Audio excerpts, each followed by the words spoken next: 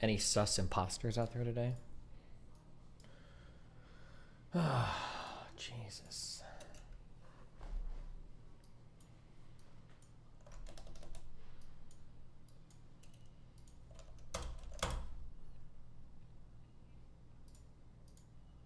This is John at FedEx. I'm holding your shotgun hostage until you drop the manifesto. Yo, hell, hell.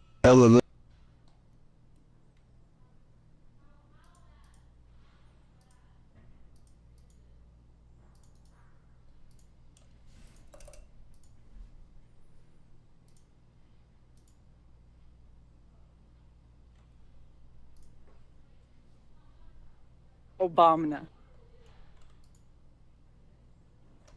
True. Incel bait and gym memes to start the day. Oh my god. Girl recording at the gym gets offended when someone stares at in her general direction. Trainer gets caught on camera being a pervert. And when I stand up for myself, he threatens to call the police and revoke my membership.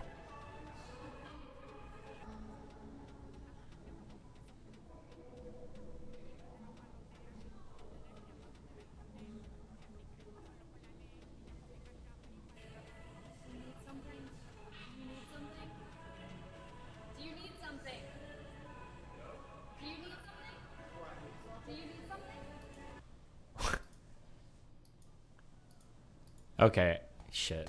I'm gonna make an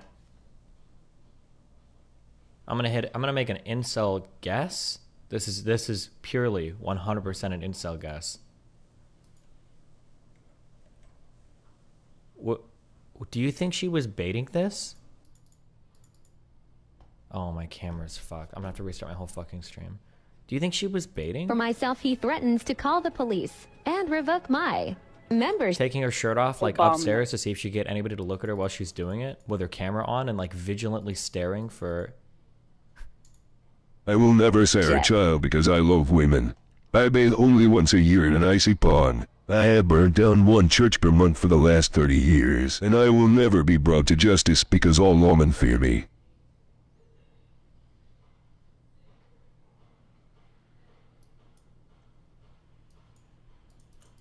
I'll be right back. I have to, I'm gonna have to restart my whole OBS every time I...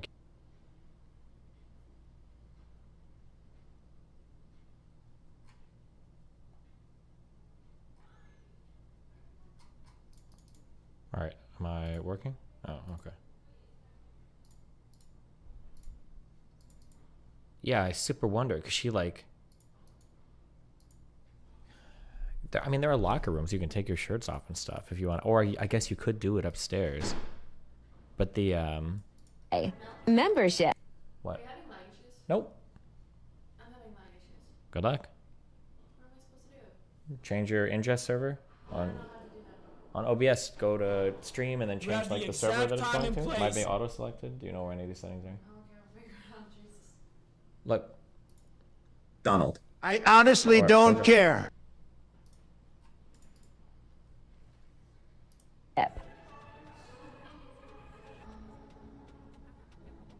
Like, it feels like right here, she's, like, staring at the window, trying to catch... Because this guy... Look at how she goes slow-mo. This interaction is all of what? Maybe... Didn't say Simon Says. 1 or 2 seconds, maybe? And she's, like, staring at the window to see if anybody's looking at her Yo. while she's taking her shirt off. I don't know. That seems, like, kind of weird. I wonder if she's, like... I wonder if she's baiting it.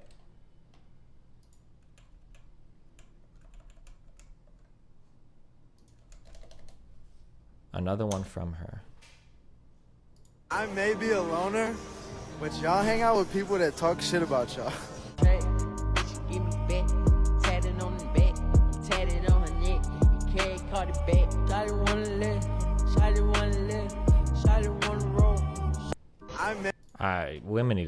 Women not be autistic challenge, like challenge level impossible. Like I don't know. I don't care. I'm eating my oatmeals.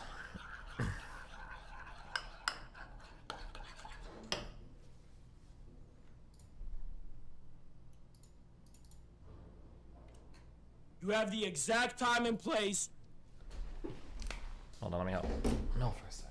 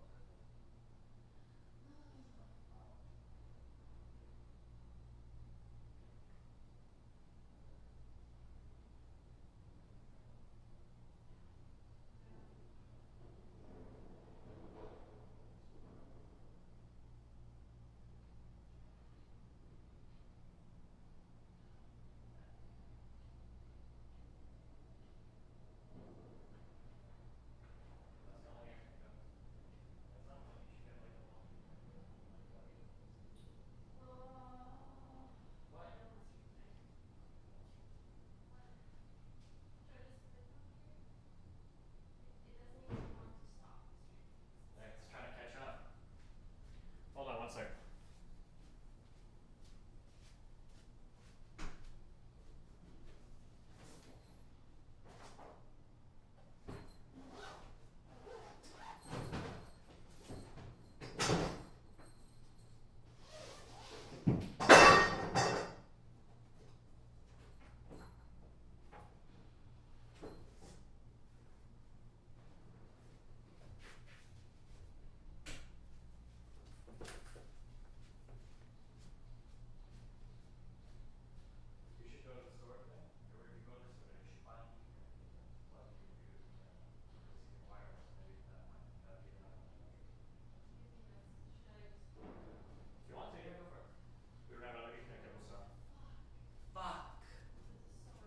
Yep.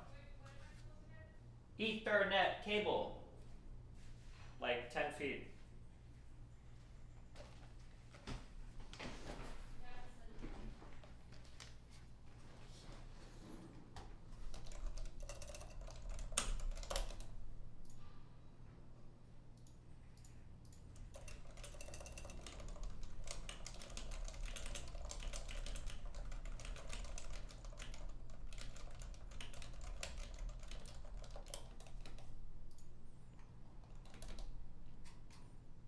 Okay.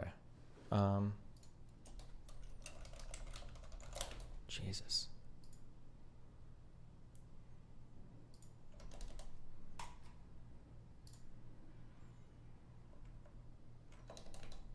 Do you eat instant oatmeal? I don't know. Maybe. You put it in the microwave for 2 minutes. Is that instant? Hmm.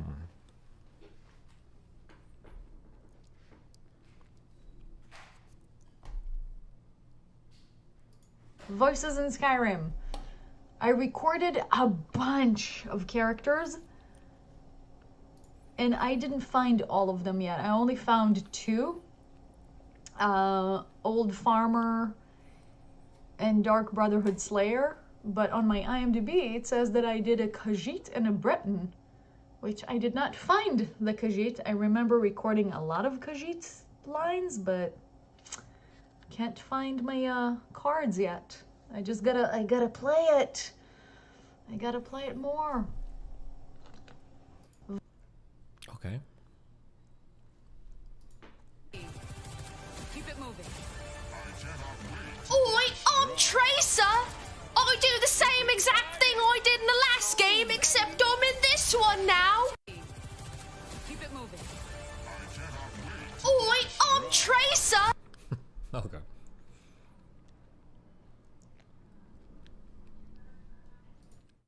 So yeah, there he is. He actually works for Jagex now. So he quit Blizzard ages ago, and he moved to the UK and he works on at Jagex. He works on RuneScape now, and I don't even play RuneScape. so I'm like, how's RuneScape going? He's like, you know. Doesn't look like him though. The character's way too fat and your dad isn't that big. Dude, let me show you something. Let me see. Let me find the picture where he's with the rest of them. There he is. Got him. So you can find out where I got my snark from, by the way. It's right here. As you can see, he's flipping off the camera. Thanks, Dad. Fantastic. Good job. But this is their crew photo that they got together. So depressed.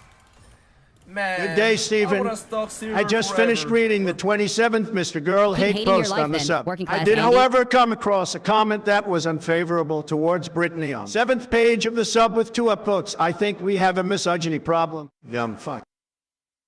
Bronze. That's why like people quit League. It's like the happiness is not guaranteed. But if you play something else, maybe like jerking off, it's like guaranteed happiness. League of Legends is like 50 time happiness, 50 time depression. Actually 30-70 for you guys. You win 30% of times.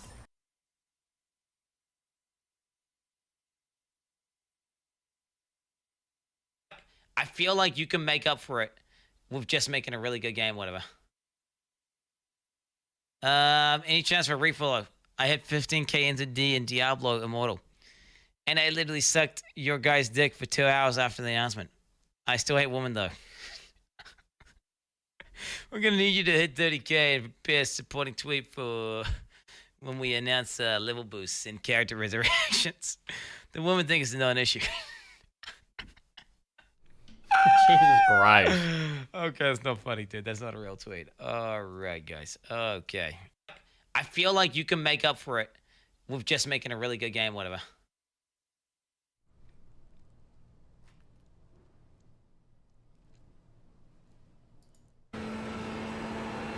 Wouldn't that be some shit if they fuck up here, Canada corner, he goes in for a dive, Alex takes him out, and we scoot on by? I'm sorry. Oh! Oh! I'm so sorry.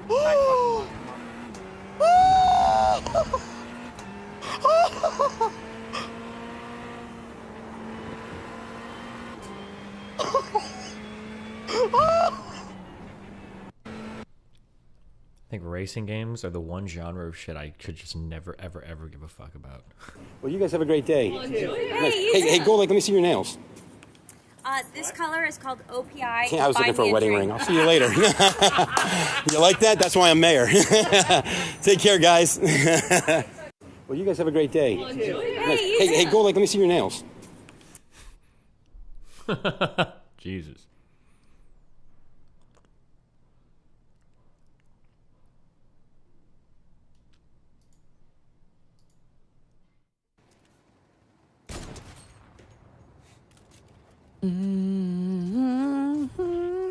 What the hell is this? We got Rick from Rick and Morty is driving a choo-choo train. He's coming right for me.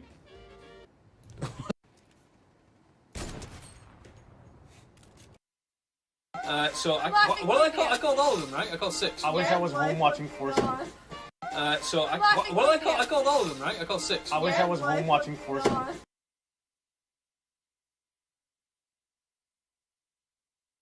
I want to see a snipe. A jump snipe, preferably. This would be cool.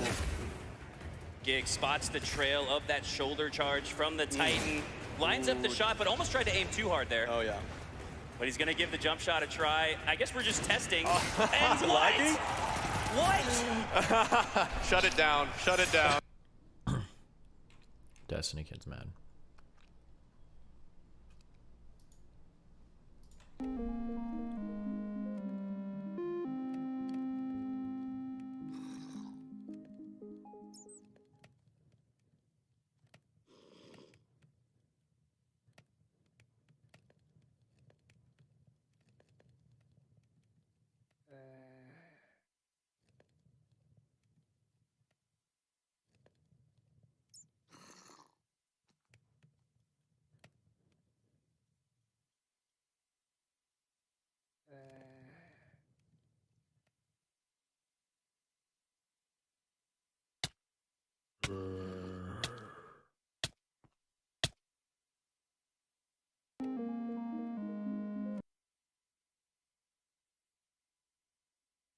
Okay, so from here.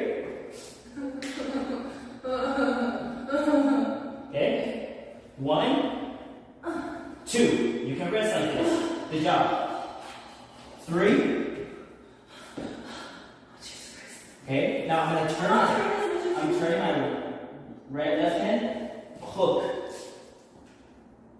And then kick your leg out, and then kick your leg out. Okay, so. All right, good job.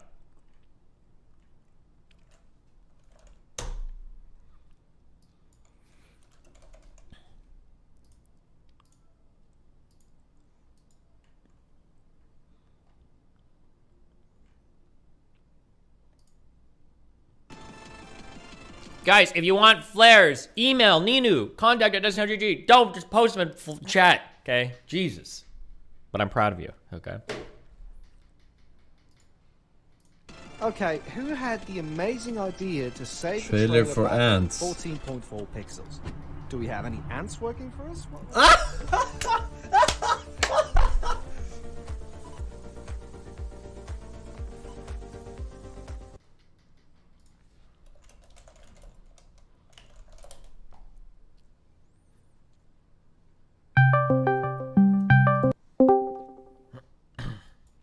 Hey ho. Jesus Christ, it's been years. I know. We're basically middle-aged now. Okay, can you see me okay? You can see my webcam, right? I can see it loud and clear. Hold on. How are you today? Well, I'm doing great. How are you doing? I'm doing pretty good. I'm a little tired, so everyone thinks I'm baked, but I'm not.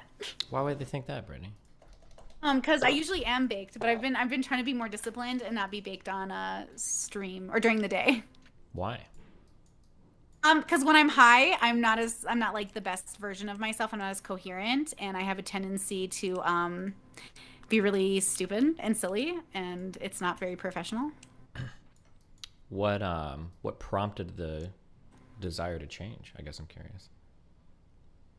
Well, first and foremost, I did it because I've been sick, and so my doctor and nutritionist wanted me to go off everything for a second. And then I got the okay to go back on weed.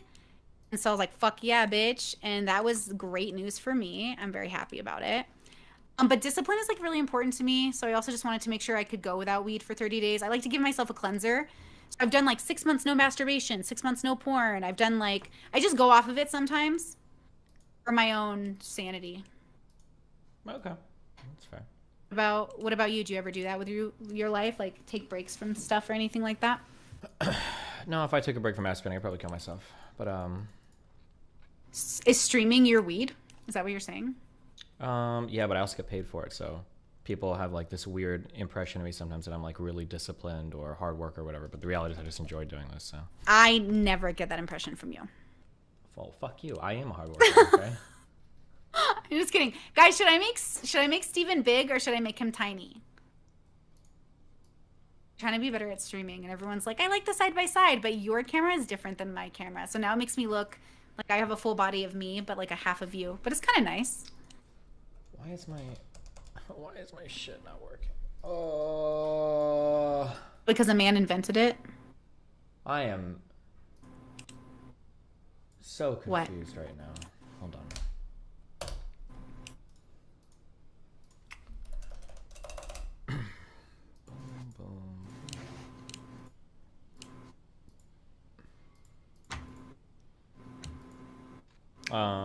Anything exciting going on in the world of Brittany? I think I've just been really working and stuff. I have a lot to talk to you about, but not about me really. But I mean, kind of. It's always about me in the end, right? That's sort of how it works out. I definitely want to talk to you about you though a lot, and it might, if it's too much, just let me know. Okay. Well, I have a thing in like 50 minutes. Perfect. But I'm That's free enough time. after that. I don't know. You probably might be sleeping, but yeah. But otherwise, I might be sleeping. Or not sleeping. I'm but trying you're to get always, better. Like, yeah. Trying to get better. I am trying to get better. Well, do you want me just to jump into it? Is that your preference, or is your preference to talk to me later? You can jump into it if you want. I'm just setting your camera up. For some reason, it's really weird. Okay, Jesus. Okay, you're up. What's up? Okay. Yeah, Hi. and you're up too. Perfect. Hi. Okay. Hi. Jesus. Okay, here, I'll just jump into it. Here's the thing that we've been contemplating all morning. And chat, remind me if I forget anything, because I feel like I'm forgetting what I had in mind. I've been watching lost conversations you've been having online with Erudite and Max and all these things, and whatever that girl's name was from the other day. I don't know who that was. Okay. And one of the things that I was confused about to start off with, like, you guys kept giving each other this example of, like, what would you do if your girlfriend is crying? I just kept thinking, like, who fucking cares? What even happened in the first place to make her cry? Why didn't anyone ask that question? I think because the important thing wasn't for that particular conversation what the conflict was started by, but it was more like conflict resolution, I think. I mean, that could be a valid question, though, but I think in that case, it wasn't the important part. Okay, why are they saying we're both too low? Are we both too low, or is it just Destiny too low, or am I too low? He's up all the way on my end, guys. Like, volume's up all the way for all of us. He sounds fine to me. Why is everyone complaining about our volume? Is anyone on your end complaining about my volume? My volume is always perfect. My chat never complains about my volume, so I don't know what's going on your end. That's on you, okay? Destiny is too low only. How is Destiny lower than me? Okay, I'm going to lower my mic a little bit and keep Destiny's up high. But his is up high on my end. Destiny's a bit low. You're fine. All right, I'll just turn me down a little bit, and you guys are going to have to suck it up, because Destiny's volume is trash. Froze. What? I got it. Am I here? Oh, wait, your video on the thing froze. I froze. Can you even hear me? I can hear you, but you're just kind of visually quiet.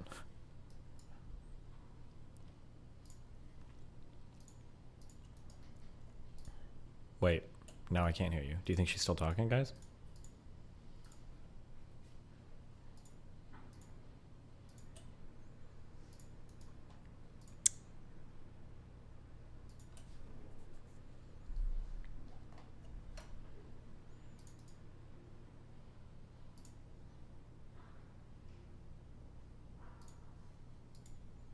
Her computer just went to sleep.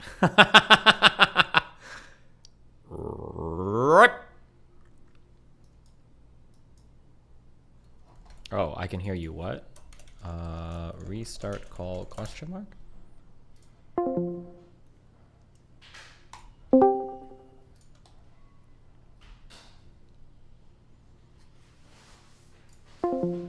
Milkers! Milkers! Milkers! Hey, Milker. Hello, Milk. I'm gonna go outside. You're gonna go outside? Yes. You mean you're gonna go to the store, or you're just gonna go walk around outside? Store, but I'm going to the beach and get some tan as well. Okay. Remember your sunscreen. Yeah, I need to find it. I don't know where it is. If you get skin cancer, I'm probably not gonna pay for it, so. Why are they cumin? This is nothing. Coopers. What? Belly?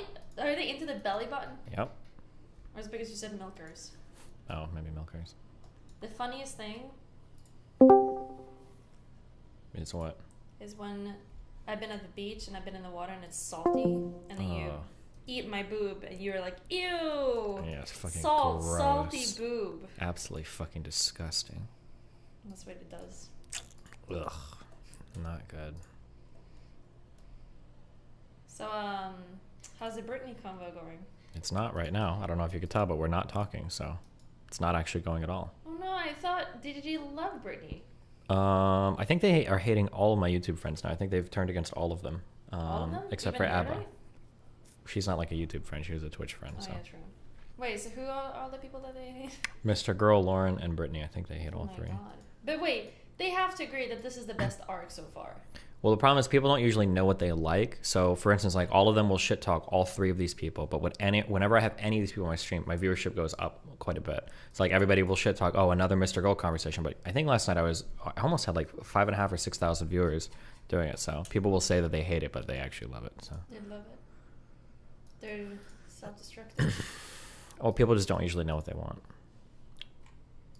What the hell? In the video game world, it's very common that you'll see like people on forums will talk about like these are the changes that need to be made to this game to make it better, blah blah blah. But then usually when the developers like make those changes to the games, everybody hates it again, and they're like, "Oh God, this is horrible. What are you doing?" Because people don't usually know what they want or like how to, or any of that shit. Yeah. When are we gonna make Reddit reviews? I don't know. Whenever we're streaming at the same time. You're in front of your schedule right now. Book it. We can make Reddit reviews. We can make some content together. At some point, I'll turn off my stream. We can do it tomorrow if you want. Tomorrow? Depending on when I get home, yeah. 5 o'clock. 5 o'clock. You know we're supposed to go outside that day, though. But we can do that too. Wait, why? We can do it too, because we said so, but whatever. We didn't. It's not on my schedule, Okay, so. okay. What about we can go outside Wednesday? Because I don't see anything there. What does go outside mean? We'll I don't do want to go something. outside. I'm not a dog. I'll plan something. Okay. From when to when? Let's do from. I don't want to say this on stream because they're gonna hate me.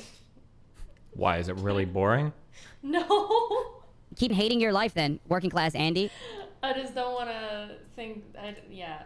I'll figure out. Wait. Well, what is it gonna be? Why can't you tell them? No, I don't know right now. But I will figure it out and I will send you it. And when I send you it, you will go to your schedule and put it there, so you're not gonna forget it. Fuck! I need to go.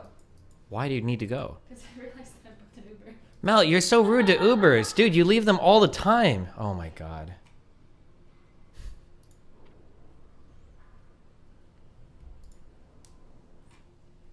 What is it like having a girlfriend? Horrible.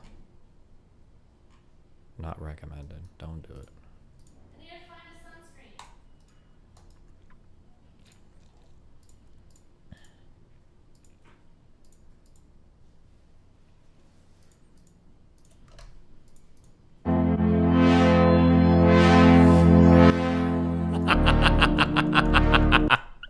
sunscreen. Oh shit.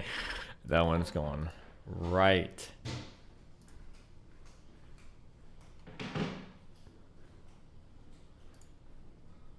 Just immediately to Twitter.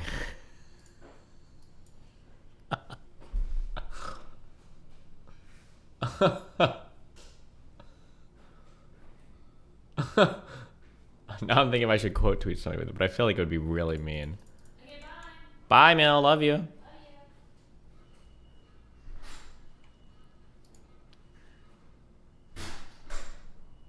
You hit like 7 to 8K doing news.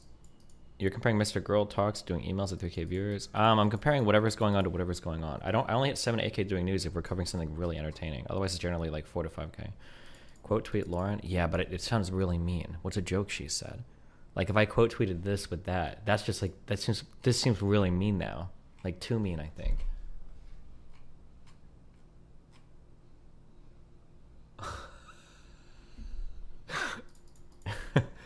Or this is like a joke she told. It feels like a really big bully. I don't think I can quote tweet a girl with this tweet. I think it's too much of a bully. I can't do it. I can't do it. It's way too mean. I'm sorry. I can't do it. I can't do it.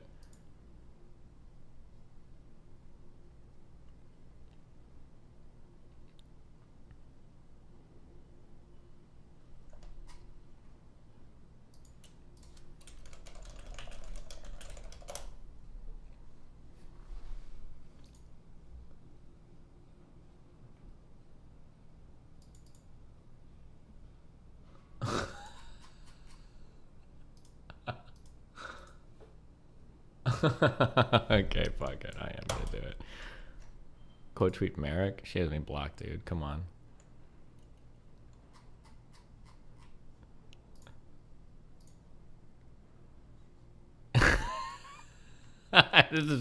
It feels like such a bully tweet. No, that's weird, actually. No, and it's weird. Hold on. No. Discard. No, that's too weird. Okay. No, that's weird. We're not doing that. I'm just gonna general tweet it. Never mind.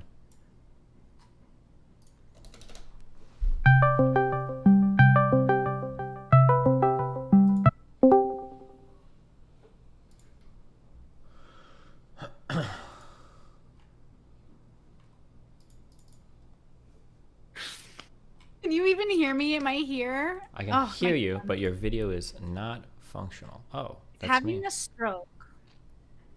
Oh, hello. Hi. I see. This is my Discord is literally saying this is why Brittany can't run a cult. It's true. I can't even run a stream. Fuck me. Okay, we're back. Steven's back. Look how good he looks today too, chat. Let's like remind of how good he looks. We like to objectify men here. Nice. Good job. We hate women on my stream, so it's all good. I know. Well, you guys have been talking to some interesting folks. Okay, I'm so sorry. I know you're on a time crunch too. What a time to fucking and like just. You don't apologize to me. I just have to leave. I'm not upset. You can be upset. Good. I am upset. Good. I'm not even gonna try to make it fancy, y'all. You're gonna have to deal with half-assed streaming because I'm now afraid to touch anything. Okay, let's go back to the idea What's up? of the combo you've been having with people because I am enthralled with sort of how these conversations are taking place, but how you're handling them as a person. So I know, listen, when Max comes for you and he's just like, show me that thing inside you, Steven, that I know exists, and you're like, there's nothing there. I believe you when you say that. Thanks. But, okay, I think what people see and what they get obsessed with is like people's potential and what they want from that person.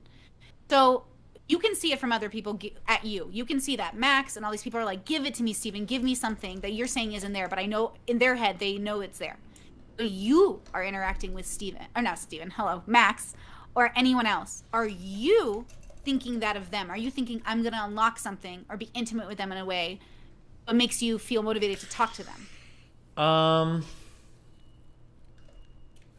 Okay, this is a two-parter, okay?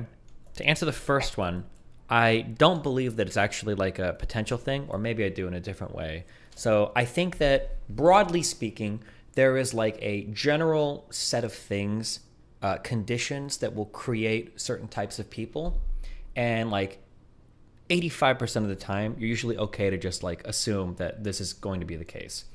And when you find people that diverge from that 85%, most often they're lying about it for some reason, and very, very, very rarely they're being truthful, but you won't believe them, because if they were lying about it, they'd present the same as somebody who was being truthful. So here's a conversation I've gone back and forth personally on with a lot of people. So growing up, I would say that I hate to use the word neglect because I'm not like starving to death or whatever. My parents were always busy, didn't show up to any of my school stuff. I fostered a really big sense of independence as a result of that. Mom moved away when I was 14, 15, dad when I was 15, 16.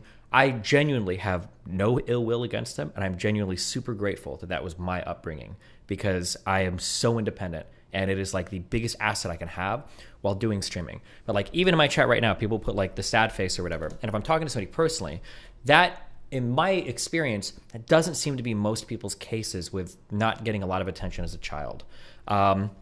So when people hear me say that, they're thinking in their mind, inside there's like a really sad person that's just, I'm too afraid to be vulnerable, and I don't want to admit that I'm like really upset about my childhood stuff, and I wish my parents would have loved me more, and blah, blah, blah, blah, blah. That's what they're constantly trying to get out. And most of the time, like that 85% of the time, that's probably genuinely what most people feel. And if they're saying they don't feel it, they're probably lying about it, because a lot of people don't want to bring stuff up like that. So it's very hard for me to communicate, hey, this is genuinely my internal experience. If there was something more, I would tell you. Or if I don't want to talk about it, I'd tell you. But that's just very, very hard to sell to some people. So I think I have like, in the totality of the list of qualities or past experiences I've had, I think the kind of person that I am, the way that I turned out, was a little bit unique or a little bit off the well-trodden road or whatever the fuck for a lot of these things. So people won't believe certain things that I say. And it's very easy to take a collection of statements I've made and things that have happened to me and go like, oh, this person has a lot of repression or blah, blah, blah. I'm going to try to get that out. So I think that when Max is talking to me, I think that's what he's seeing. That's my interpretation of it. In terms of the second part of the question, like when I'm talking to people, am I trying to like find stuff? Sometimes. So I don't know if your experience is the same as mine. When I was growing up, I say growing up, Jesus Christ, in my 20s, okay, I'm still growing up. Through my 20s, in some ways I was kind of like hyper obsessed with that idea of like, oh my God, like some people are so deep and there's like so much crazy stuff in here and I'm going to figure out blah, blah, blah. Almost every single time I've gone through that journey with somebody in my life, it's always usually really boring and really disappointing, and I just don't give a fuck, and like very basic. So I'm not usually like, the people that I'm looking for that I think are like very fascinating are like, there's like two different things. You've got, I guess like to use Lord of the Rings, and everybody thinks that like really interesting people are going to be people like Aragorn. I don't know if I can say that. So like, oh my God, they're out there and they're mysterious, but they're like fucking kings on the inside and they got all this stuff. But in reality, I think that the most interesting people are people like Gandalf. Like he appears to be really intelligent. You could talk to him. He'll be really intelligent. He'll be like pretty straightforward about most things. That's kind of been like a divergent or a diverging of the previous thoughts that I had where, oh my God, really interesting people are super mysterious versus no, I think the most interesting people are generally pretty open or easy to talk to. And then you can, go through that shit. So that was a really long answer, but okay. Yeah, I think interesting people come in all shapes and sizes, but there is sort of like a flavor to a person. I think openness is really an attractive thing in a person. So I feel like that makes sense. I guess I want to ask you, with that said, in relation to why you like, okay, so normal people put down boundaries with other people so they don't feel bad when they're around other people. Let's say that's just like one of the reasons. Boundaries so you don't. Yeah, sure. Yep.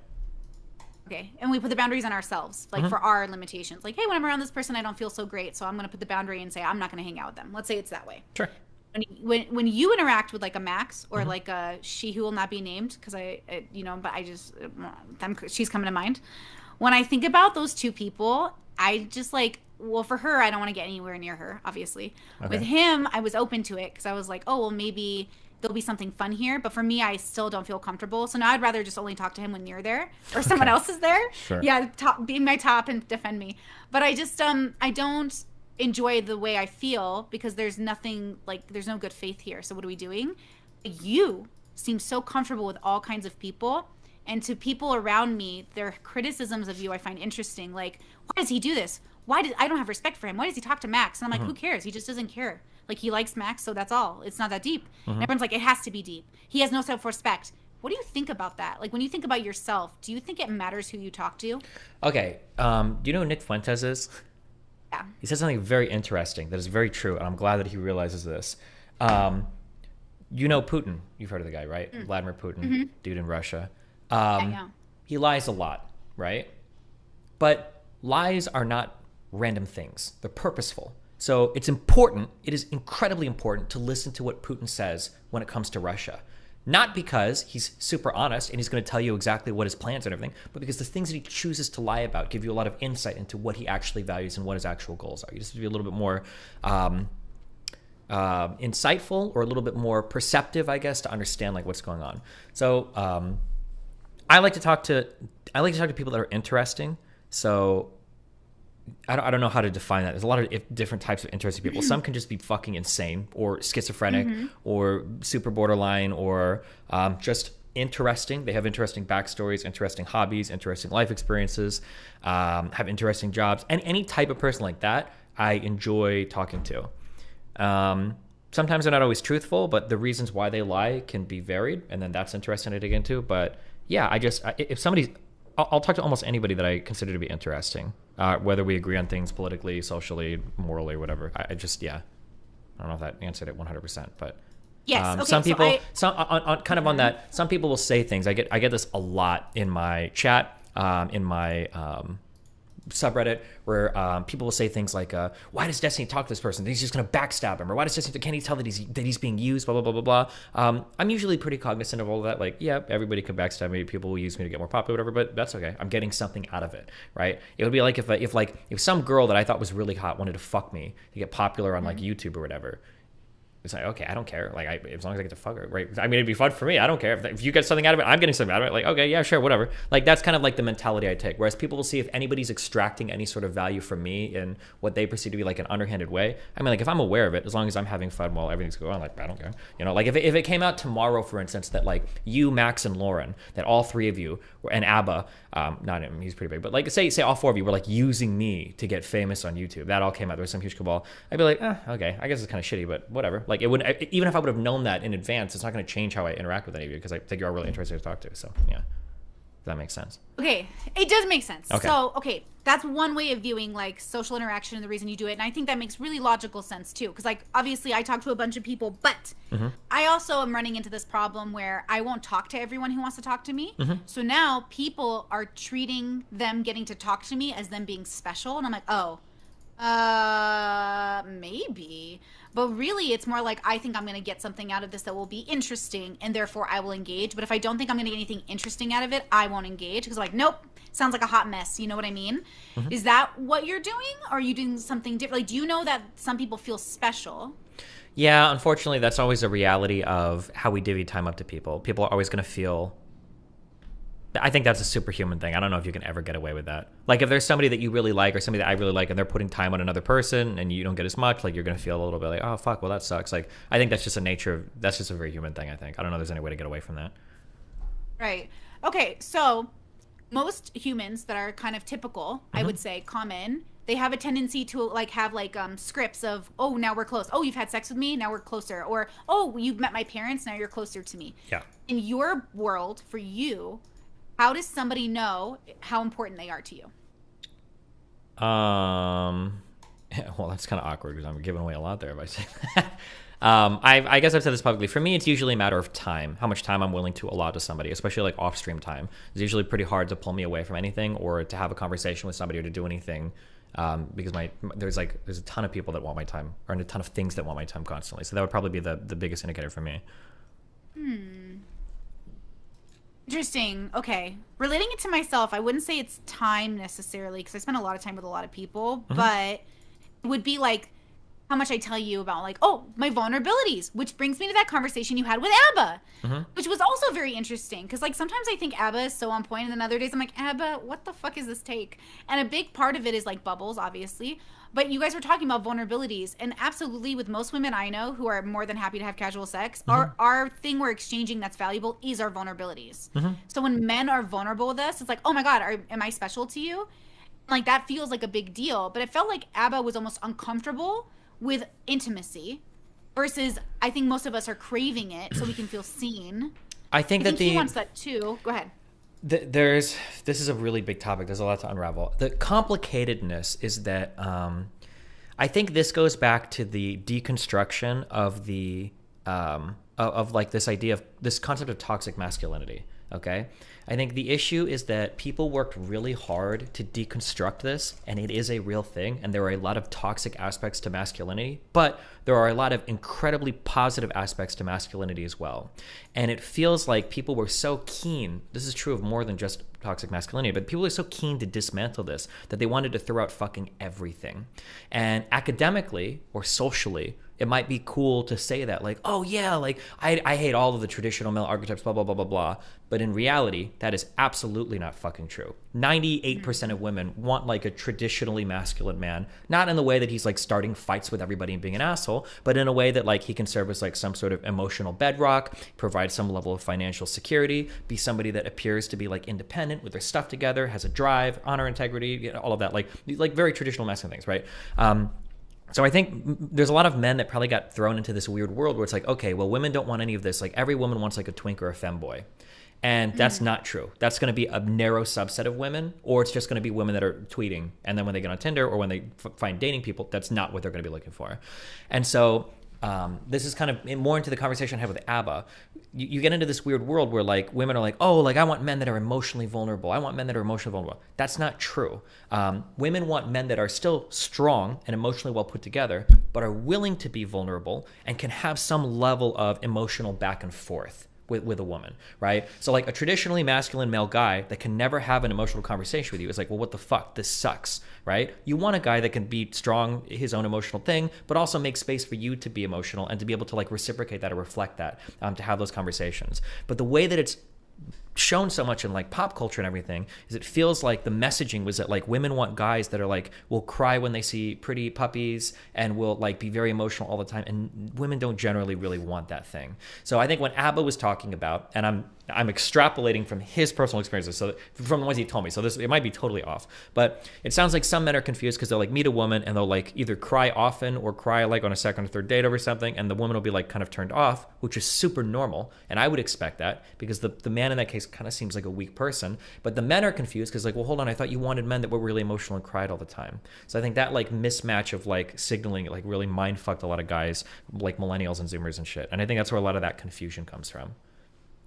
I feel like the confusion is so relatable because on another front, when I look at like people in the ABBA and Preach like bubble, they're always like, I want women who are gold diggers. I want women that are like good mothers or good at cooking. And I'm like, okay, great. I'll get a job and buy a house and do all these things. And they're like, we don't want your money. Don't buy a house. We don't want women who make money. And I'm like, it feels like, so that's why I think I get down to none of this matters. Like if you're going to cohabitate, but like either find the person that you actually want or settle and be constantly like nerved. I can't do it. So I can't like settle. I refuse.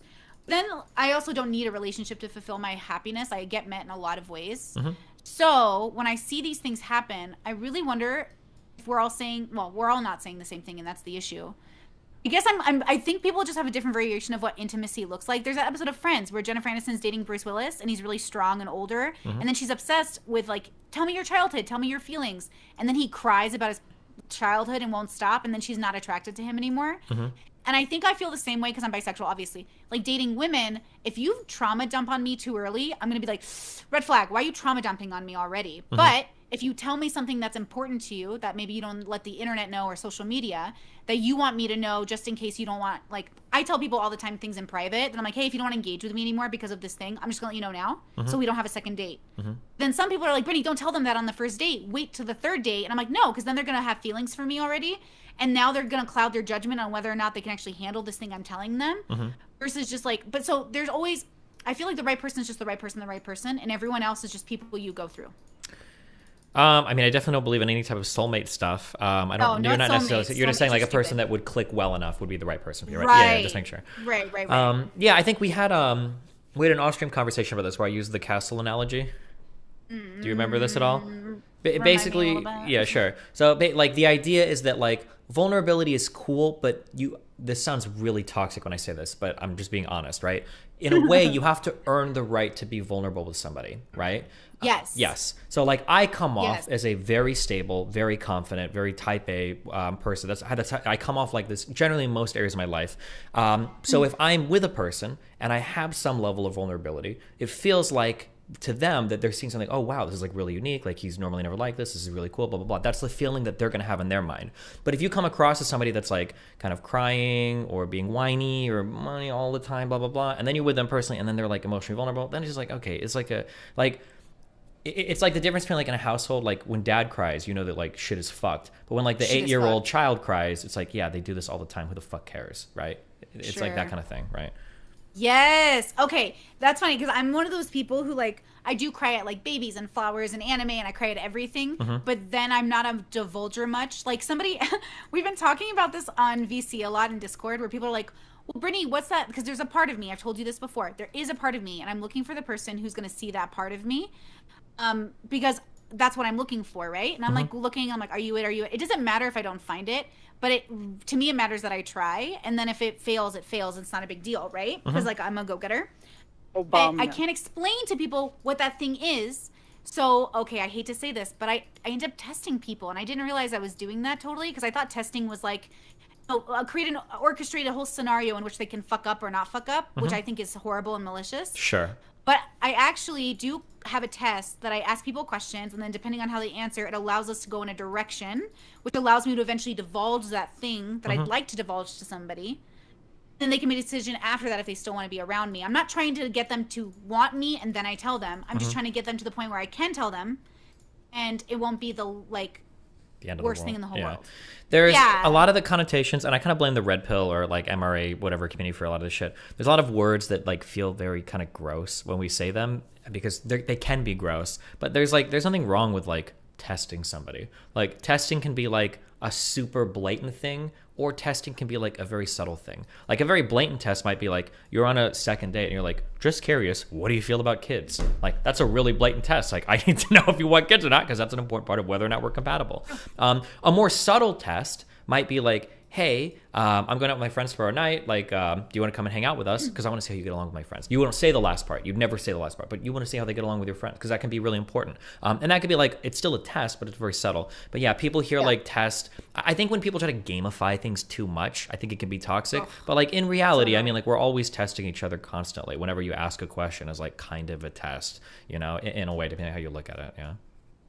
Sometimes I feel that way with you, where I feel like we're really comfortable in our skin and who we are. So I don't feel like desperate energy from you. I don't think I feel desperate towards you. But sometimes I feel like we're neighbors and we both have a wall up, and I'm like, oh, hi, Steven. And you're like, hey, Brittany, what's up? And I'm like, hey, what's up? All right, bye. And then it's just like nothing happens. And then I'm always wondering, like with you, I'm like, I really like him. I hope we have a friendship. Oh, what does that mean to have a friendship with him? Well, I don't know. It doesn't mean inner circle. It doesn't mean ride or die necessarily, right? Because I keep that very like specialized. I don't invite a lot of people in, but good friends that aren't gonna fuck each other over, like that would be nice. Well, what does that mean? Does it mean like I'm gonna hang out with him twice a year? Maybe every 5 years? It doesn't matter. Like we'll build that naturally, right? We'll naturally build a relationship of intimacy, and it'll happen over the next like 100 years or 5 years or 2 years, who knows. I can't pretend like I don't think about it, right? And that's the thing, is I'm not just following some script. I wake up and I think, who do I want in my life, and who do I actively want to pursue? So I actively keep people out of my life or invite people in. You don't seem to have an outward standard. Like, I'm just saying it openly, but you're like, oh, I talk to everyone. Yes, but what does intimacy look like with Steven? What does closeness mean with Steven? And if it's just like, it is what it is, it will happen when it happens, that's a good answer too. I think that's why people like Max and other people form intimacy around you, that I'm like, why are you assuming intimacy with him? I don't get it. So this is like a really confusing thing, or this is like a really, this is a hard one, because for me, like if let's say there's like 0 to 100 to know about a person, right? I think that for an average human, for like a stranger, they might let them in on like 15 or 20%. For like a friend, maybe like 40%. For a really close friend, maybe 70, 80%, maybe up to 100% depending on the friend, and then to like a married partner or like a relationship, like 90 to 100% depending on how much they share with their partner. The thing that makes it more confusing for somebody like me is that like for up to strangers, I'm probably up to like 85 to 90%.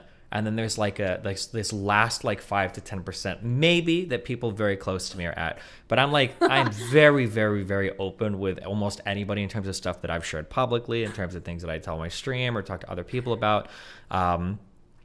So yeah, so I think that makes it a lot harder, because somebody might assume that like the 90% they're seeing of me, they assume is like 20 to 40%, like what a normal person would show publicly. So like, oh my God. So like things like you're repressing memories of your child, blah, blah, blah. Like they think there's way, way, way more to dig into, but not really. I'm pretty open and genuine about like a lot of the part of my life. Yeah. That's so interesting, because I feel like I'm the opposite, where everyone always feels like Brittany has no secrets. She tells everyone everything. And I'm like, I wonder if I'm self-sabotaging myself in some ways. Because like the other day, a friend of mine literally said, oh, do you think this guy finds you less attractive because you talk to Mr. Girl? And I'm like, why would that matter? They're like, well, don't you think like they probably saw you talking to him and thought like, ew, like why would she talk to him? And I was like, I didn't even process that would be a thing. Does anyone ask Destiny, like, are they less attracted to Steven because he talks to certain people? Like, that's such a weird thing. But of course they must be, right? People look at you and don't even want... It kind of sucks. That's just kind of like I think that's like a woman man thing. So like for instance, if you're a woman and you make a Tinder profile with you hanging out with a bunch of like really hot guys, like people will be like, that's a slut. I don't want to, why would I talk to this girl? But if I have like Melina and shit on my Tinder profile, for some reason, when women see men with really attractive women, it signals like value a lot. And women are like, okay, well, if that guy's got that girl, like something's going on there. There could still be feelings of jealousy involved, but it's like, it's a way different dynamic. So that's not fair. It's not right. That's just like kind of how people judge people. But I mean, yeah, it sucks, but. I guess so. I do get a lot of questions. Like even you asked me, I think in one of our streams, like, oh, you're in your 30s and single, what's wrong? And I'm like, I didn't grow up in a bubble where that was weird, like to be single. And still, even now, my parents don't care if I'm married or not. And so we just think about like making money and having career and being with family. Sure. So like, obviously you want to be married and have kids, but like, it's not that important. But I wondered, like, do you ever get asked that, like, about your relationships? I know you do with your open stuff. Yeah, of course, all the time. Yeah. Yeah. Oh, okay. So it's not really a man or woman thing. Is it just like when people are uncomfortable with your life choices, they blame it on that and go, you must be doing it wrong because you're doing it different? That can be the case sometimes, yeah. I think with that particular thing about like who do you talk to, who do you associate with, I think that women are judged more harshly for like romantic or social connections sometimes than men are. Once you've hit a certain age, everybody kind of expects you to be like married with kids. That's for men and women for sure, yeah. Sometimes it can come down on women a lot earlier. Like people will pressure you when you're like in your mid-20s, like where are the children at? Whereas men can get away with waiting a bit longer for whatever social biological reasons, but yeah. know people want you to signal that you're like mature and aged and stuff, which is why like in the modern world we just like buy houses, right? Like it's like our version of saying like, hey, don't worry, my job's going well, so I'm not a complete mess, right? A little bit, Like, yeah. That's one way to it signal signals wealth. to me. Yeah, sure. Yeah, I mean it signals like just stability, right? It signals like, hey, I'm not like if I had none of my people adulting stuff and I was single, then I'd be like red flag, red flag, red flag. But if you have everything figured out and then you just haven't found a partner you want to spend the rest of your life with, I mean, I feel like that's pretty reasonable. Could be, yeah. Cohabitation's insane. I mean, yeah, it's a lot. It's very hard. Yeah. It's very hard. It is, yeah. So, like, I don't know why people think it's like, oh, so easy. Just go find someone to live with for the rest of your life. I'm like, bros. I think I'm too picky for this to be so casual. Sure, yeah. Yeah, that's why I always say, like, I don't consider relationships real until people are living with each other, because until you're living with each other, you have no idea, like, what the fuck is up, you know? Because things change a lot when you're forced to be now around somebody, like, every day when you don't want to be, you know? It changes a lot. It does change a lot. Well, I've been very interested in just how you guys have all been handling, like, your part of the internet in regards to, like, these miscommunications and conversations. At any point when you're having or being there or seeing it, do you ever in your head go, oh, I really can't talk to this person. They are actually a piece of shit? Only once they're boring. Sometimes people are a piece of shit, but it's very, like, hold on, shit. I feel like I've been really harsh on Max recently, so I'm trying not to. But like, there are ways that some people could view Max as being like a mean person or whatever. And I can agree, like, yeah, this seems like kind of mean or whatever. I think he would say the same about me, hopefully. So we're on even keel here. But that's interesting. Like, well, why? Why does he think like this, or why does he do that? Like, as long as there's like some interesting thing to mind there, or like maybe even more generous. If I had the opportunity to talk to like a triple murder, homicidal, serial rapist or whatever, like that would be interesting. That would be I would jump to have that conversation privately. 100% do that. Yeah, it'd be super interesting. But if it's just like some dude that like steals land, you're like, well, what the fuck? Like, why are you robbing gas stations? She's like, well, I just wanted new shoes, you know, and I have nothing else to do in life. It's like, okay, well, that sucks, but that's kind of boring. But so there's I don't still care anymore. something about Max that keeps you amused and entertained, and that makes sense to me. So that's really reasonable. I'm like, yeah, why else would he talk to anybody, right? Yeah. So do you think, and of course, like, this feels really shitty saying it, so if Max hears this, like, God bless you, I don't mean it in a mean way. But like, do you think that because you find him interesting, he's feeling that objectification of Destiny? Steven doesn't really want a real relationship with me, he just thinks I'm amusing like a shovel. Could that be a thing? I mean, it could be. It's hard to say. There could be any number. It could be, but I don't think so. I think it's more just that he thinks that there's like a deeper level or onion layer to peel back, and that I'm like still, that I just have this natural inclination to hide it from everybody. I think that's still the thing, generally, yeah. You basic. Were you gonna call me a basic bitch? What? I'm asking you if you think you're basic. Yeah, kind of. I would say, so this is how I always describe it. Like, I am very simple to understand, but I'm not very easy to understand, I think, is the thing. Like, I'm pretty straightforward with everything. I'll say everything, but people assume that I'm not. And then that's usually where the complicatedness arises from, is the incongruence between how people think I really am versus what I say that I am. So people will have, like, a lot of difficulty, like, associating with me. But I don't think it's because I'm a super complicated person. I think I'm relatively simple in that I'll say what I mean what I say, and I'm like pretty open about it. This is what I want, this is what I don't want. But then people will kind of build up other ideas of me, or they'll make assumptions about me. And then the further that incongruence grows, the more complicated and mysterious I become to them. But not because of who I am or what I've said, but just because they have like a totally different thing in their head of like who I am, you know? Does that make any sense? Yeah, totally. Okay. Are we doing on time? We're good. So I have at least 13 minutes, so. Okay. In some ways you're basic, and in other ways this particular thing about you is also what like makes you different, because normal quote unquote common people do have like a lot of them that they don't show the world, or maybe they do, or maybe they are just like really, because I feel like I'm extremely simple and basic. I say it all the time. But truth is that based off of my dating criteria alone, you could argue that like if I was basic, I'd be married. I don't think that's true either. Like, I think you can be basic and still like weird, or basic and an anomaly, or basic and have, you know what I mean? So I think like you have regular desires as like a human, but at the same time, the way you act towards people is also sort of normal in a way that I'm like. Yeah, I wouldn't say I'm normal. I think I'm pretty abnormal in a lot of ways, but yeah, I mean, I would agree with that probably.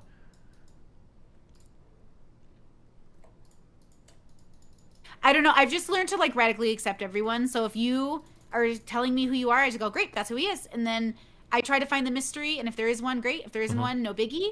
I don't need there to be. Mysteries are usually shown in actions. Somebody will say something, but then they'll do something that is inconsistent with what they've said, and then that's where the exploration begins, right? So, say for instance, common thing, guy tells you like, oh yeah, you're cool to chat with, whatever, like that's fine or whatever. Like I'm not jealous ever. And then anytime you're talking to another guy, he's either like messaging you a lot more, or you can tell that he looks like a little bit insecure. Well, okay, well now you've uncovered an inconsistency between what you've said and your actions, and then that's usually where that would be a boring thing to investigate because they probably are just jealous. But like, yeah, that's usually when people when there's a difference between what somebody says they are versus how they act is usually where the exploration begins. Yeah. Yeah, I guess so. I guess that's what dating is for. Getting to know people is for, right? You can't just like, but then there are people who are like, I'm in love after like a week. And I'm like, okay, that's weird. Possible, I suppose, depending on how you define love or intimacy or closeness. Interesting. How bored are you by people projecting their desires onto you? How bored am I by people project? I guess it depends on what they're projecting and how hard they're projecting it and how much it's inhibiting any further conversation from happening. Yeah. You ever feel like when you talk to people and you go like this, when some people have said it is difficult having a conversation with you because though you talk to people for a living, you tend not to always add. You tend to expect the other person to add, and it gets a little like, oh, he doesn't really want to talk to me feelings. I don't feel this way because I know you secretly love me, but like, you know, other people might feel that way. How do you feel about people thinking of you that way as somebody who almost feels indifferent to the conversation even though he has so many? It is what it is. I'm not like overly concerned generally with how people think I think of them. There's very few people in the world whose mental models of me I'm incredibly invested in. If I start to feel that there's a big divergence between their mental model of me and my mental model of myself, I'll work to ameliorate that. But otherwise, I don't care. Like if it's if I'm talking to like a random person, like, oh, it feels like you don't care very much. Like I do. I'm here. I'm chatting with you. I'm listening. Like I might not be super energized, but I care. I don't really care that much. But like if we're a bit closer, if you're like, oh, like I feel like you are super ultra bored of me or whatever, then I might like ask like, oh, well, like what do I say or do that signals that? And then I'll try to like rectify that so that you're not getting that impression. Because I would care a little bit more about your mental model of me versus other people's mental models of me. Okay, so that thing, obviously the you you're using is not me. So when you're using that you towards the person. Oh, I was using that you towards you, but yeah. Oh, towards me. Sure. Okay. Yeah, okay. You know. So okay, fine. So okay, but it sounds way too the question. I think I've given you private messages like this before because something that I notice or that I know is it's very, very easy for me to get sucked into work and like disappear for like months. I'll do this in my relationships for weeks because Melina would kill me if it was months, but I'll do this sometimes where it'll just happen. I went on a huge league bender a few months ago and I was gone from the world. I sucked into another dimension for 2 weeks. Now, for 99% of people, if they message me and they're like, where have you been? It's like, I'm busy. Fuck you. I don't care. If you think I hate you, that's fine. Don't mess with me again. Boom. But if it's somebody like, so for you, I think I've told you a few times, like, hey, sometimes I like totally just like disappear. I know it seems like I hate you or I'm ignoring you, but like so it'll take me a day or two to respond, but like, I don't hate you. Just I'm super swamped on everything and that's it. So because I know that if I do give off certain impressions sometimes, and that will cause people's mental models to drift, and I'll try to bring that back in line by explaining like what's going on. Does that make sense? Yes. Yeah, okay. And I feel that from you. And I also have that anxiety of like, I'll message someone and they'll be like, I like your work. I want to talk to you all the time. But then they don't talk to me for 2 months. And I'm like, oh my God, what did I do? Yeah, of course. And then it feels like, okay, so then I just leave them alone and assume that they maybe just misspoke or something. With you, I do feel that way. I think you're really fast to reply though. I think you're quite an anomaly in that way. But I also clarify that with you too, because I do have like, I don't want, it's weird because I just like so many people, but I like some people more than others. So, okay, so you are signifying now to the world, like Brittany is quote unquote special in some way. She gets special attention. Why? What is that in comparison to the intimacy that other people are seeking from you? Like I'm content with that level of intimacy. Maybe someone wants more, but I'm good with that. That makes me feel great. It's awesome. When other people come into your life and go, I want that thing from you, Steven, give it to me. I already feel like you're giving it to me by like messaging me. I mean, it's either it's going to happen or not based on the nebulous term, and I hate to say this, and it's become so much of how I define my interaction with people. It's kind of like a chemistry thing. Like I'm either talking to somebody a lot and it's fun or whatever, versus it's not, and that just kind of is what it is. But you can't really force it. So yeah. there's probably like a few people right now that I talk to pretty regularly on stream, and I would jump at the opportunity to. Maybe it's not. I guess all my new YouTube friends are kind of like in that bubble right now, but yeah. Yeah. Okay, that makes sense. Why? Okay, one last question, and then I know you really have to go, but feel free to cut me off if you have to. Yeah. Okay. The one last question I've really been having though is like sometimes, do you ever do anything for your own safety? Like, do you ever deny people access to you for your own safety? No, and this is either going to sound really tip-tippy or just really stupid. But it's very, very, very hard to like hurt me. I don't take very many people's like opinions of me very seriously. If they diverge too much from how I view myself, I just tend to not believe them or discredit them.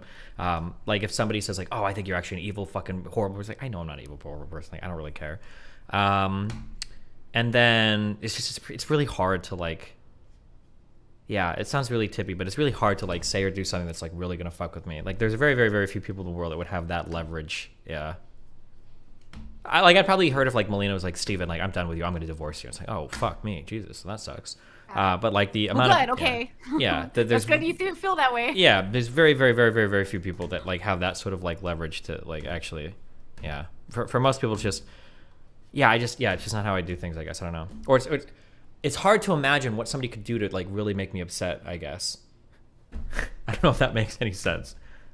It does, but it puts you back in that anomaly box to some extent. Like I was just thinking about, that girl, and I've been thinking about. Sorry, I can't say her name. She drives me crazy. You're good. But, We like, call her Alpha here, but go ahead.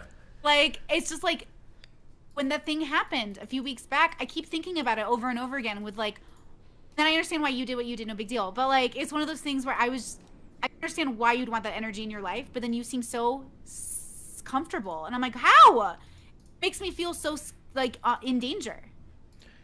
Yeah, like I said, it's very, very, very hard to like do something that would like genuinely hurt me. So typically I'm lucky in that I can kind of like sit back and just kind of like laugh at the absurdity of everything. I guess another thing that helps is that like, this is going to sound very like jerking myself off, but I think I'm generally like a pretty good person. So anytime like huge drama pops up, assuming I have my record straight, I'm not really going to be the one that looks bad. And I think that's happened time and time again. The Bob 7 drama, the Arya Nina drama, the Denim Ziman drama, like anything. So like, I think I'm generally conducting myself pretty well. Like the worst thing you're ever going to be able to say about me is that like maybe you like led a person on or something, I guess, even though like generally I'm pretty clear on things. But I've never like, I don't rape people. I don't like backstab people. I pay people well. So as long as I don't mean in terms of your reputation, in terms of your psychology. Well, no, but I mean like, I think that plays a part into it. Like I feel like I conduct myself like at a pretty high standard compared to 99% of people. I do really well in terms of how I associate with people and how I treat people. So when things come up, like I don't really usually have much to feel bad about. If I was the kind of person that was like ripping people off or like fucking people over, I might feel differently about that, because now it's like, fuck, if this person like reveals this thing about me that I like, I didn't pay this dude, or like I backstabbed this guy, I was like talking shit about this dude, fuck, now I feel really bad. Like maybe I would be more worried about people being able to hurt me because I'd have things that I'm hiding or things that I'm kind of ashamed or embarrassed about. But for the most part, I don't really feel that way. Okay, that's interesting. I think that's what actually made me so interested in your work, because I came in around the scandal. And when I was coming in, I was like, okay, so I'm watching, I know Dad's who he is, but I'm watching him really for the first time. And I was so impressed with how you handled her. And then I was just also a little like put off too, because a part of me is like, who is this person that allows these people into his life? And then I was like, oh, it's a person who's like not taking on the burden of their energy, unlike me. Like honestly doesn't have that skill. Like I just take it on myself to some extent. Maybe it's the borderline. But like it's so loud. Like the energy is so loud that I'm like, I can't deal with you. Like I don't have the patience. That's totally fair, and I think that's super normal. That was one of the huge, I think I might have even mentioned this to you before on stream. One of the biggest problems with my relationship with Melina early on was, I think it was like after like 6 to 12 months, she was like, is it always like this? Like, is your life actually this fucking insane all the time? And I'm like, yeah, I mean, it kind of is.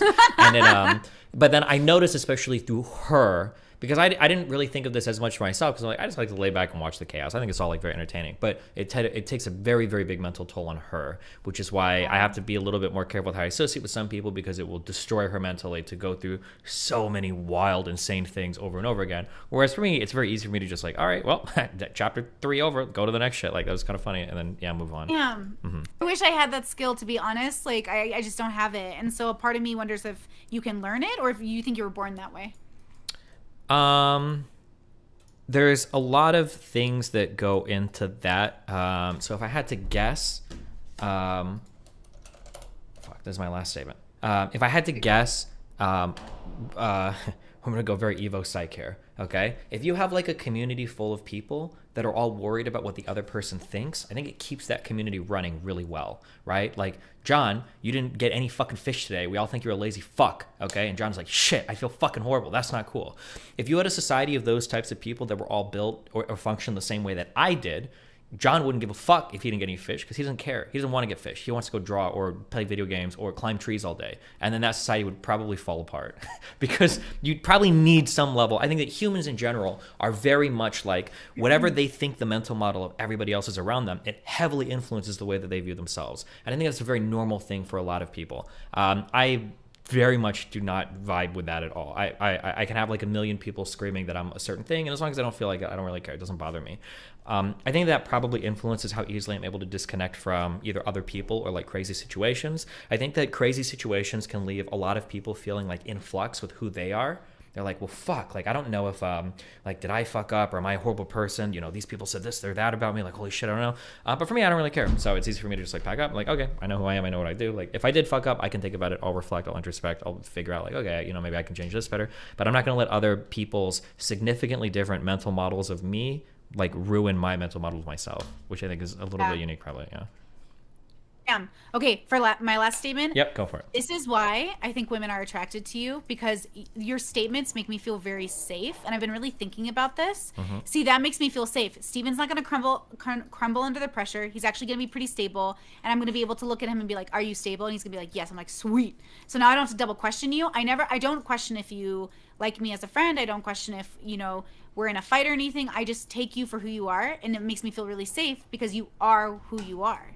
Yeah, as long as I'm not playing League of Legends, where everything's good to go. Perfect. Okay, that's really interesting. I'm sure we'll have more to talk about. Have a great day, though, and thank you for talking to me. Yeah, no problem. I'll message you when I finish this thing if you're still spooning or whatever, okay? All right, okay, bye.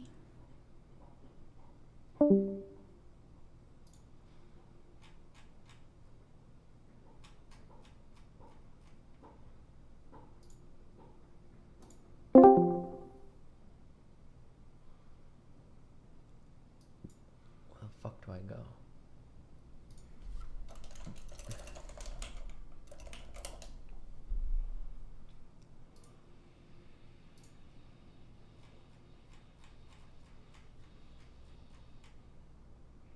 God, I need to get on the Rift.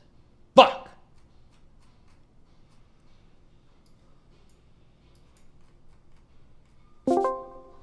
Okay, that looks like everybody. All right, I'll make a roll for all the creators, and we'll...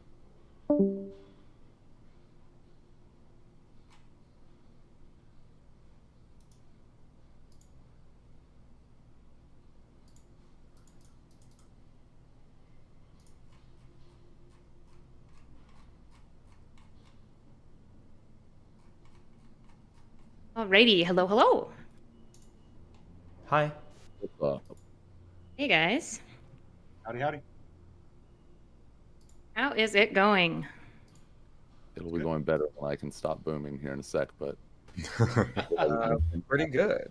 It's already a good start to the day because my whole computer didn't crash when I turned on my camera. So, Eli, I haven't heard your mic yet. Can I just sound check it quickly? Testing 1 2 1 2. Perfect. It's great. Yay. Comrade Cam, can I just check your mic too? Testing 1 2. Perfect. I heard hands. Destiny, I'm assuming your mic is good. Based on that blank stare, I'm going to assume that Steven, you're good. Okay, if you're going to assume the mic is good, are you asking me to talk? Why? Because clearly you're not making the assumption if you're looking for a verbal response. So why not just say mic test? Okay, good. Okay, I'm glad we're starting out on such heat. It's a really good start. Okay, all right.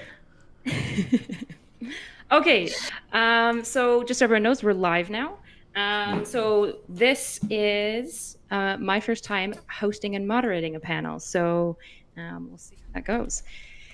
How I'm going to do this. So I'm going to start by everyone doing their brief introductions. Just plug yourself. Tell the audience your name, where they can find you, all that good stuff. We'll start with Comrade Cam, and then we'll kind of go Comrade Cam, Steven, Hans, Monty, and then Meat. So, Cam? Hi guys, my name is Cam. I'm currently just on TikTok, slowly getting into Twitch and other platforms. I generally do leftist content, mainly focused on feminism. The reason for that is because I saw a lot of leftist creators talking about ideology when it comes to politics, not a lot of men who are, leftist men talking about feminism and issues that are revolving around gender inequality. So I decided to focus on that. And yeah, I do lives every now and then and post videos. That's about it. Awesome. Destiny? Hi, I am Destiny. I do center-left content politically, and I play video games. And sometimes I hate women, but not tonight. Tonight is all about... Oh no, we're all men, actually. Tonight is definitely about hating women, so yeah. Okay. Hans? Hi everyone, I'm Hans, Hans Herkier. I'm a slightly leftier than center than Steven, Twitch guy. I mostly just play a lot of games now. I'm grinding through TFT, and I'm just excited to talk about dating and relationships, so I'm really excited. Eli? Hello, my name is Not Eli Monty. Much like Cam, Cam and I actually have a lot in common. Apparently, Cam, some people in my chat already know of you and think you're based as fuck, so that's great.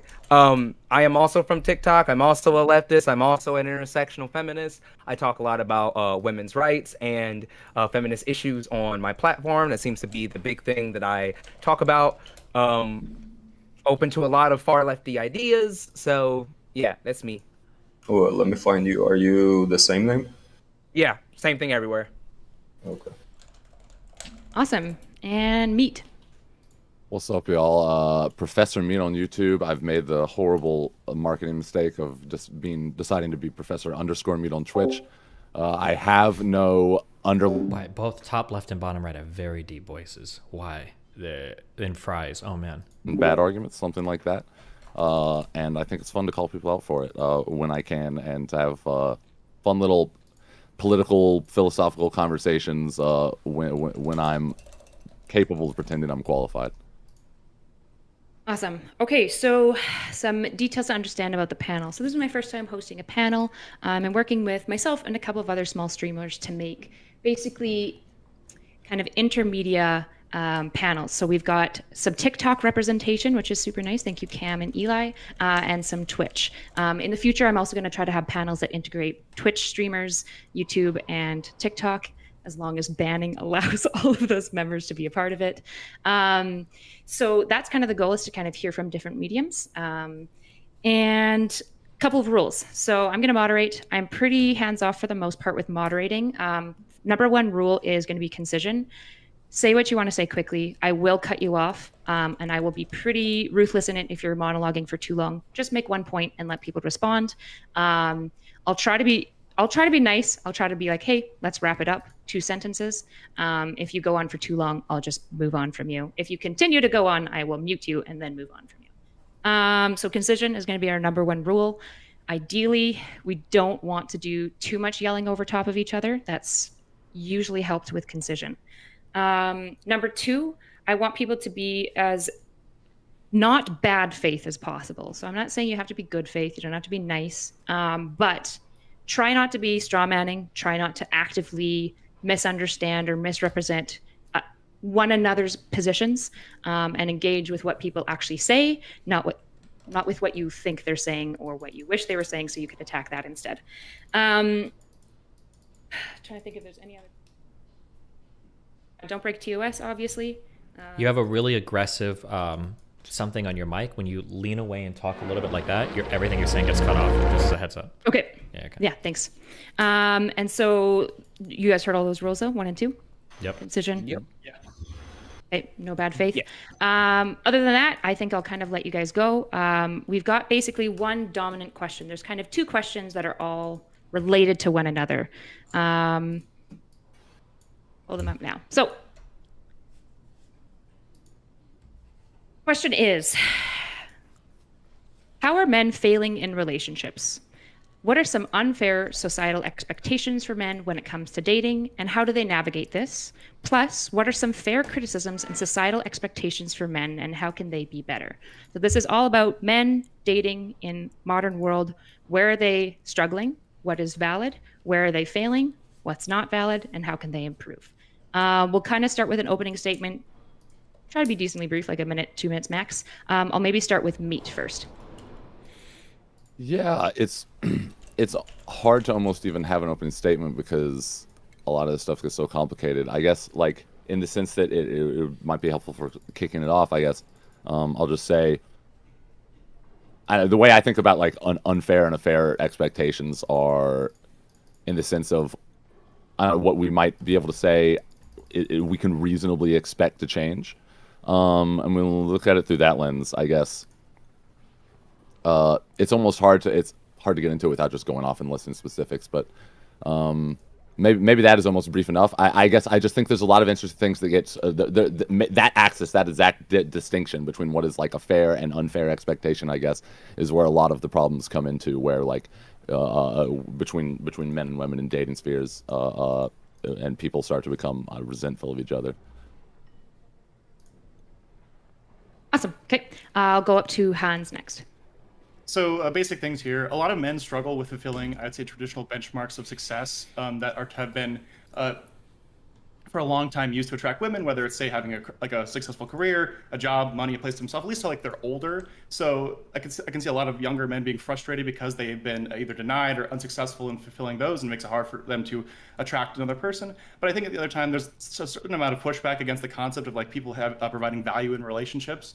And the idea of like, oh, people just love me for me. And I think a lot of men struggle in providing any sort of value to relationships in regards to whether is it humor, is it money, is it like interesting conversation, is it activities that you can do with somebody. And so I think we have to understand that there are struggles that a lot of men face in terms of like being the traditional successful man, but also that you have to do something to be a good partner and be worth being with in relationships. So.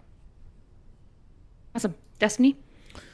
Yeah, I would say, I mean, there's like 27 different levels that we can analyze this on, but I think like broadly speaking, I think socially we have kind of like moved a lot of the gender roles around in terms of women are now achieving more in college and in the workplace, and men are expected to be more emotional. And I think that in kind of this mix up of where we came from and where we are now and where we're headed, I think there's a lot of confusion about what people are expected to do. Like men don't know, like, are we supposed to, can some of us be housewives now? Women don't know, like, can I date down socioeconomically?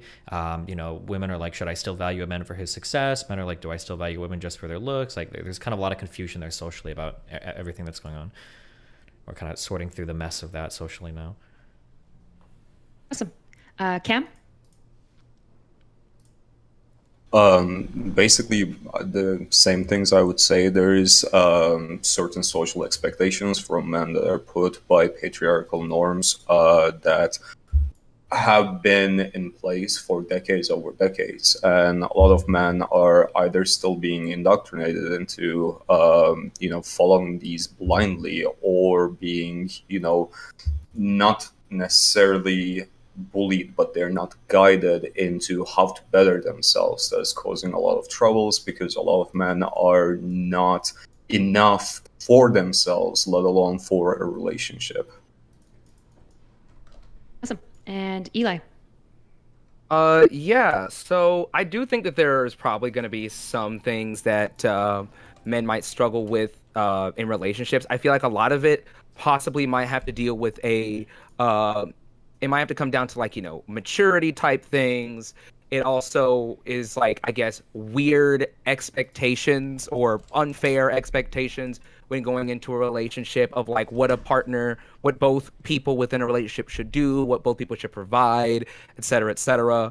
I think one of the ways in which men might fail or struggle, or one of the things that really makes it hard for men within dating, is probably the red pill community. I think the red pill community does pose a bit of a problem for men, because a lot of men who don't exactly understand socialization will fall down like the pipeline of the red pill community and their propaganda and advertising, and as a result may trip up in relationships. But yeah, that's about it for me. Awesome. So I'm going to open the floor. Does anybody have a direct response, or do you want me to prompt with another question? Yeah, for Monte in particular. So I completely agree with you that a lot of like the prescription of the red pill community are like extremely shitty. But I feel like we have to provide some sort of positive framework instead. Yeah. For men, so what would you recommend for men in that respect? Because like there's a lot of things that like about red pill stuff, like trying to be confident, trying to be successful, that they like have a lot of like shitty women hitting stuff in there, like messed in. But there's still like positive aspects of bettering yourself and that sort of thing. What would you put there instead? So I 100% agree. Like, I think one of the best ways in which we can counter the really toxic red pill community is by, going through with maybe our own content and our own platforms and maybe dissecting some of the points that they that they make in their videos and their podcasts that may be a bit harmful, explaining like why it's harmful, explaining like how actually this is the exact opposite of what you want to do if you want to have like any sort of like fruitful relationship, not even just with women, but with people in general. Because there's been some things that I've heard come out of these people's mouths where it's like this is something that should, if anything, trigger some dudes too, like, or get some dudes like riled up and angry or and what have you. I think just countering it with our own sort of like wholesome content of like, the best kind of dating advice there is, which is, be yourself, be open-minded, listen to him or her when they're talking, not just listening to try to, listening to respond and, toot your own horn. You know what I mean? Like, just be a decent, somebody or half decent person with the way in which you socialize. I think socialization, when you just, when you don't overthink it, is a pretty easy thing to do. Self-reflection is another good one. Teaching men in particular, how to self-reflect and why you should self-reflect, why self-reflecting is important. And again, not even with just like, this is where we get into the intersectionality part of it, not even just with like the relationship. Wrap it up in the next 2 sentences. Yeah, but also just that will help you with just socializing in general with people. I think that I think that one of the issues when people on the left talk about anything is for some reason they are petrified of talking about some things that are factually true. And when you're unwilling to engage with things that are factually true, I think that it creates a market for somebody that is willing to engage with that, even if they have horrible things to say. I think that the red pill community and the MRA community and the MGTOW, whatever far, super male dating communities you want to talk about, or PUA stuff, I think that the problem is that a lot of the times they're willing to address things that are most likely true that people on the left are really scared of talking about. So like, for instance, men tend to be attracted to younger women that look good. Women tend to be attracted to older men that make more money than them or can provide some level of like financial stability. It feels like when left people like look at stuff like this, they're very keen to like scream about either the patriarchy or unfair gender roles or blah, blah, blah, blah, which in an ideal world might be worth deconstructing. But in the world we live in now, it seems to line up with like lived experience or reality like 98% of the time. And I think on the left, if we want to do a better job at reaching out to people, we have to be willing to meet people like where they are. And it's like, okay, this is true, let's talk about this, or, how can we deal with this particular thing? Yeah, I agree with that a lot, because I feel like a lot of something that I would say is a fair criticism of guys in this space is that like when you look at a lot of criticisms, a lot of the time when people bring up things like that, the response is exactly what you just talked about. Whereas like I find that a way more helpful response is to say that's fine for women to like value those things. Like that's why like I think that's the distinction between fair and unfair. Is it's like we talked about. I think a few of the opening statements sort of got into like how these roles shift over time, and to some extent we shouldn't necessarily expect to just be able to like talk about it and for these roles to shift on their own. To some extent, I think like we need to have space for these roles to be like, I guess like you're saying like valuable or valid in the present day. And I feel like there's a lot of room. Like one of the criticisms that I would make a lot of men is making it. And I feel like it's weird because the right and the left will do this in their weird ways. The left will do it like indirectly, and the like MGTOW groups will do it directly. We'll put all the blame on women for just having expectations that are inherently unfair, or like we just blame it on some societal pressure that we're being brainwashed in, that we're growing up in. And I, some of that's probably fair, but I think we probably hurt ourselves when we frame it that way.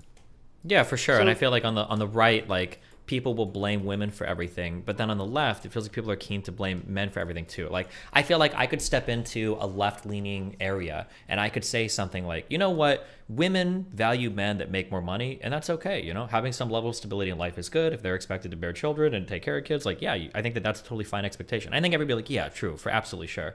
But if I were to say something, you know what, a lot of men want women that are like 24 and younger and look hot and can have kids and stuff. I feel like people are like, this is horrible, this is unfair, that's the patriarchy, you should blah, blah, blah. And it's like, okay, well, hold on. Like, how can one gender have like what is more or less in line with the things that they expect and want and have wanted for a long time? But then when you talk about the other side, people get like really ass mad, depending on which community that you're talking to. Yeah. Are we comparing, just to clarify, are we comparing in one hand women who did not have even the right to work up until like, I don't know, fucking 50s, I guess, and then on the other hand, men who will go for people who are significantly younger than them because they don't have the fucking social understandings or the skills to actually flirt with their own age? Are we comparing the two? Yeah. So, well, that's a loaded question, because that's not really the reason, right? No, that's exactly. I think it's a perfect question. I think it's fine.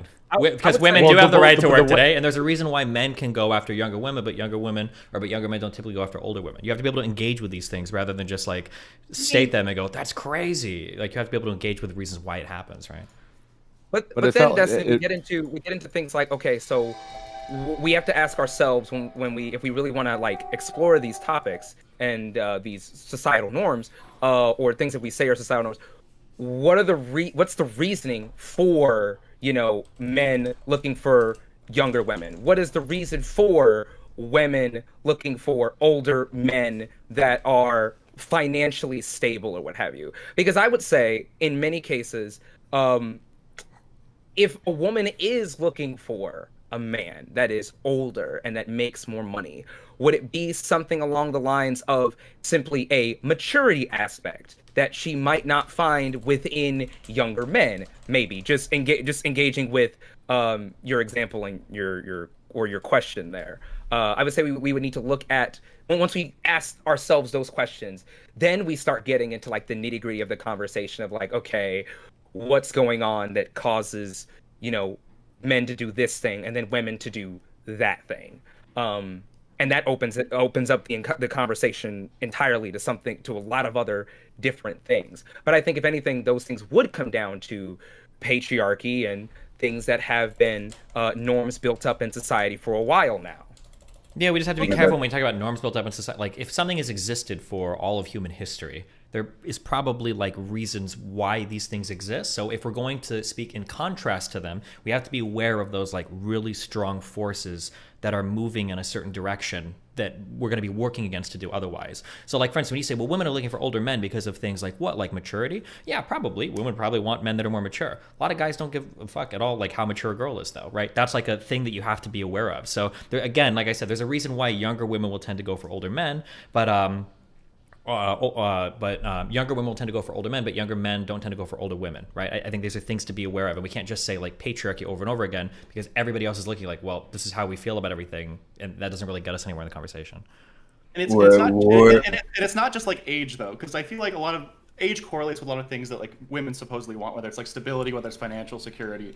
There are things that like being older tend to correlate with. So like if there's a younger successful man in his 20s who has that sort of stuff kind of taken care of, they're probably not facing the same roadblocks that say like a lot of like other younger men might be facing, like compared to an older man. So like, why do we think that men don't care about maturity? Because they just don't. They don't tend to. Men tend to want people that like look young and can have kids. It just seems to be in general what men are after. Otherwise, you'd see a lot more men going after older women, but that isn't generally the case. I would disagree, or maybe it's because like I'm just different from a lot of other men in the sense that like, I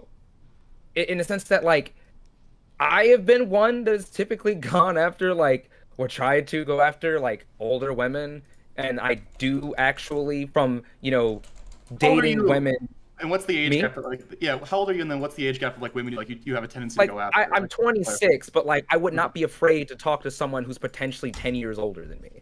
Like I wouldn't like if she's attractive and we meshed, like I wouldn't care. Like now in my current and permanent relationship, she and I are very close in age, probably like maybe just a few months apart, or maybe like half a year apart in terms of age. With me being older, but I mean, I think no offense to Destiny, but I think what he brought up with, I think you brought up a little bit of like some stereotypes there. I think these are sort of like harmful stereotypes that, or maybe I shouldn't say harmful, but they're just not like they're just not really the best way in which the best lens I think to view this through, because there are a lot of men out there that do go after older women or women more along their age, and there are a lot of women out there who look at older men and go, that's gross, that this guy would be interested in me, or that I would be interested in him, or whatever, you know, like. Yeah, I think that's sort of an old norm that like it's starting to be smashed more, and a mold that's being broken. Yeah, I would say no. There's not. There's not really a ton of women that are going after younger men. There's not really a ton of men that are going after older women. Like there is a reason why when you talk to men, like, are you really worried about turning like 30 or 35? Like generally, no. This isn't most things that men care about. They're usually, hopefully, if they're doing well in their careers, they're hitting like their peak in their careers in terms of like the stability and the areas of success on how we define success for men in their life. They're usually like hitting this stride in their 30s, hopefully. Like for men, like as life gets into their 30s, things are generally going pretty well. For women, there's a lot of pressure. Like if you're 30 and single and you're not dating somebody yet, like you can almost feel like, fuck, like I fucked up or something is not working well in my life. The things that society tends to value women for, and women sometimes even, and men tend to value other women for, things like youthfulness and ability to have kids and all this, is that is starting to like lose that peak, or arguably it has by the time you hit 30. I mean, I agree with you that the stereotypes suck. And I agree with you that even biologically, it's not very interesting, right? I don't want to just date somebody who's 20, they can have kids. I think that's boring personally. I like people that are more mature. I agree with you there. But you have to be able to speak to what most people are feeling. And you can't just say that like, oh, well, these are just stereotypes. Well, these are stereotypes that exist for reasons and have for like, or not hundreds of thousands, 200,000 years is how long we've existed, I guess, for thousands and thousands of years. I mean, yeah, I guess it's like you need to be careful not to get that stigmatize things that are inevitable, right? Like that's where you're going to run into problems with your ability to communicate, like based on some shared descriptive reality. I mean, again, I would just ask, like, sorry, go ahead. No, go ahead, Hans.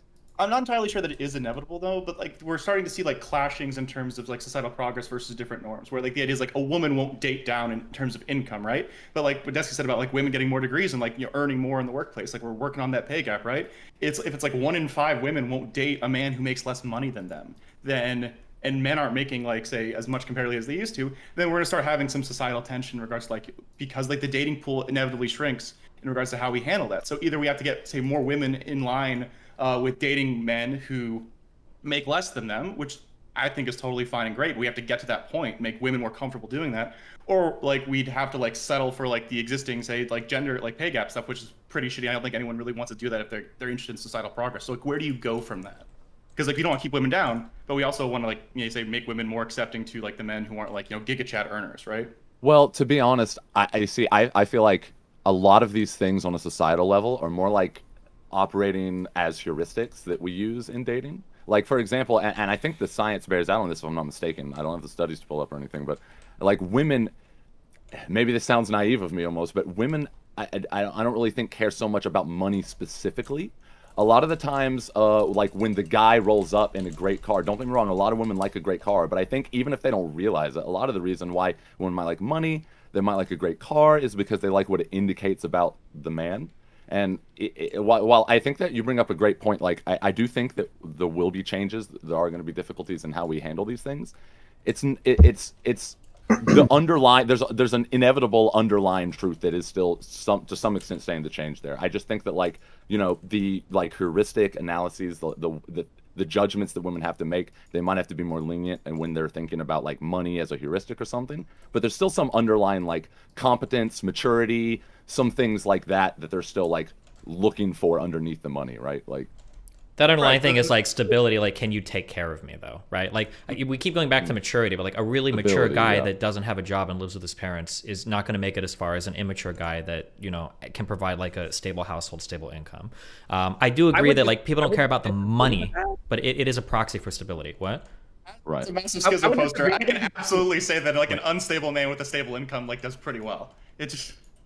Sure. Wait, like I would just say like because I've heard like horror stories about like you hear these all the time about where like men who are, you know, well on in their careers but they're shitty personality wise and they live lives being alone because they're shitty people. So like I guess Destiny, I would have to push back and ask like, where are you getting this data or this info from, or what causes you to have this view of men tend to be like this, women tend to be like this? I would need like some sort of like data or statistic, what have you, because from my lens, and from my own personal dating experience, like it's been everything but that. Like I've been the broke guy. I've been the guy that's had like the broke down hoopty car, but still is able to be very successful with my relationships with women. Like at the start of my relationship, or at the start of my relationship, I was predominantly the house husband. Like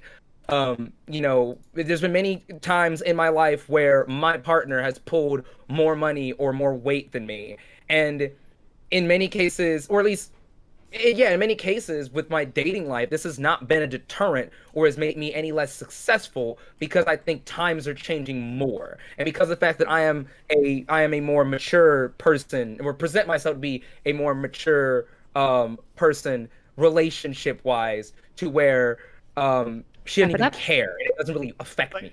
Monty, I just put it in the chat, but like if you're looking for like the evidence stuff, so 22. Okay. There was a study from 2017. Like 22% of women said they wouldn't date down. Only 4% of men said that.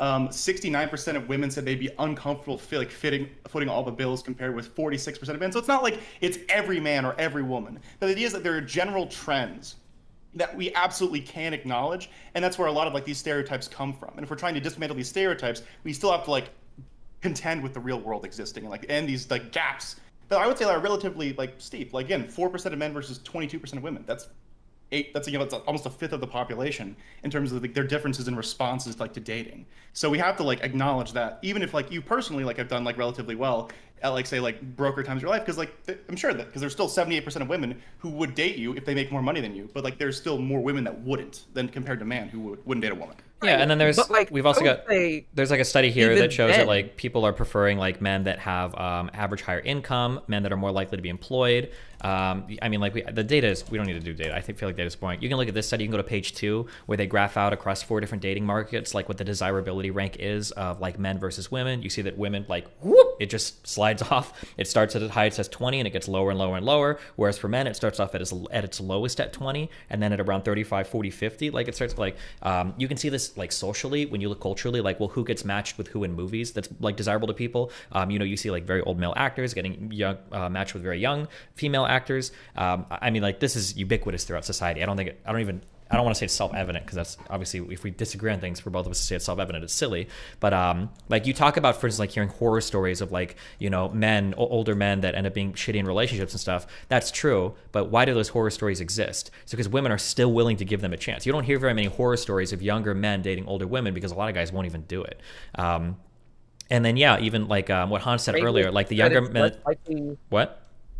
Or maybe it's just that it's less likely to, you know, fall apart when you just have like when you have two people that are on the same page, like maturity wise and like, you know, just relationship wise. Like, and also someone dropped a study from like 2017, and someone in my chat brought up something that should be considered. That's 2017.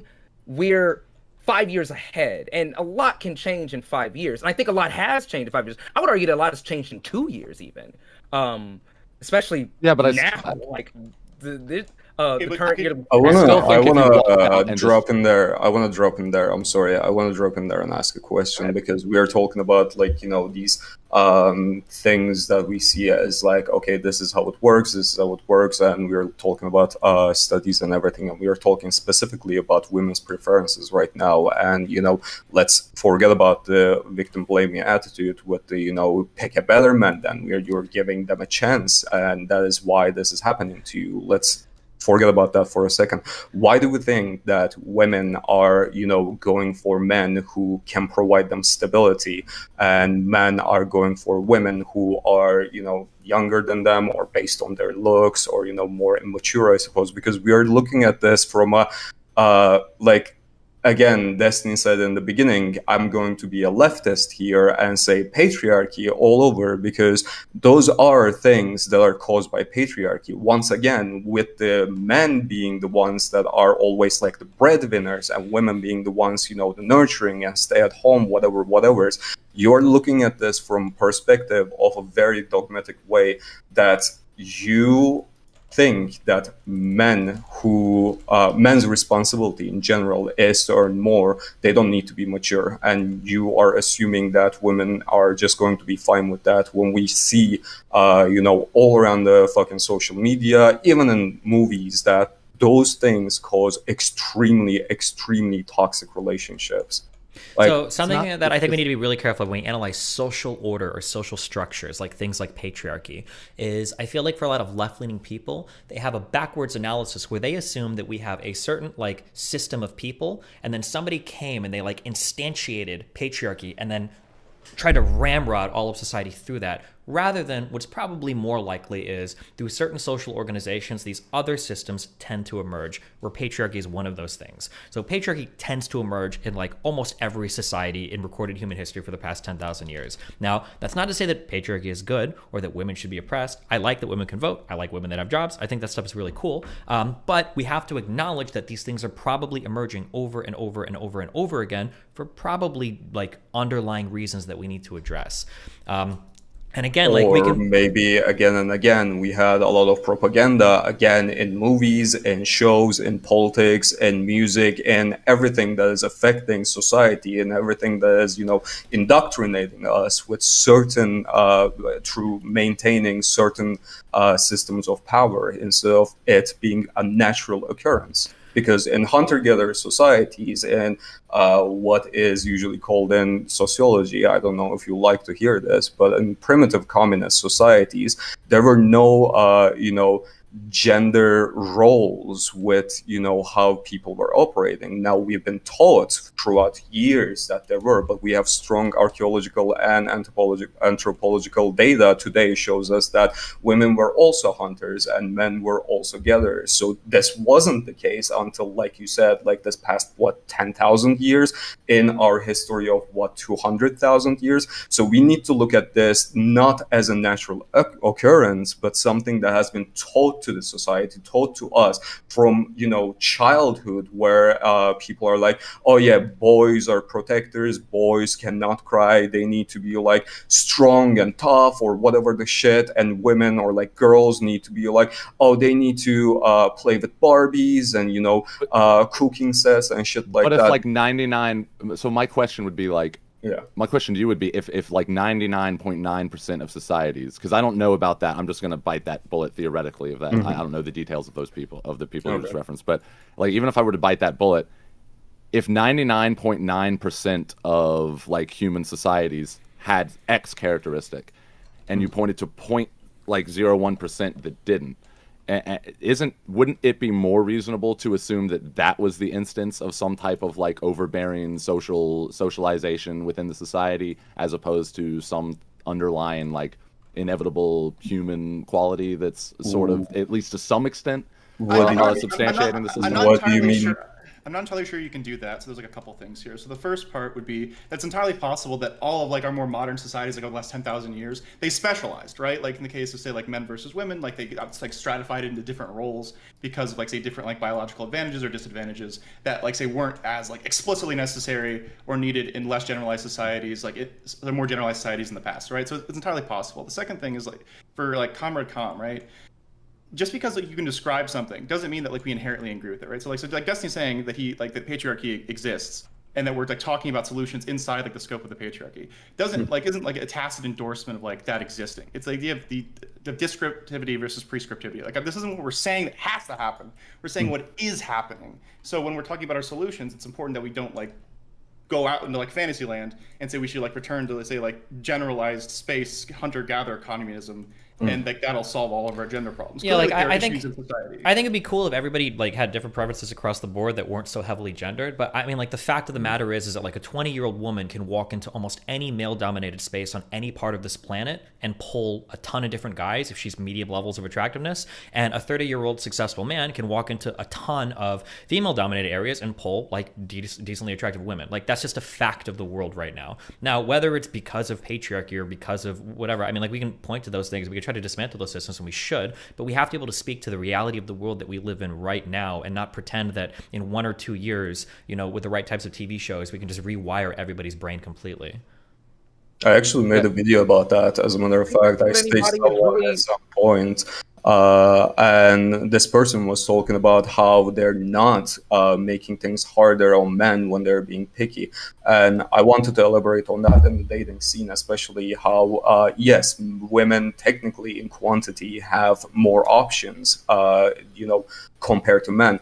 But you're not looking at these options. You're not looking at what quality these options are. You're looking at it like on a very, you know, base level of, you know, quantity. A woman can go into a bar and like pull 10 men. Okay, like what the fuck are those 10 men? Who are those 10 men? How many of them are abusers? How many of them are extremely fucking traumatized that never seeked help in their lives? How many of them can cook and clean and fucking wash their asses? You would be surprised. Further, Eli Monty's point, you would be surprised with how many horror stories about how shitty and how incompetent men are that I see on a daily basis every single day, you know, on a daily basis on my fucking comment sections. Yeah, I mean, I wouldn't be surprised about that, but just real quick, like, I wouldn't be surprised about that at all. But the issue is that, like, as women have stepped into more traditionally masculine roles in society, which is awesome, no woman wants a man that stepped into a traditionally feminine role in society.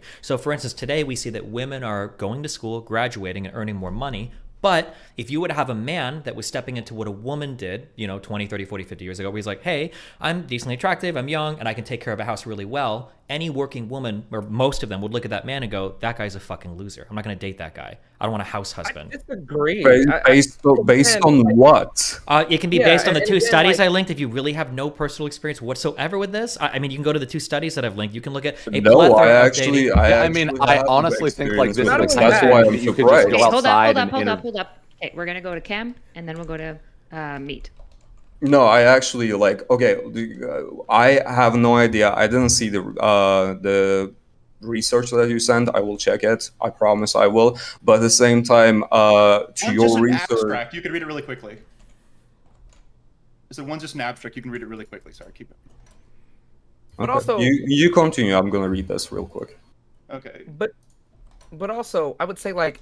And again, this is speaking from like personal, I guess it's speaking from personal experience, so you can write me off as anecdotal if you want to, but I would say that there are actually quite a few women out there that are probably like, yeah, I'd be open if he was like, you know, wanting to take more of a house husband sort of role or what have you. I don't think it's as polarizing as you might think it is. I guess I would say that on average, maybe there are more women that would probably say no to that, but I don't think it's like absolutely like no woman would be like, oh no, I don't want to deal with this peasant that wants to just I mean, it like I don't know how else to say it, but like this is the issue with the disconnect between left and right. That is the case. Like I don't know how else to say it. Like even if we look at like super like I remember Tommy Lauren did this video that I got so frustrated with a few years ago, and like she's talking about like, oh yeah, you know, like I'm earning more. I want a guy that's not a loser. I need a guy that earns a lot of money. Like you can find this.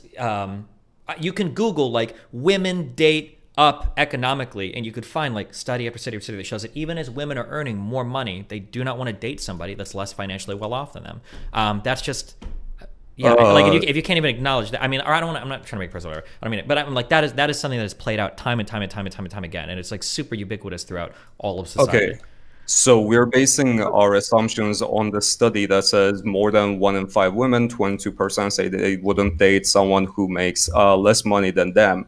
That's where we're basing our assumptions, right? We're basing it off of averages. Like there's more than one. I linked another one about like unpartnered adults. So I would love to see that one as well. But this survey is asked to 3,000 single women who about their preferences. I'll just if we're basing our arguments on the amount of people who answered in one way or the other in surveys, I'll just tell you I have right now on TikTok 300,000 followers. 91% of that is in binary senses, because TikTok doesn't have other genders, but in binary senses, AFAB or identifying as female. That is 270,000 people following me and contributing on my comments, saying exactly the opposite of whatever the shit this research is saying. If we're basing our assumptions on 3,000 people, I'll give you So real quick. So one, you mentioned sociology earlier. So if you want to allude to social sciences, we can do that. Surveys are going to be done in a way more controlled manner than here's everybody that tends to follow one ideologically leaning channel, right? I imagine if you do far left leaning content, I super don't care about what your community would say. Much as I wouldn't care about what my community would say. It's going to be super biased. So a study is going to be more valid, number one. Sure.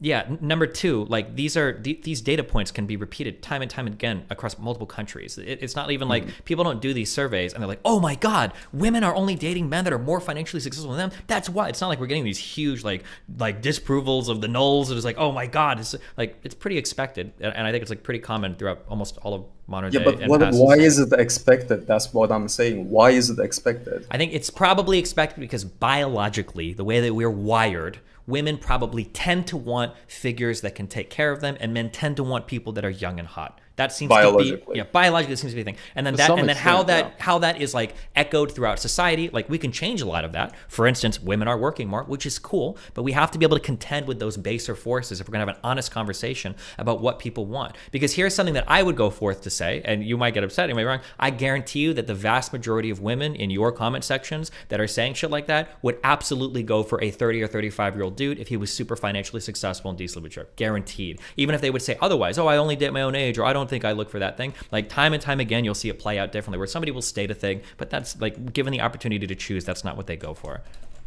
So I'm just going to pause us all. I'm just going to pause us all.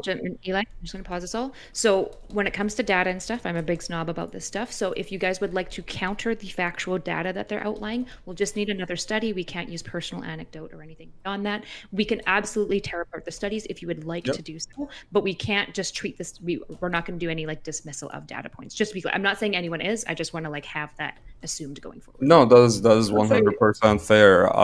And even in that case, again, I didn't read the entire thing. I just read the synopsis, the first paragraph. We are looking at 3,000 single women who answered the survey, and only 22% said they wouldn't date down. Now, what you're saying, Destiny, compared is to men, that's the thing. Yeah, it's not it's not in a vacuum. It's saying like, yes, 1 in 5 doesn't seem that big, but compared to 1 in 20, it absolutely is. No, but what I'm talking about right now is not compared to what I'm talking about right now is like in general what women prefer. If you want to compare to men, yeah, obviously a lot of men don't care about the financial stability that women bring, because once again, that is not how the society is conditioned. That is not the norms that we live in.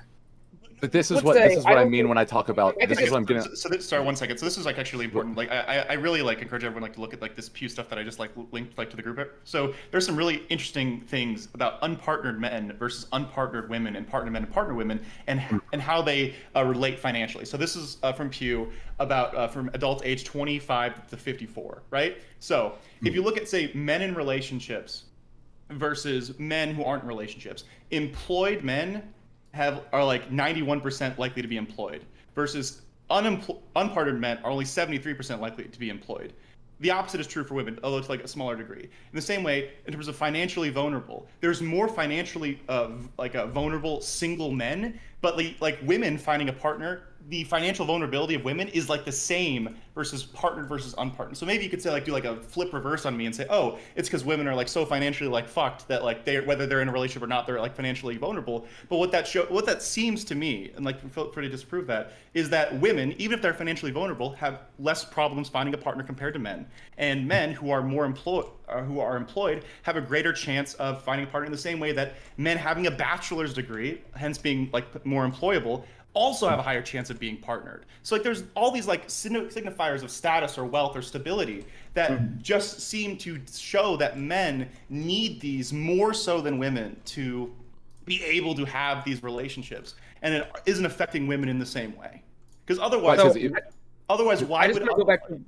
Sorry. So yeah, the only thing is like, why would unemployed women, like, you know, be more likely to be, or like be very likely to be partnered than men, right? Or why would say financially vulnerable men struggle more to find a partner than a man who isn't financially vulnerable, right? So like there's like, it's pretty clear, especially when women can have the same sort of financial vulnerabilities but like have no problems finding a partner. It's just like, it's because it seems on average, again, this isn't every person, I'm sure every person in like Cam's like, you know, fucking chat is super based and like they all like love poor guys, right? Like we're all based fellow like proletariat members, but on average women seem to like select for certain things and men seem to select for certain things as well, and we have to acknowledge that if we're going to tear down the patriarchy that everyone agrees is a problem, right? No, and even if it's not one-to-one, give me 1 second. I've been waiting a while. Can I get in here just for a sec? Because I've been trying to.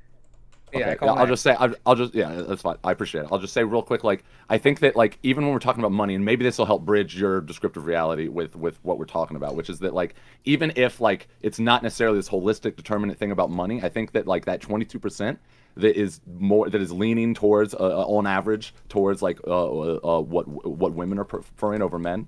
I don't think he even hears me. That 22% is indicative of some underlying truth, because even like of competency or reliability or ability to provide or stability or something like that. Because even when we're looking at like the younger generations, like we've already talked about, like where women are starting to out-earn or are starting to earn more. I think by some measures they're maybe starting to out-earn men on average, or looking like they might because they're becoming more educated. Even then, I think like there's a descriptive reality we all share where we could go out and like. Even when, like, where you could ask these younger generations, and even the women who are open to dating someone who makes less than them, I think they would still, like, you could just go out and ask like 10, 20 random women, and you would still get a lot of answers, even if you controlled for those women that would just be like, hey, you know, even if I'm open to dating a man who makes less money than me, I still don't want to date, like, there's a loser archetype. There's someone who's like not doing anything with their life, who's not achieving anything, who's just piddling around, who doesn't care about anything, like who isn't, who basically isn't substantiating anything from the life in that way that fits the archetype without it necessarily just being about making more. So a couple things. First off, I wanted to go back to what Destiny said, where and maybe this might have been a misspeak, where he said that it's like biological. I would have to disagree. I think in many cases, these are things that are you know, they're norms. They're societal norms. They're things we have been taught. We've been conditioned. I don't necessarily think it's a biological thing. I think it's just something that we, especially over here in Western society, because from what someone in my chat said, actually more Eastern societies tend to be, especially like in Asian, what have you, and this person might be wrong, I don't know, tend to be more matriarchal. But these are things that we have been conditioned over here in Western society to believe. Not only that, but are we ever gonna address the MILFs in the room? You know what I mean? Like we said earlier, this might be me going back farther, Erudite. This might be me going back a little bit too far. But I mean, when we talk about, you know, older women, men not liking older women, there's an entire porn category that is like fetishized over, and all called women are like late 20s. You are a MILF as soon as you aren't a teenager anymore. Hold on. What have you seen some of that? Not only that, but also like, sorry, not only that, but when we talk, going back to the prompt, right, the original prompt of how are men failing in relationships, just because a man goes to a bar and he's, you know, financially stable and mature and stuff like that, or he presents that way, doesn't necessarily mean that that man is going to be successful in a relationship. He might be able to pull a few, maybe. He might be able to get a couple numbers, maybe. but then we get into, you know, You can't the score actual unless you get on relationship base part. first, and that's the thing that you just talked about. Like they pull more, and the more they pull, the greater chance of them actually getting a relationship. If you don't score, if you don't get on bench at all, then you're just not going to do it. And like that's Also, the just real quick on this. So the idea that Like, just wait, Eli. Let's let Destiny in. You've had about 2 minutes of talking time straight, so just quickly responding to that. Eastern societies aren't matriarchal. I don't know who said that. You can go to any of these countries and the gender roles. Chinese foot binding of women. Like The Eastern societies are not matriarchal. I don't know who said that. I just said no, I understand that. Whatever chatter said that dude's on some massive copium. Number one, number two. I think the MILF porn category is probably one of the strongest arguments that I could make, in that MILFs are people that are like 24 and older. Okay. Yeah. When you go to these porn sites, a MILF is somebody that is like, this girl will say she's like 19 and she looks like she's 22 and she's actually like 25. Okay. Like the age expectations of all of that are super fucked. And then number three, in terms of like, there's no difference in biology. I mean, like, women can comfortably have children up to about 35, right? And then men can do it into their 60s or 70s. I don't know if there's ever a point. I mean, at some point you run into like sperm motility issues, but like there are reasons why we could imagine biologically women are wired to get on the baby train a little bit sooner than men might be wired to, because men can afford to wait a lot longer than women can. I mean, maybe. Hold on, wait. What part of that is a maybe? It's not a maybe because like here's. I want to know what part of that is a maybe. Wait, no. The reason why I said maybe is because like I think biology only takes us so far. Then we implement, you know, the fact that we implement like humanity, and the fact that like there is this level of I guess rationale and like understanding that separates us from the animals. It allows us to I guess traverse, or I don't necessarily say transcend, but for lack of a better word, surmount, I guess, the biology and think like, oh, you know, other examine other factors that come into play, such as, you know, maturity and other things. I mean, we can never escape biology. It's always going to be a reality, right? Like we can try to do things to like kind of get around it, but it's always going to be there, right? I mean, it'll be there, but again, like no, but Monty, it really does matter. Monty, here's a really good example, right? So we're talking about like the fertility thing, right? So me and a person I'm seeing, we're both 24, right? So like I have a pretty good career right now. They're like in grad school, right? If we don't want to talk about fertility stuff, like treatments that they might have to do, they have like 10 years, like, which is also the start of their career, to have children. Either they have to forgo having children and like either do it like in their 30s and hope that like the fertility doesn't go away, or they have to have kids now, and it gives them a roadblock because it means they can't have the sacrifices, or one of us is going to have to like have sacrifices in terms of like our, say, career stability or our career advancement. So this isn't, say, like, there's not biology is like the end all be all, but biology is directly impacting how society is operating, because all human beings, at least like in America right now, right, and most like it's not, Western, right? Like, right. No, I'm just saying it you don't take it so far. Obama. No, but it takes us so far, because imagine, like, say you want to say me and my partner, we're both 24, we want to have 3 kids, right?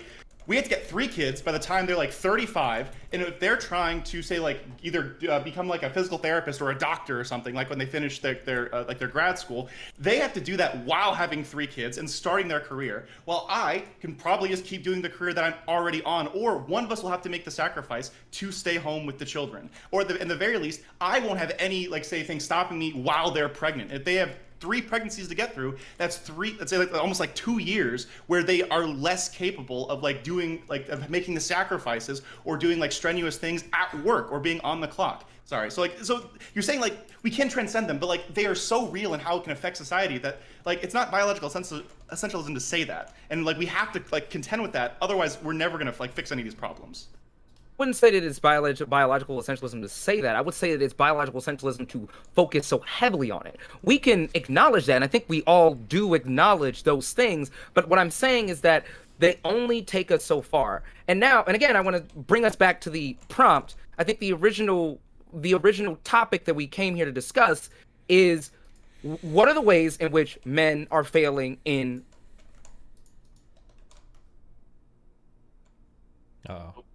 I think he's died. So we'll maybe move on. Is everyone broadly willing to agree that there are some level of biological differences between the 2 groups that are going to inform some level of psychological mate selection? I think most people are on board with that, correct? I mean, On paper, yes, but at the same time, that also brings me back to the point that I made. A lot of these things that we are looking at are based on patriarchy. If women don't need men for financial security, then entirety of your argument falls apart, because then women are not, like, hypothetically, then women should not be even dating men. The women who have financial security, if men are not providing financial security, they suck at emotional security or like emotional whatever comfort. They don't do any fucking domestic chores or shit. As you guys said, they're losers. Then why the fuck should women date men? Doing chores isn't the loser archetype, to be clear. These are different I things. might have misunderstood. It's if you can only do chores, right? Like there aren't all these 20-year-old house husbands that everybody is desiring. Husband arc. Let's go. It's like people want. I guess this always like is interesting to me when people get, especially intersectional people, when they get very weird on this, like there are no biological differences. Do we think that, for instance, once patriarchy is eliminated, do we think there's going to be that the pressure or the issue between men raping women and women raping men, do we expect that to equalize ever, or is that always going to favor men in terms of power? What do you think the process of eliminating patriarchy looks like? Whatever you think it is, we can both imagine. So because like systems of power are not going to be eliminated as long as there are oppressors and there are oppressed. So if theoretically, there is, if we could wave a wand, but still, no. If you can wave a wand, then you would be eliminating everything that makes patriarchy exist in order to eliminate patriarchy to begin with, and that power, struggle between men and women, whether it comes to I guess physical strength or rape or whatever you're talking about, domestic violence, all those things need to be eliminated in order. Sure, but then you've just pointed out how the only way to do that in this case, for example, is to equalize men and women biologically, which is not the world we live in, right? That's sort of the problem. That's what we said. Or even more importantly, it sounds like you're saying that patriarchy does indeed then come from biology. It is a biological thing. Right. No, but you don't understand what I'm putting through. Do you think people in fucking hunter-gatherer, that's why I brought that up. Do you think people in hunter-gatherer societies had those biological differences today? Like in most of those societies, absolutely yes, of course. First of all, when we are talking about biological differences, we are not talking about a biological difference in the size and strength between like I don't know an elephant and a fucking mice. Women might be biologically slightly less strong than men, sure, whatever, but we are living in 2020. No, but that's a meaningful difference. That's not. Hold on. So I'm just going to say this right now. Right now it is 1v3. So I just want to make sure that when Cam is talking, that we're letting him speak. Yeah. It is not a meaningful difference in 2022. If you eliminate, like, by educating men or by, I don't know, whatever the fuck do you want to do, because there's always this question to the left, okay, how do you want to solve this? Let me ask center, how do you want to do this? Because all I'm hearing is like, oh, this is inevitable, this is going to happen, then how do you want to solve this? Because this is not a meaningful difference. We are living in 2022. Nobody's hunting. Nobody's using fucking spears. If you want to fucking lift heavy things, you can lift heavy things with like fucking, aid with tools and machinery. That is not a meaningful difference.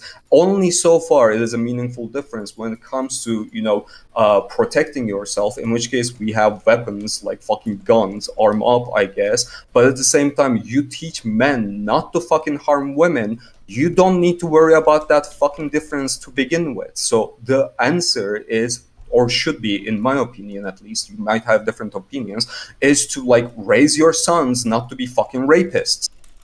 So like the thing that we were asking is that in you're correct for some of that. So like the big thing is that in the majority of scenarios, you're right, physical strength no longer really fucking matters. You don't have to be like a giant jack dude to like sit at a fucking cubicle all day at all. But in certain instances, in this case, say like physical altercations or rapes, right? You can probably say that a person or a group of people that are physically on average, say like 50% stronger than another group, if all other things being equal, there's probably going to be at the very least more successful perpetrators of rape from men.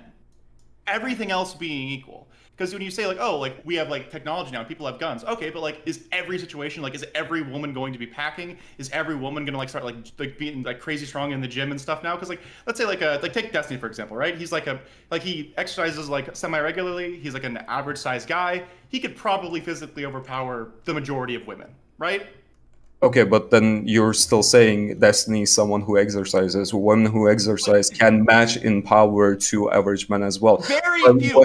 I am stronger than like 99.999% of women on this planet, unless they're like taking roids and like they're like a top tier athlete. They're not overpowering me, and the vast majority of them are not overpowering me. In either cases, what you're doing right now is, and I don't think you're doing this intentionally, but if you present the argument that okay, men are stronger than women, that is going to cause like rape to happen, then you're invalidating the experiences of men who are raped by women. Now you're invalidating them as like, okay, you're lesser man, or like you're not man or something. No, okay, wait. So real quick. No, okay, hold on. So real quick. Nobody's invalidating anybody's experiences. Okay, people can have negative experiences for a wide variety of reasons. Okay, we have to be careful not to play like linguistic traps to say that like you can't point this out because by pointing this out you've offended a whole class of people. The reality is that on average, the average man, given the opportunity to, could tear apart 95% of women in society. The average man could.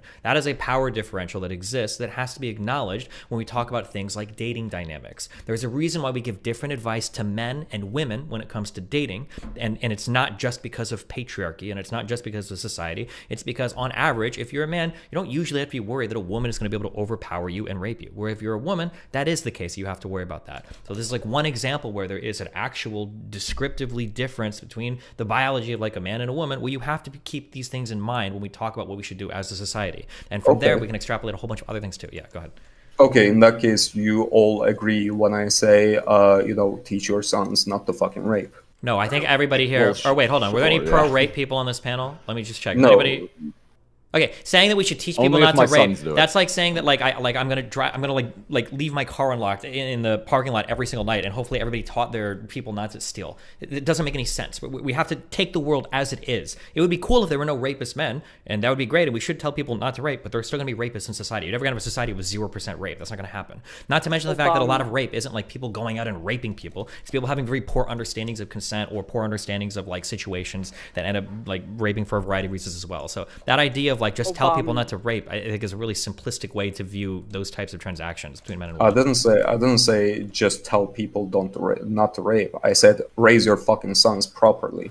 But how does that help us? Properly. Like, we don't Even in communicating to your sons that message, it still might be important to like the part of the things, the part of explaining that to them and why you need to have this conversation with them in some way. Like part of that might be recognizing the descriptive reality of like why you need to have a particular conversation, like why men exist in a unique way in this sphere, right? Like I think women would generally like. I think if you asked women if in 2022 there was some meaningful difference in like that power dynamic out there in the world, I think like. I don't know. I think they would like unanimously agree that there is a meaningful difference. So in that case, let me roll back to something Destiny just said. Some of these rape cases happen because of misunderstandings or like people who are not taught consent and everything. Now I grew up until 19 years old in Turkey. That's where I'm from, right? So I don't know how it is in United States or where you guys are. So tell me any differences that exist. But we had sex education in, I think it was high school. I was never taught of consent in school and sex education. Is that the same with you guys? We get taught, but like sex education. The way they teach consent is very, very, very not primeval, very primitive, very primitive. We don't learn very much. It's like don't rape people in college. If you see someone who's drunk, don't rape them if they're asleep. Don't do that. Like it's very like they're not like good conversations. But like they don't go into detail what informed consent is. They don't go into detail what like enthusiastic consent. No, Cam. If I grant you everything you're saying, the difference is we teach every person. If every person on the planet, like male, female, non-binary, MB, intersex, whatever, every person is like 10 years of like non-rape training, right? The idea is if there's some members of the population, like male or female or whatever, like extra, right?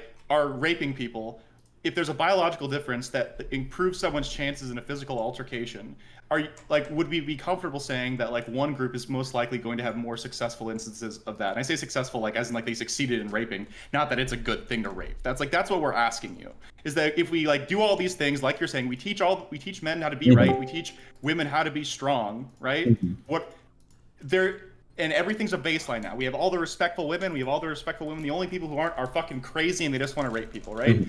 How many of the just crazy people who are men are going to be more successful than the just crazy people who are women? That's the question. Awesome. I'm going to pause you guys for 2 seconds. Eli's having a really bad storm, so Aristocracy has stepped in to kind of fill his role. If Eli is able to get his power back, he will also join us, and we'll just have a slightly larger panel. But just so that everyone knows, this is Aristocracy. Probably most of you have met her. I don't think Cam has yet, though, so now you guys know each other. Thank you.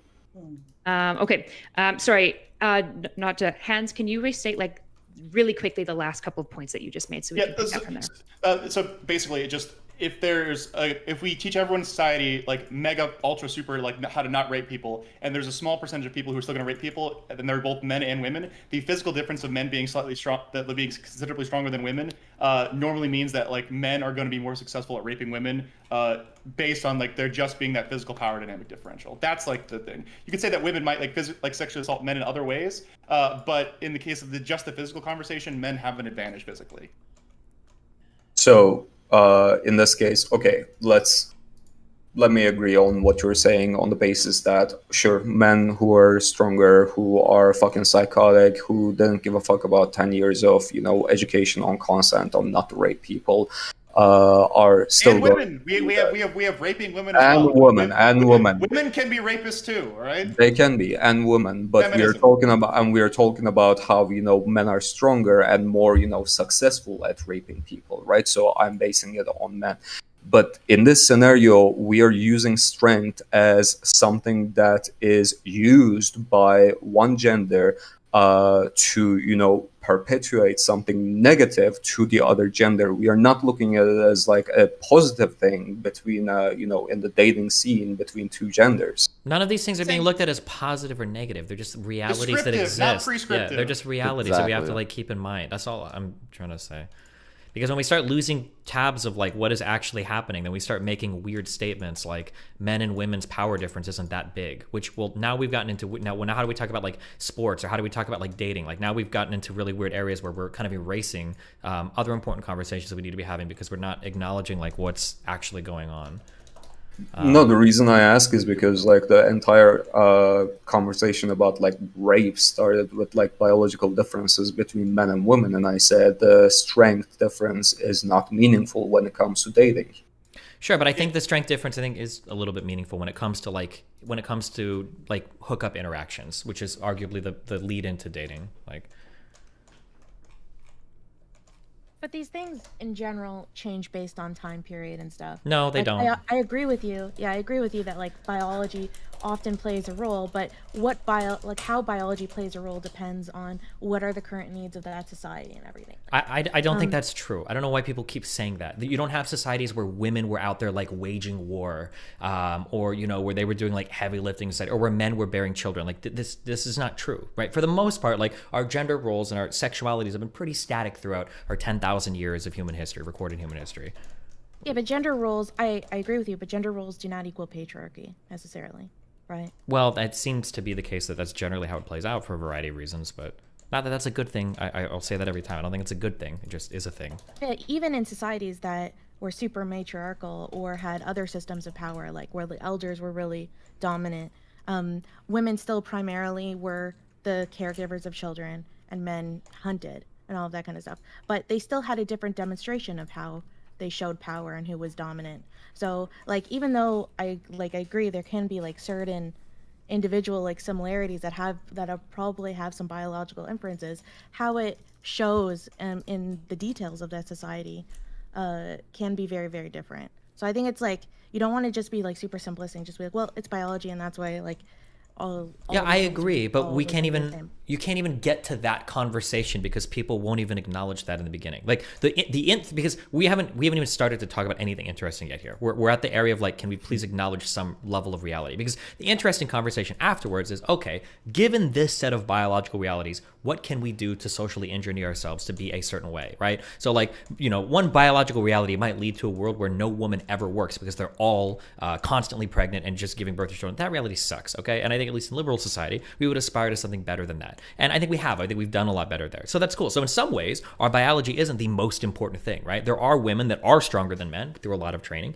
There are men that are caregivers in households, which is probably not normal, historically speaking. So we can do it. But I'm just saying that like we're going to have these conversations about how to socially engineer people to do certain things. We have to start from a shared understanding of biologically what is true. Because when you run around saying things, that one guy, he's not here anymore, but saying things to people like, oh, like just be yourself and like people will like you or whatever. When you start filling people's heads with stuff like that, and then they go on into actual dating markets and now everything is failing, nothing is working. Women are doing things that a lot of men don't give a fuck about. Men are doing things that a lot of women don't give a fuck about. Now everybody's like super confused and nobody knows like where the ground even is because nobody's giving anybody an honest account of what's actually happening.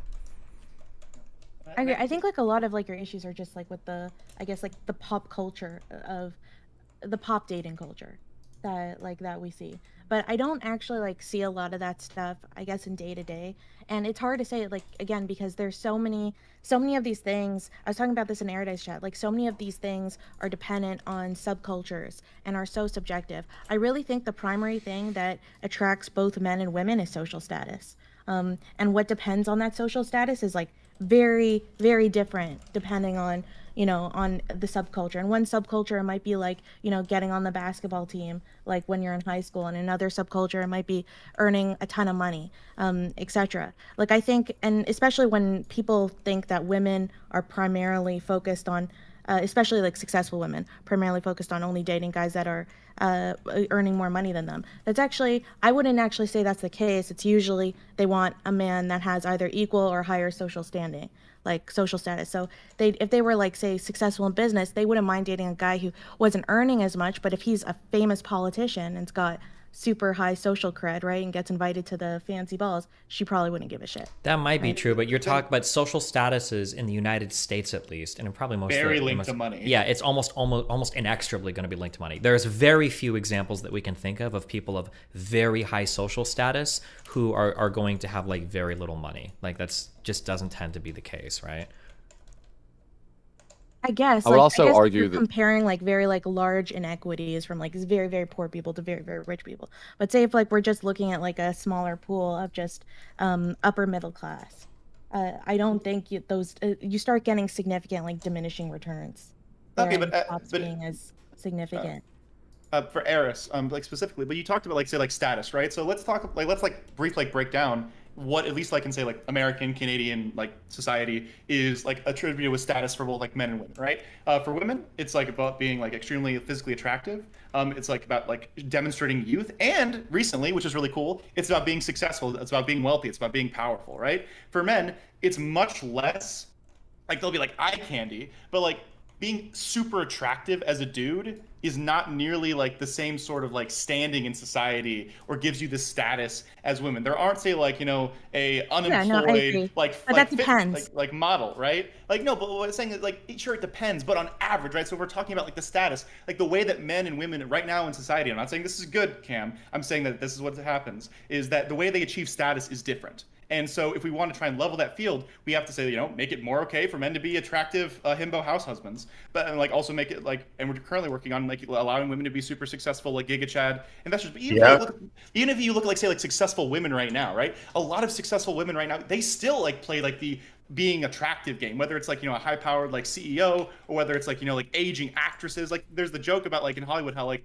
actresses kind of like just disappear when they're like when they turn like 40. How that gets demonstrated is very different in different societies, right? And even in different subcultures. Like I've existed in multiple different subcultures just in growing up in Canada, and the way and what's considered attractive both in men and women is insanely different. Like what's considered attractive and like in an Orthodox Jewish man is like being super educated.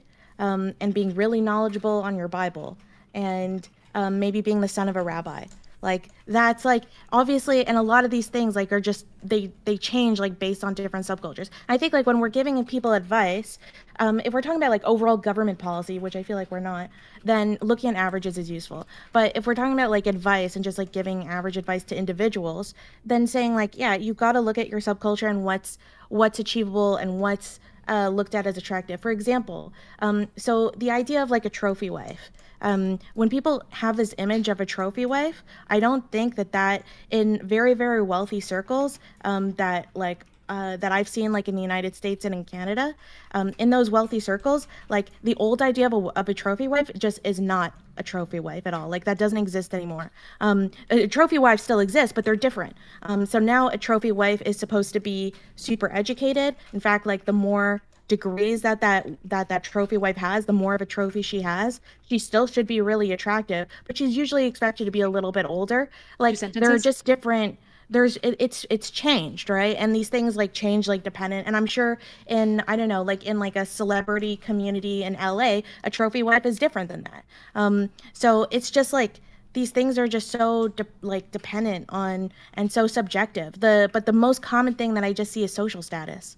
I think that it's really we have to like get off this whole like in some rare cases like this thing will happen, because it's so destructive to. I don't like it how leftists are so keen to talk about individual examples or get into like the nuance of things when it suits them, but then when it doesn't, they'll just like speak with broad strokes or they'll do these other things like. There are so many like broad generalizations I'll see of like men in general or whatever, and like men do this, or this is a thing we have to worry about in dating culture, blah blah. Like people will make statements like this all the time, and then when it comes to like, what do women prefer in dating? Well, in some very rare ultra orthodox Jewish communities, I know there are going to be things like who the fuck cares? Like this is like we're talking like a 1% of a 1% of a 1%, and even a lot of the things that you're bringing up, like for instance, men are expected to be very educated. Well, what does that mean? They're probably not with like gender studies degrees, right? That's my guess. It's probably going to be educated in fields that are traditionally making pretty decent money, or being professors that are making pretty decent money. It's not going to be like this guy is like super educated in liberal art. Anyways, you're bringing up the group of people that make more money than literally any other fucking group in the entire world. Like, why would you like? Yeah. I'm talking about because I was talking about Orthodox Jews, because there's a difference of what's considered attractive versus with Orthodox Jews and non-Orthodox Jews. Right? And sure, and I'm sure there are some differences, but for the most part, this is going to track like 98% of the time throughout society, probably even in these subcultures. Sure, there might be some varying differences, but it seems like your frustration is, first of all, I'm not a leftist, right? So if you're bringing up criticisms for leftists, I usually will agree with you. So I feel like it's kind of, sometimes I think like, especially like with the comments you just said, it seems like those positions are somewhat like reactionary to those leftists rather than like, the positions themselves that you would normally just subscribe to. It seems like you're very frustrated with how lefties or like pop liberal culture talks about these things. Yeah, I'm frustrated because it's wrong, but my views aren't, which I think is valid. But my views aren't reactionary. My views are that if I'm going to talk to an audience, right, I'm not going to sit here, because reactionary would be me saying like, oh, your personality doesn't matter at all. Oh, if you're a man, all you need to do is make a lot of money, beat the shit out of women, Giga Chad, you'll be fine. Oh, if you're a woman, older than 24, better kill yourself. No chance for you, right? I'm not saying shit like that. You're dumb. No, that would be reactionary. What I'm saying is reality. This is the reality of the world we live in. Don't opine for some subculture that you don't even know where these people exist. But like, here's the reality as it is. If you want to be successful in these types of dating markets, right? You basically, the only people you could list to right now are red pillars, because people on the left are going to come at you with this, well, just be yourself, and like, lots of people prefer different things. Well, thanks, chief. That doesn't help me with anything, right? Like that piece of advice is meaningless. It's feel good, over compassionate Literally, no stuff. one on the left says that. I agree that advice. Like, I agree with all your criticisms. Like, of there, it's like totally valid. It's just, it's the conclusion that you end up coming to. Wait, what is the conclusion that I've come to that you think is incorrect or reactionary? I wouldn't say necessarily incorrect, but like this blanket statement that this is just like always what is attractive, and that's always because it has been. But that's not necessarily true. It absolutely is true. In almost all of societies, men are typically valued for their accomplishments and women are typically valued for their age. That's shitty. I think that's a shitty thing. But like through 10,000 years of human history, more or less, that's always been the case. So if we want to break that mold, we can, but you have to start by recognizing that fact. I just don't find it super useful. Like when we're talking about like giving advice to people, right? Like Eris, like I'm sure like you know the ins and outs of like inner Jewish dating. I know fucking nothing about that, like whatsoever. And like my fellow anti-Semite Steven, when I give like dating advice, I normally mean like to try, because we talk about pop dating. That's what we're talking about right now. Like talking about like in general, what can men do? Because like again, I live in Virginia, right? Maybe my advice isn't super good for men living in Utah, but there's probably some similarities I can give to a man, regardless of his geographical location inside the United States, that can probably help him with dating. That can probably, in Cam's case, probably help him be less of a rapist and like make him more successful. While like saying, oh yeah, you can be a special snowflake and do whatever you want to do, but just realize that if you're not providing anything of value to women or you're not interested in any particular way, then you probably need to find something like about yourself to change, right? Like you can be a quirky fucking idiot. Like I have fucking anime posters all over my apartment, but I also like I'm a single guy at 20. Sorry, I'm a guy at 24. I have a 2-bedroom apartment that I pay for by myself. So it's like you're allowed to be quirky, but you also have to like check certain boxes, or at least it makes it easier if you check those boxes. And like everyone in like Destiny's chat knows this. Like I'm a fucking schizo poster. Like, but I'm schizo as fuck, and I still like pulled it like decently. So it's like it just depends. Like, but there are still things that like are benchmarks or base marks. And when you can't agree upon those descriptive realities, I feel like you guys are people become overestimating the resentful. benchmarks. That's what I'm saying. I think on average, like when it comes to like good dating advice, like techniques and stuff are probably like can be really, really useful. But I think people need to focus on like who they find attractive and think about who that person would find attractive, like in turn, and getting to the conclusion of that. But again, like these things are just so different and so dependent on different subcultures that it's like you want to be careful, but like from not like just putting like something completely blanket down, because it's just not always the case. I think we're in for this panel, we're gonna stick to the questions are relevantly general and broad. So we have to make some general broad claims about society because that's what I've required in the prompt, right? Eris, I will send you those 2 prompts as well, just so you're not. I don't know the question. Yeah. So I'm gonna actually. Sorry, one second. I misspoke. I have a partner. Like they're gonna get my ass. I'm sorry. Again. So I'm going to go back to the 2 prompts. So we can probably all agree that there are some aggregate differences between the 2 groups, right? And there's other groups as well, but there's some aggregate differences. What are some fair criticisms and societal expectations for men that they're not meeting? Basically, kind of the question, how are men kind of sucking as partners in a modern dating lens, commonly, right? And how can they improve? Okay, based on everything we've just said, here's the number 1 branching point, okay? If you can be a guy who's fucking 25 years old and you have your shit together, you are ahead of 99% of the field. Have a fucking job. If you finish school, that's great. Have an apartment that isn't a fucking mess. Know how to take care of yourself so you can do laundry and do the dishes. You don't even need to know how to cook anymore, okay? It's 2020, but as long as you know how to do the dishes, do laundry, and you are not a fucking lunatic, not some schizo, overly clingy person, not crazy abusive, not crazy fucking weird. It seems like apparently it's a very tall order, but if you can like hit some very basic benchmarks on, could I invite a woman into my life, have a place for her where I am providing some level, I don't even need to like fucking take care of, but you look like you have your shit put together and you're a real life adult, you're going to be ahead of literally 98% of other men in society. You are going to be that far ahead. Yeah, we can agree on that one, yes. No disagreements on that? Everyone agrees with those prescriptions? Yeah, and I guess I don't know. I'll just add. I don't know if it's just filling conversation, but I'll just add that like part of the reason it's so important to be able to agree on that is that like, and it's a weird sort of horseshoe thing where I was saying this is where like the far libs on this issue and like the MGTOW groups on this issue end up coming to similar things where when we start to prescribe it to other sort of weird problems other than that, when we can't agree on the descriptive reality, then when you start prescribing to people, they're going to become resentful because they're going to butt up against that. And I don't know, when we have these, I feel like the breach of expectations of just being able to agree on fair expectations on reality is where a lot of resentment comes from, where you end up in dating, where you end up with like guys who are just like, why don't they just like me for me? Why can't I just like, why do I have to fix all these unfair expectations of me, you know? Mm-hmm. But one of these like common things that I think is a real challenge, like in the dating world, is primarily like that, where it feels like we're in this in between phase in terms of like broader culture, when it comes to gender norms and expectations and all this stuff, where it actually ends up being incredibly unfair in a lot of ways, for both parties. And depending on the relationship, it can sometimes really lean towards one party. Like, for example, I know a lot of girls feel very, very frustrated that it feels like in order to be seen as like an ideal mate, they have to look perfect, and the beauty standards are just continuously going up and being crazy.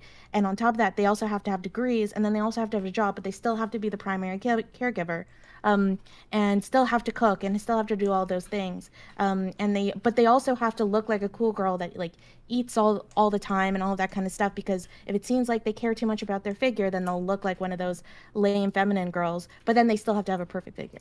And that's really frustrating. And then with guys, I mean, we've talked about all the double standards that they often have to feel. So I think it just creates like this really toxic environment. So like I understand like why you have femcells and incels and everything. And yeah, it sucks. Yeah, I would say like the majority of guys probably this is gonna sound really toxic, but I think the majority of guys probably don't give a fuck if a girl has like a good degree or is like super educated. I don't think that even today, as far as we've moved, a lot of guys don't necessarily care about that. I would agree though that there are like really negative stereotypes that end up getting pushed on by both sides, that men and women can like enforce like really shitty stereotypes about each other. But yeah. I don't know, like anecdotally, for example, like anecdotally, I guess with the types of guys that I was going for on average, they found me more attractive, or they would go for me more often, once I got my grad degree. Like even though I was older, like I noticed like I get hit on way more now than I did in my early 20s. Do you bring up your? I probably do my hair more. I have to like. I don't want to attack your anecdotal experience, but I super don't. There's no shot. Like, are you walking into a bar and saying like, "Here's my grad degree," or like, how is this even coming up in like a first conversation with somebody? Like, just like people, I don't know, just like ask, like, what do you do? Like just in academic circles and friend circles. Okay, if you're specifically like in an academic circle, yeah, then maybe in that like hype. This is why I'm talking about the sub of the sub of the sub. Like in these hyper specific circles, maybe, but like outside broadly, like if you were to hop on like Tinder, Hinge, OkCupid, or go to a bar, or like just be in like class with people or have coworkers, I don't think that you having your grad work finished or not finished is like ever going to be the difference between a guy giving you a shot or not. Like that's only going to happen in a hyper specific sub group. But by that same logic, and correct me if I'm misunderstanding, by that same logic, then men's wealth or success doesn't matter either. You need to be good looking, especially if you're on Tinder, unless you're like flaunting, I have this much money, I have this many possessions, then for someone to actually give you a chance, you need to be a good looking man by that logic. Am I misunderstanding? Being a good-looking man can be important, yeah, for sure. But men can get away with looking. There's a wider variety of what's acceptable in society for a decent-looking man, versus women end up getting constrained to this very hyper-narrow point of like what is beautiful. That's why like you'll have people like Seth Rogen that even women will say like, oh, like that guy's cute, like, you know, I'd be with that guy, that's cool, whatever. And you Seth never Rogen have is a celebrity. Exactly. But you'll never have that equivalent for even women's celebrity. Look at how many people make fun of Amy Schumer for her weight, right? There are plenty of guys that are just as chubby as she is, but they never get made fun of for their weight in the same way that women do. So there's a narrower band of like what women are allowed to look like in society versus what men are allowed to look like in society. And like for Cam, like to defend Cam for a second, like you are correct in that, like, yes, being like super attractive or being like super photogenic is very helpful on dating apps. Like, because those, like, that's the easiest part where people see you. But also, you can demonstrate your status in Tinder photos. Like, oh, if you're a guy, like, you know, it's like you know, like crouching on top of a really nice car, right? Or like you're wearing like fancy suits, like at parties with other fancily dressed people. You can demonstrate your status in society through visual pictures. But like, again, it is easier. And if you're a schlubby guy who doesn't know how to take photos, who doesn't have any like interesting shots, because either you're not an asshole who makes your friends like take pictures of you, it is going to be more difficult for you to succeed on visual based platforms. But if you're like going on a date with somebody, or you meet somebody in a bar, it's so common. Like, what some of the first things that people ask about you? You know, where are you from and what do you do, right? And if someone says, oh, hey, like, you know, I'm an unemployed high school dropout, as opposed to someone says like, oh, you know, I have an MBA and I'm currently working like at a tech startup that's funded by like, you know, like Andrew Yang or something. Like people are probably gonna be like, oh, the second guy's got something going on. They're the same age. Like, and that was in like the span of a first conversation that you got those differences. And so you can say that, yeah, for Tinder, looks matter more because it's like a visual based thing. But like outside of that, you can demonstrate status extremely quickly in conversation. And as a society, we have pushed people towards doing that because you ask, what do you do so often?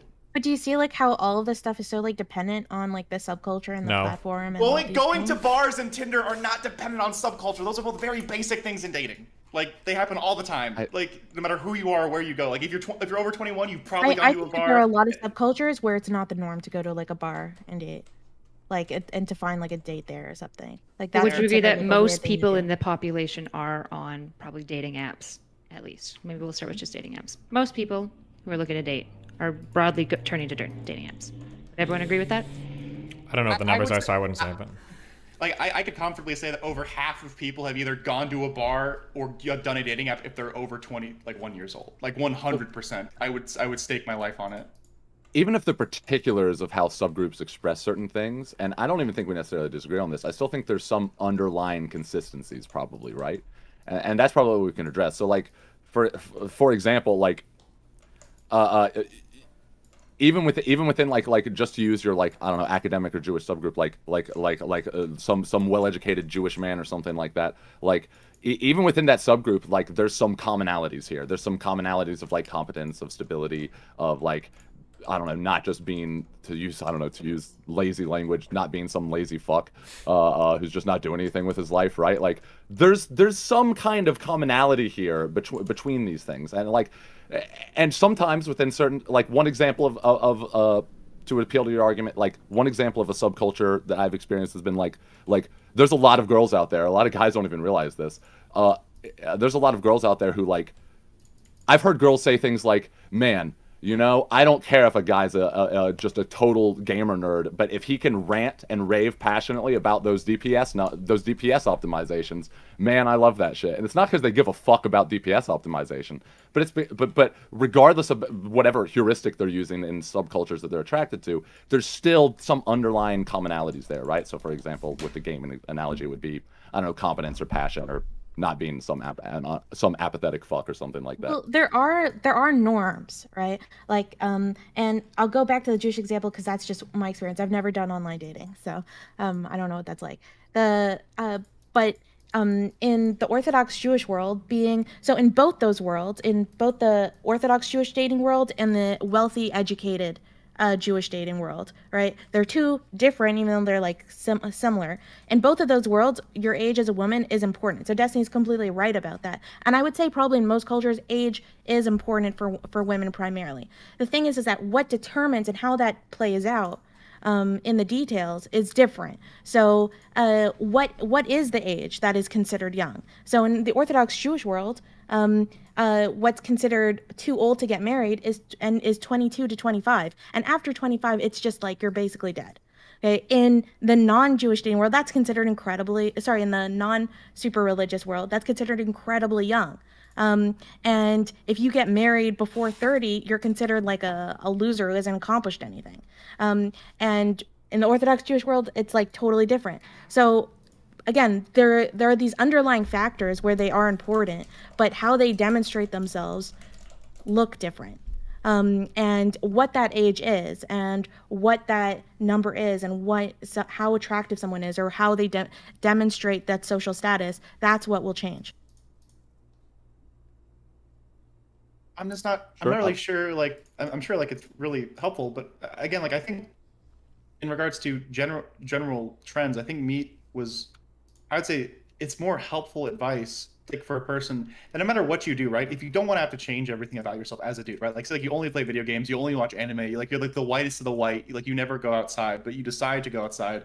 And like for your first Tinder date ever, being able to speak like, you know, competently and passionately about things you actually care about is super sexy. Because if you're just schizoing out the entire time, you're not saying anything interesting, like, oh, like like Destiny could say like, I go bot and I die again and again and again and again and again and again, and he never talks about like, you know, the intricacies of league and teamwork and stuff like that, and like how everyone on his team is terrible. People probably won't like appreciate that conversation the same way. So that is super helpful. But again, like I'm struggling to like about how applicable what you're saying is beyond just saying yes, status is different and it can demonstrate differently across society. But yeah, like you also just said that younger women like are more appreciated in traditional Jewish cultures. Younger women are apparently more appreciated in like general culture as well. So like I'm just not like sure I'm not sure how beneficial it is to talk about like subcultures if we're trying to give like generalized advice for improving like the dating scene for men, or like giving men advice like on how to date better, like in a way of being like.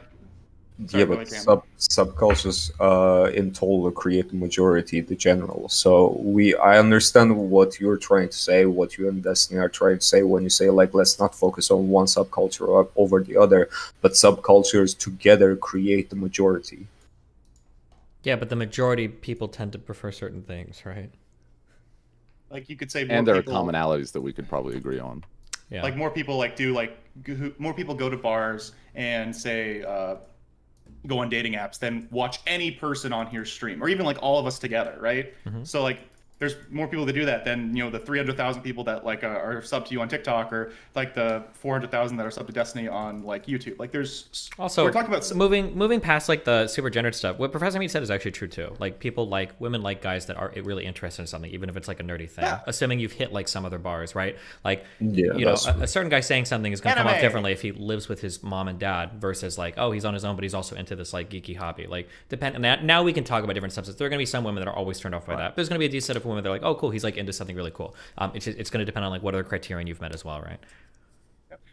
How do you feel about there's a common like criticism that I've like heard women say about men is that men don't have hobbies, or men don't have things that they can talk about to women. How would you say that? What would your recommendation be in regards for being able to talk about that, either like finding new hobbies or being able to express the ones that you have better? What would your prescription for that be for those kind of people?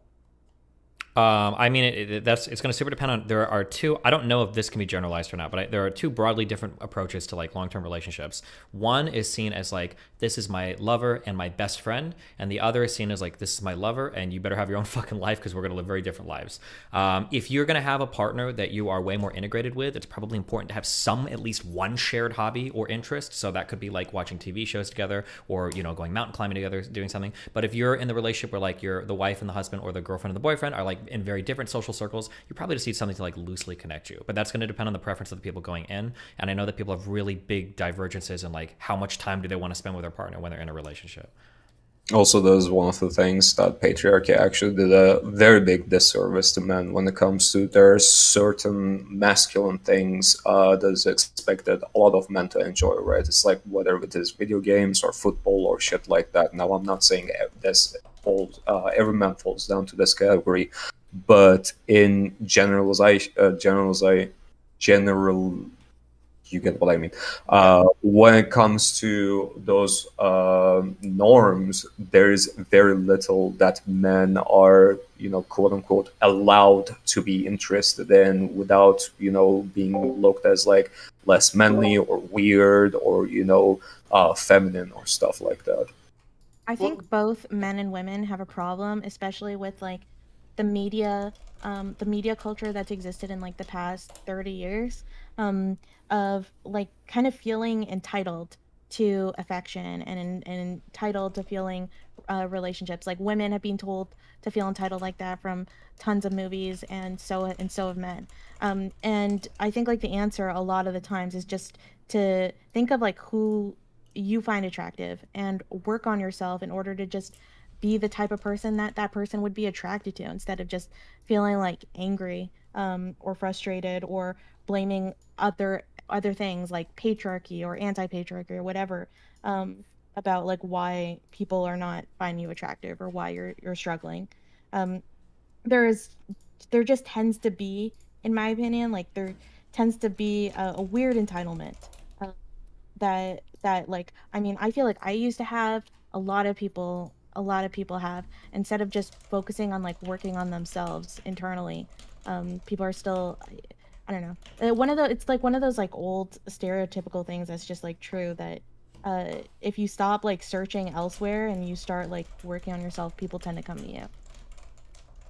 Yeah, I think a lot of what you're pointing out to me is like that horseshoe again that I was talking about earlier, where people become resentful when you start to point necessarily. And don't get me wrong, I think there are reasonable like criticisms to make of both genders in terms of like the way that we allow ourselves to become, I don't know, you could say maybe manipulated by gender roles. But I do think that like there is a lot of merit to just better yourself in the sense that there's a non-zero, a non-insignificant proportion of people out there that want to be able to point to the difficulties and the criticisms of like the problems of our society or something like that, and it's not their fault. And when you move the blame into that territory and away from the personal responsibility territory, that's how you create resentful daters, right? And then it creates this cyclical thing where there's like more harmful, toxic views of each other in the dating sphere that become cyclical and resubstantiated. Okay, let's maybe branch off of this. What do you guys think are like unfair expectations or views that are specifically placed on men?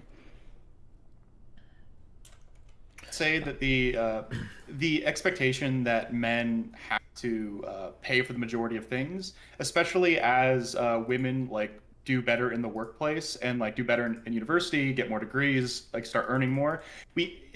There's going to be a continuous trend of say like more men who aren't dating. So like I can link another thing about there's a rising. Here's another like a poll about wait, that's the wrong one. But there's another thing I saw when I was like researching for this panel about there's more single people today than there were say like 1990, and part of that could potentially be is that a lot of the traditional things that have held traditional dating together, whether it's say like men making more than women and women like not dating down, but they never really had to before because of the pay gap.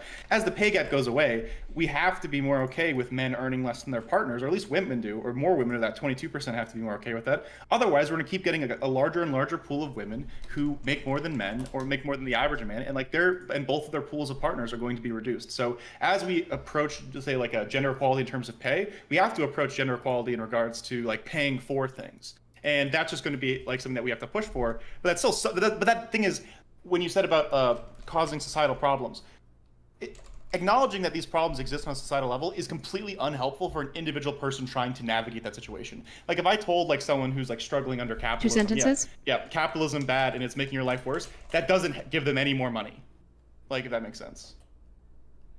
Yeah, the expectation that men always have to be outperforming socioeconomically is probably not good.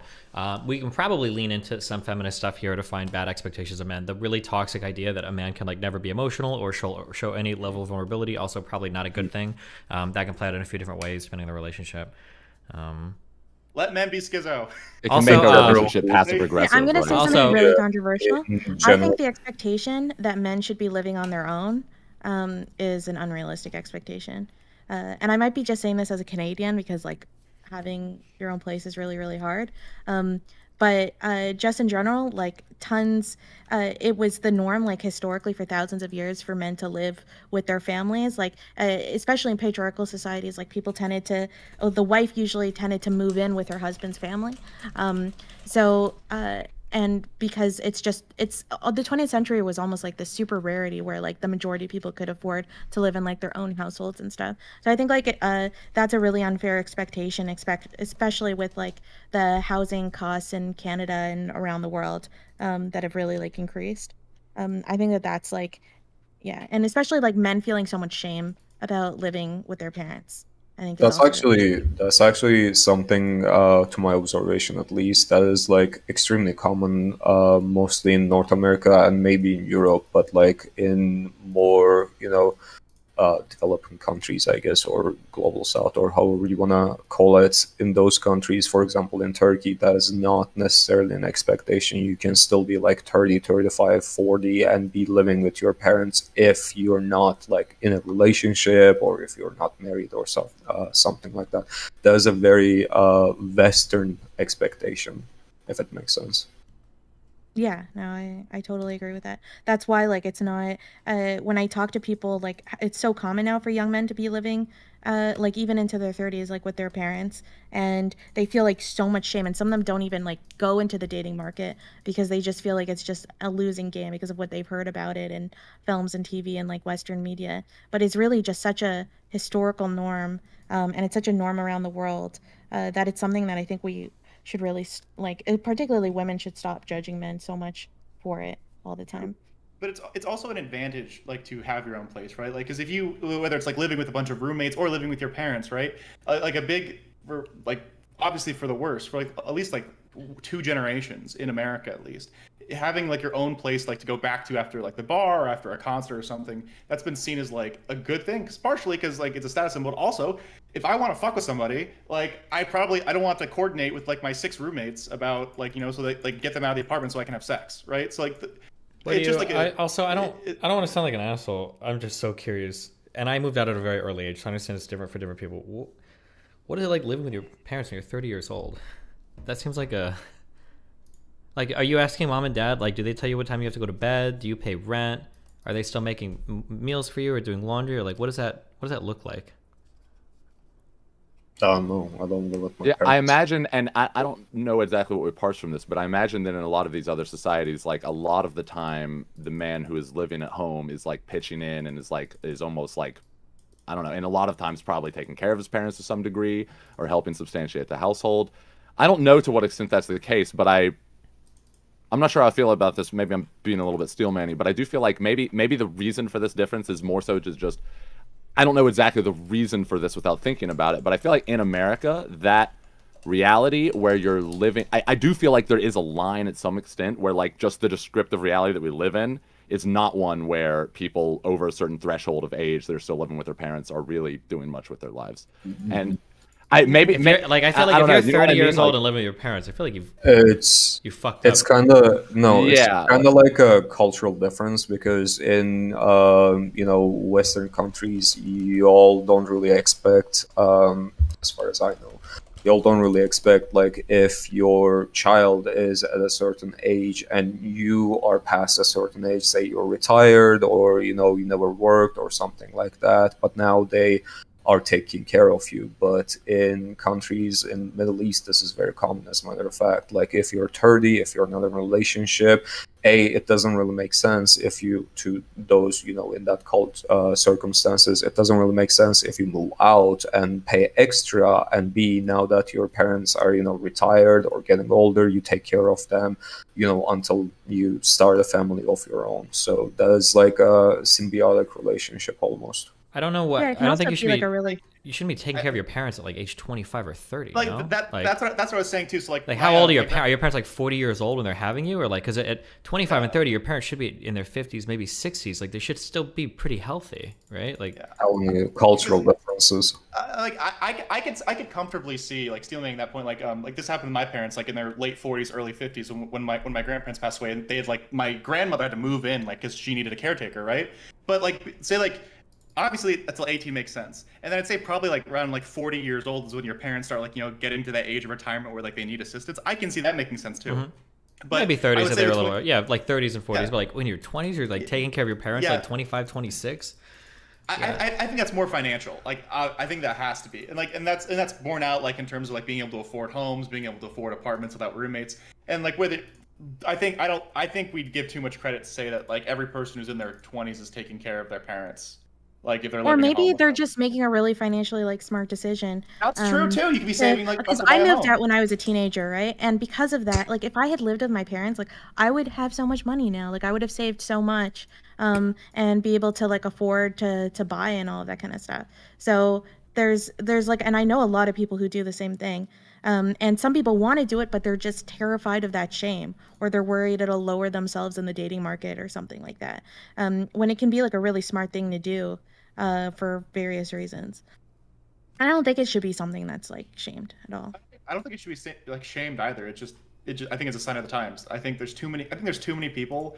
Like 20 years ago, if you lived with your parents, you were a fucking loser. But now, I think it's like what 30% of people under like 30 are living with their parents, something crazy like that. Like at that point, I don't think it's an individual failing, it's a societal thing. And at that point, you should probably stop seeing it as an individual failing for like specific issues like that. But it's still a status symbol now, like where it's like, oh, the 70% of people that aren't living with their parents, they look even more like. I guess here, so this is like, I can see this being of two worlds, right? So here is something that I would give people advice on. When you get a job, you need to make sure that you fill out your I think it's your W-9 that needs to be filled out correctly so that your tax withholding is not too high. Because if it is, the government's gonna take a lot of money from you, and then at the end of the year, you're gonna get a big tax refund, which is pretty bad.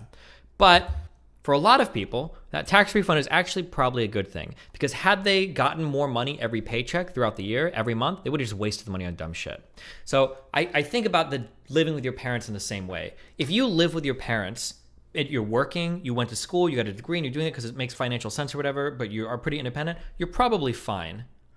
But if you live with your parents and you're 30, and mom and dad make every meal for you, they still do your laundry to help you out, they pay for your cell phone, you're working like 12 or 14 hours a week on a part-time job, there's a problem here.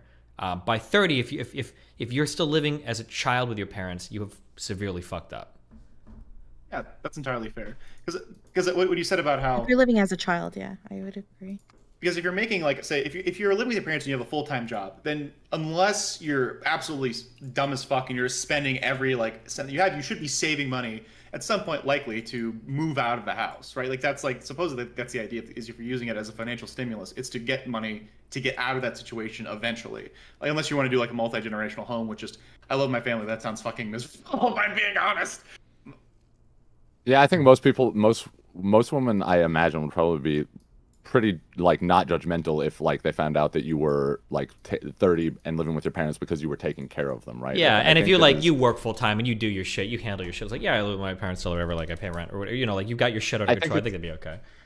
Yeah, it's just Yeah, about but you'd the have point to, at like, which you really seem to defend indicate yourself with reliance. it. Don't you think so? No, Eris is right there, because, like... No, I think it would be obvious. I think as soon as they came over. If you have your own living space, everything's cool, that's fine. But if you, like, go home and, like, your bed isn't made, your floor, everything is a fucking disaster or whatever, mom calls up like, honey, do you want to come down and eat with your girlfriend? Like, then you're pretty fucked. But I mean, I think it would be pretty obvious if the guy has his shit together and he just lives with his parents because it works conveniently financially, versus this guy is a 30-year-old child. I think it would be pretty obvious. That would be my guess, but... No, yeah, that's definitely, like, when I was talking about, like, the cultural, how it is in, like, Middle Eastern countries, or, like, how common it is in Middle Eastern countries, I was referring exactly to what you were saying. Like, people actually have their jobs and taking care of their, you know, parents until, you know, they get into a relationship, move out, start their own families, shit like that. Yeah. I'd say that's probably, like, the guy your shit together, like, living with your parents thing. I'd say that's a lot more recent, because I can remember, like, in different sitcoms and TV shows where you have, like, successful man, like, who has, like, making good money, but he just happens, like, say, like, live with his, like, mother because their father died or something. Yeah, it's always played for jokes. Yeah, it's played for jokes all the time, even if he's, like, super successful. Yeah. And, like, there's always the thing where it's like, oh, you live with your mom? It's like, no, my mom lives with me, like, da-da-da-da. Like, it's like, it used to be a much bigger trope in the 2000s, as far as I can remember, but I think it's less now, specifically because I think more people are probably have got their shit together variety, at least hopefully so, and like they're just more normalized to live with your folks. Another thing that I think is like a really unfair expectation are like male bodies, particularly being like insanely buff. Like I know you're gonna really not like this one, Hans. No, it's hard, right? Like, because like this is one of the thing that comes up all the time, where it's like an attractive woman, right? To be an attractive woman, like, you know, just don't eat crazily all the time, do a moderate amount of physical exercise. Like, I'd say, like, the average super pretty, like, feminine body is pretty easy to attain, but, like, I think it's more of the rise of superhero movies where it's like the male physique where you're like this gigantic like monster truck. That's a lot of fucking work, like, for a dude to get that big in comparison. Like, you'll be a relatively fit person, because a relatively fit girl looks like super fucking nice, but a relatively fit guy looks like a normal guy, especially if he just has clothes on. Like Steven could be packing a six-pack under there for all we know, but like, because he's not like gigantically big, it doesn't look different than when he was like, you know, not exercising. So I would say it's like the epitome of like male body like types are different, but I think most women would just appreciate a relatively fit guy. And a lot of women actually don't like the giant physiques. Like, they don't like it. They think it's like either scary or intimidating or gross or what have you. Yeah, no, I totally agree. I think like a lot of thankfully, like those superhero actors, like, it didn't come out that they're all like they all have eating disorders and shit? Oh, and like a majority of them are on steroids, so it's like all of the Marvel ones are 100%. Yeah. Yeah, and isn't that really damaging to your body?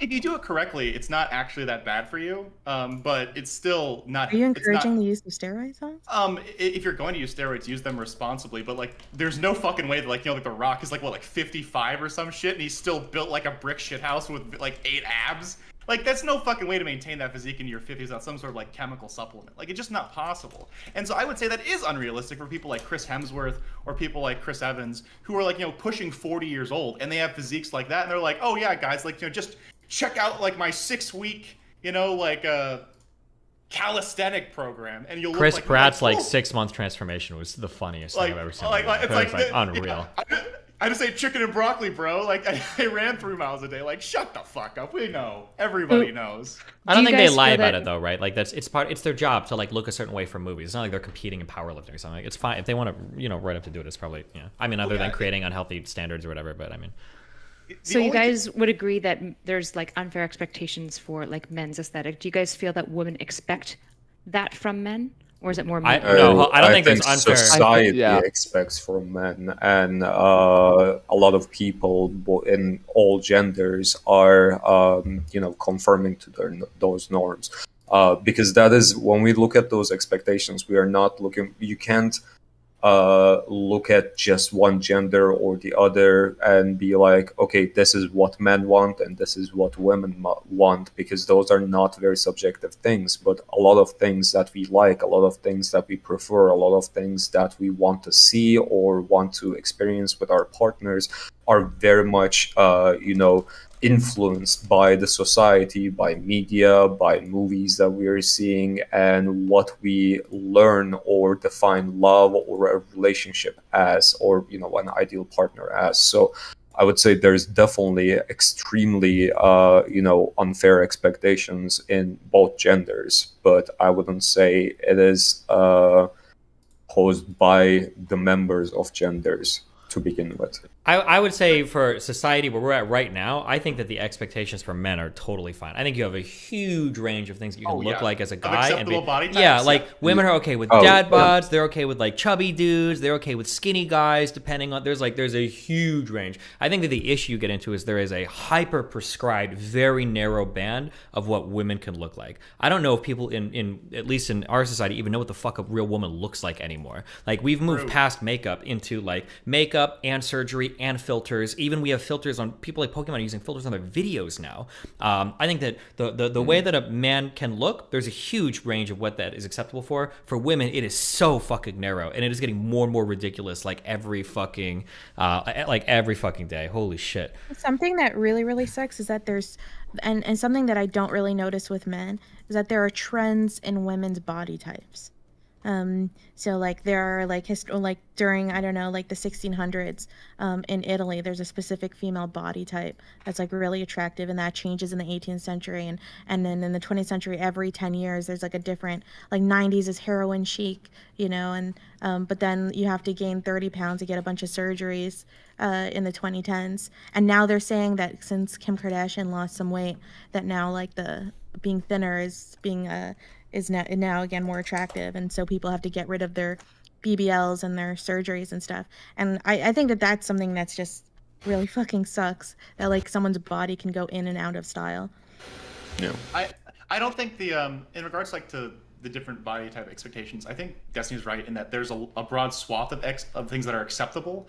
But I would say, and I don't think women are pushing this on men. I feel like it's more of a societal, like a cultural movie thing, where it's like you like to be the big jack guy. I don't really ever see women saying like, oh gosh, like I want a guy that looks like that. It's mostly a lot of dudes like who like look around themselves and they feel inadequate because of that, because they're like, why can't I attain that? You know, I do my 6 days. You don't think that women also push stereotypes on one another as well? On women, like, absolutely. Absolutely. Yeah, that's why I feel like in the case of veering the norm. Go me. I was just gonna say, I agree with you absolutely on that. I just think that like in the case of men with the body types, I do, just for whatever it's worth, not to be dismissive of the issue or anything, but I do think that like the problem really is disproportionately some media conflation or whatever you want to call it, where, because I've met so many men who are so fixated on their body and degree. It's like, bro, you have no idea how much wiggle room you have in the dating market to just fix like other things about yourself, and your body is totally fine. Like compared to women in the dating sphere, like it is not as big of a problem as you think it is.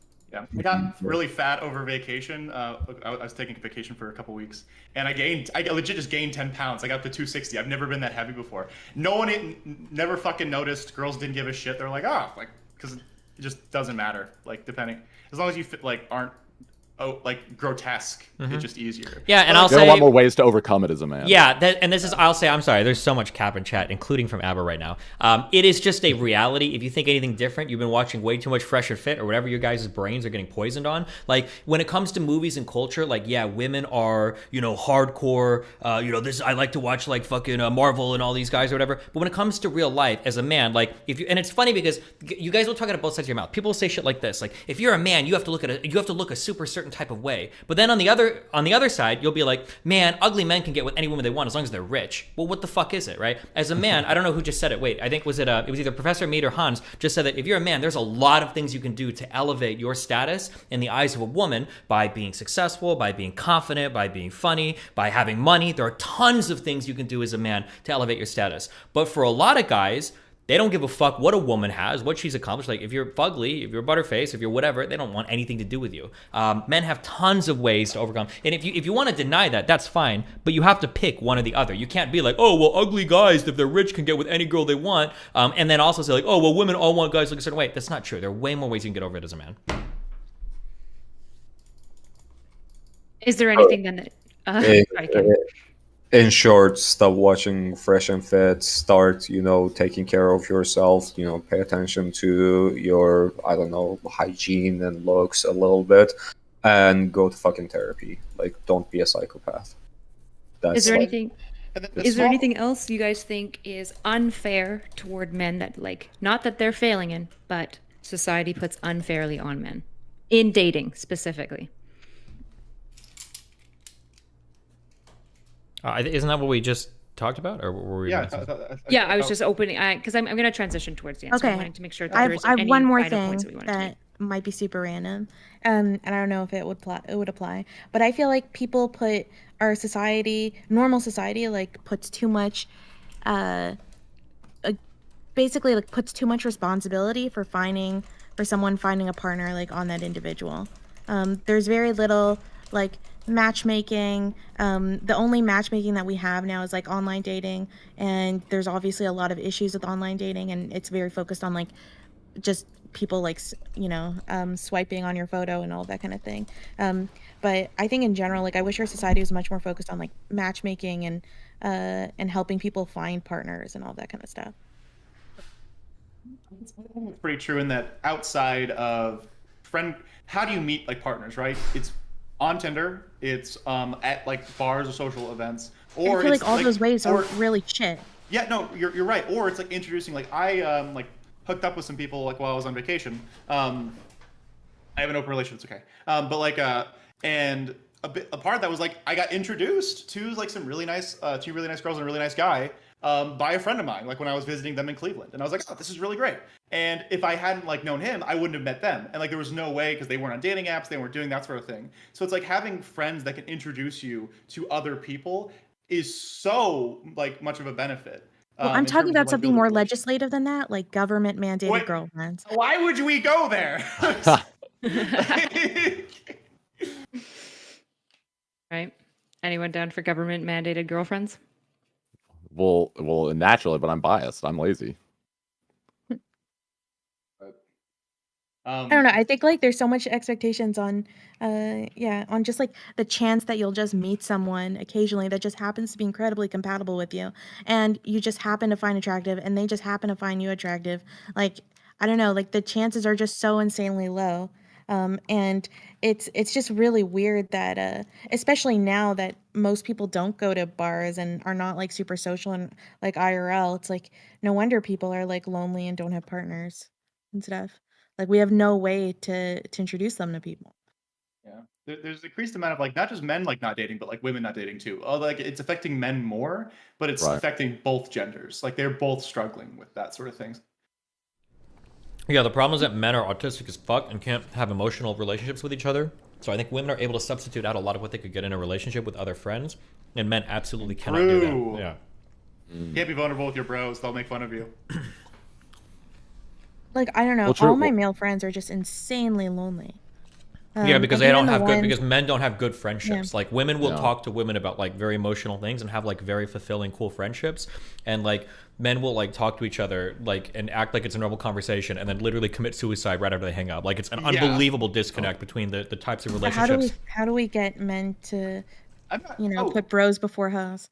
Well, it's not just that. Like, I would even say, like, this could be like another thing that affects like the marketplace and like men and dating is that I feel like a lot of times there's a lot of men who like will fuck their female friends, or they'll be attracted to their female friends and they'll think, like, oh, like she's coming on to me. It's because women are comfortable having like emotional connections in relationships, like that are just friendships. But men do not understand that whatsoever. So like, if a girl is nice to you and she listens to your problems, you're like, oh shit, she wants to fuck me. Like, it's very much like they're like they just don't comprehend. Like, we just don't comprehend. Like, We how don't to build have that those scaffolding. Yeah, no, for we some don't. reason. Yeah. So it's like, and like, we don't see it. We don't know how to do it because we don't know what it looks like, right? Like I speak other men, of course, not me naturally. You smiled at me. Like, time to bang. Let's go. So But yeah. why do men put so much value on sex and only value on sex? It seems like Honest they're to not gonna God, put effort in, it's because you know- for men, no, it's not. That's not the case. It's because they want notches on their bedpost. Men suck at sex, and also so do women. Nobody actually enjoys sex. Nobody likes it. There's a very small subset of people do, but everybody you see on Instagram and all the sexy people and all the sex workers and the cam girls and the super hot guys, they're barely fucking, and when they do, they hate it. And everybody's associations and engagement with sex is fucking horrible. 98% of them. I think people fantasize. I think a lot of people, especially people that are deprived of it, I think they think of sex. They put it on this weird pedestal, and they look at it like, if I can achieve that, then I will achieve validation. Like they look at it, and people will do this with other things, but one of the things they'll do it with is sex, where guys will look at sex like as the thing that they're missing, or as the validation that a woman can give them of themselves, or of them as a man, or something like that. To feed it, to like satiate ameliorate some insecurity. And I don't think it will. But I think a lot of times men, a lot of like incels or virgins who like espouse that kind of rhetoric or feel that way, who end up having sex, like feel disappointed, right? But I do think, for whatever it's worth, I think that's sort of like what's going on there a lot of the time. Okay. I think people want to have sex. I just think a lot of them are bad at it. And that yeah, I was going to say, like, what do you mean nobody likes sex? How can someone be bad at sex? You just lie back and think of England and let him do his I think it's business. because And this is why we're part of the problem, Eris. Dead fishes, no respect. I think the point Fuck is, you. Move a little, wiggle. No one here except for Mr. Girl likes that. He's okay? wiggling. So, it's okay. I think the point is that sometimes the things that a lot of people value about sex aren't really about the sex. It's because it's something that they attach to it in their mind, right? Yeah. There is a lot of people who are actually seeking emotional validation that is, trying to find it through sex, which I think is very toxic, to be honest.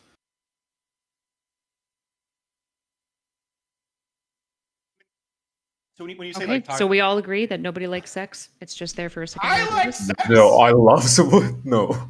Okay. Well, I think we can agree that the problem so much isn't men being sexless, I guess, maybe, or maybe this is how I think about it, but the problem isn't so much men being sexless, but the way that they affix certain problems to being sexless, and how that like perpetuates this like cycle of misbehavior. Isn't it a biological reality in that people like sex? Yeah, your mom does. I feel like you're being inconsistent here. I mean, people like busting a nut. Like, is that the same thing as sex? Like, a lot of dudes just rub one out like 5 times a day. Yeah, but I'm sure it feels a little better in like a vagina. Yeah, not in a virtual one. I think the issue is that people have like, there's a very weird buildup in society around like hookup culture and around sex. And when I listen to the stories of people that are having sex and the type of sex they're having, a lot of it just seems really shit to me. But maybe people's standards on like what is good sex is really low, or maybe people just want to like get off and that's it, and then they leave. I don't know. I feel like we have a really toxic culture around like sex and sexual pleasure, but this is a conversation I've had a million times on Twitch and YouTube or whatever. The issue is that like nowhere in society are we ever talking about things related to sex or having good sex. It's literally just like, don't rape, and that's the whole conversation. And then nobody has any further conversation about it. So, like, but the bar is. You want to be a sex therapist? Yeah, Well, Cam? For your mom. Like, so aside from like all the kitty people who can't do like the don't rape thing. Oh, I wish someone made me dinner. But like for this, that's a house husband right there, everybody. That needs to be more accepted. We need more of that. I want a guy like that. Do you see how he bringing shows me up because food. he's being threatened by all the other men on the panel and he's trying to Oh, assert no, himself he's like, there? he He's must got to demonstrate value. Exactly. Wow. What do you think about that? Want me to get him back in Erudite? here Yeah. and flex just so he can Yeah. reassert Let's his alpha do it. maleness? I'm ready. Show True. me. I'll show him mine. Hans He is shows just me talking his. with his Reinforce cougar those brain right toxic now. body standards. Yeah. So what is sex for then? If people aren't like actually enjoying sex and stuff, I guess what I'm hearing is like a lot of people like take it as like a status thing, notches on the belt. I think I could be wrong. I suspect that a lot of people replace intimacy with sex. They think that the only way to achieve intimacy, especially I think men, is through sex, which you can be intimate with a person, especially physically, without necessarily having sex, like cuddling and just like getting in your physical touch. True, but I would say for most men, if you're comfortable enough like to be like physically intimate and cuddling with somebody, you're probably also like having sex with them. Because like the only people that I would say 99% of men cuddle with are their like significant others.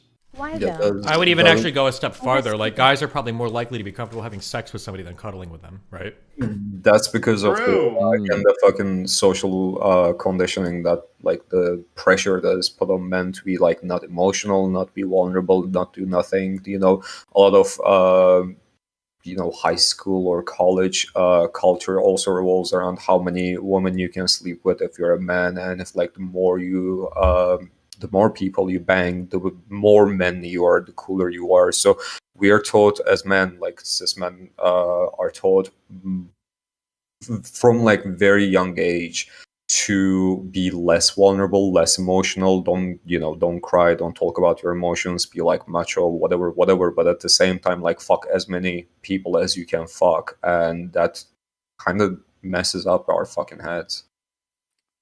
It's hard to project both vulnerability and strength at the same time. And not that you can't, not that vulnerability is like somehow exclusive to masculinity or something like that, but I feel like a lot of people don't know how to do both. And they like give up one, they abandon one in fear of the other, you know what I mean? Yeah, that's true. That's fair.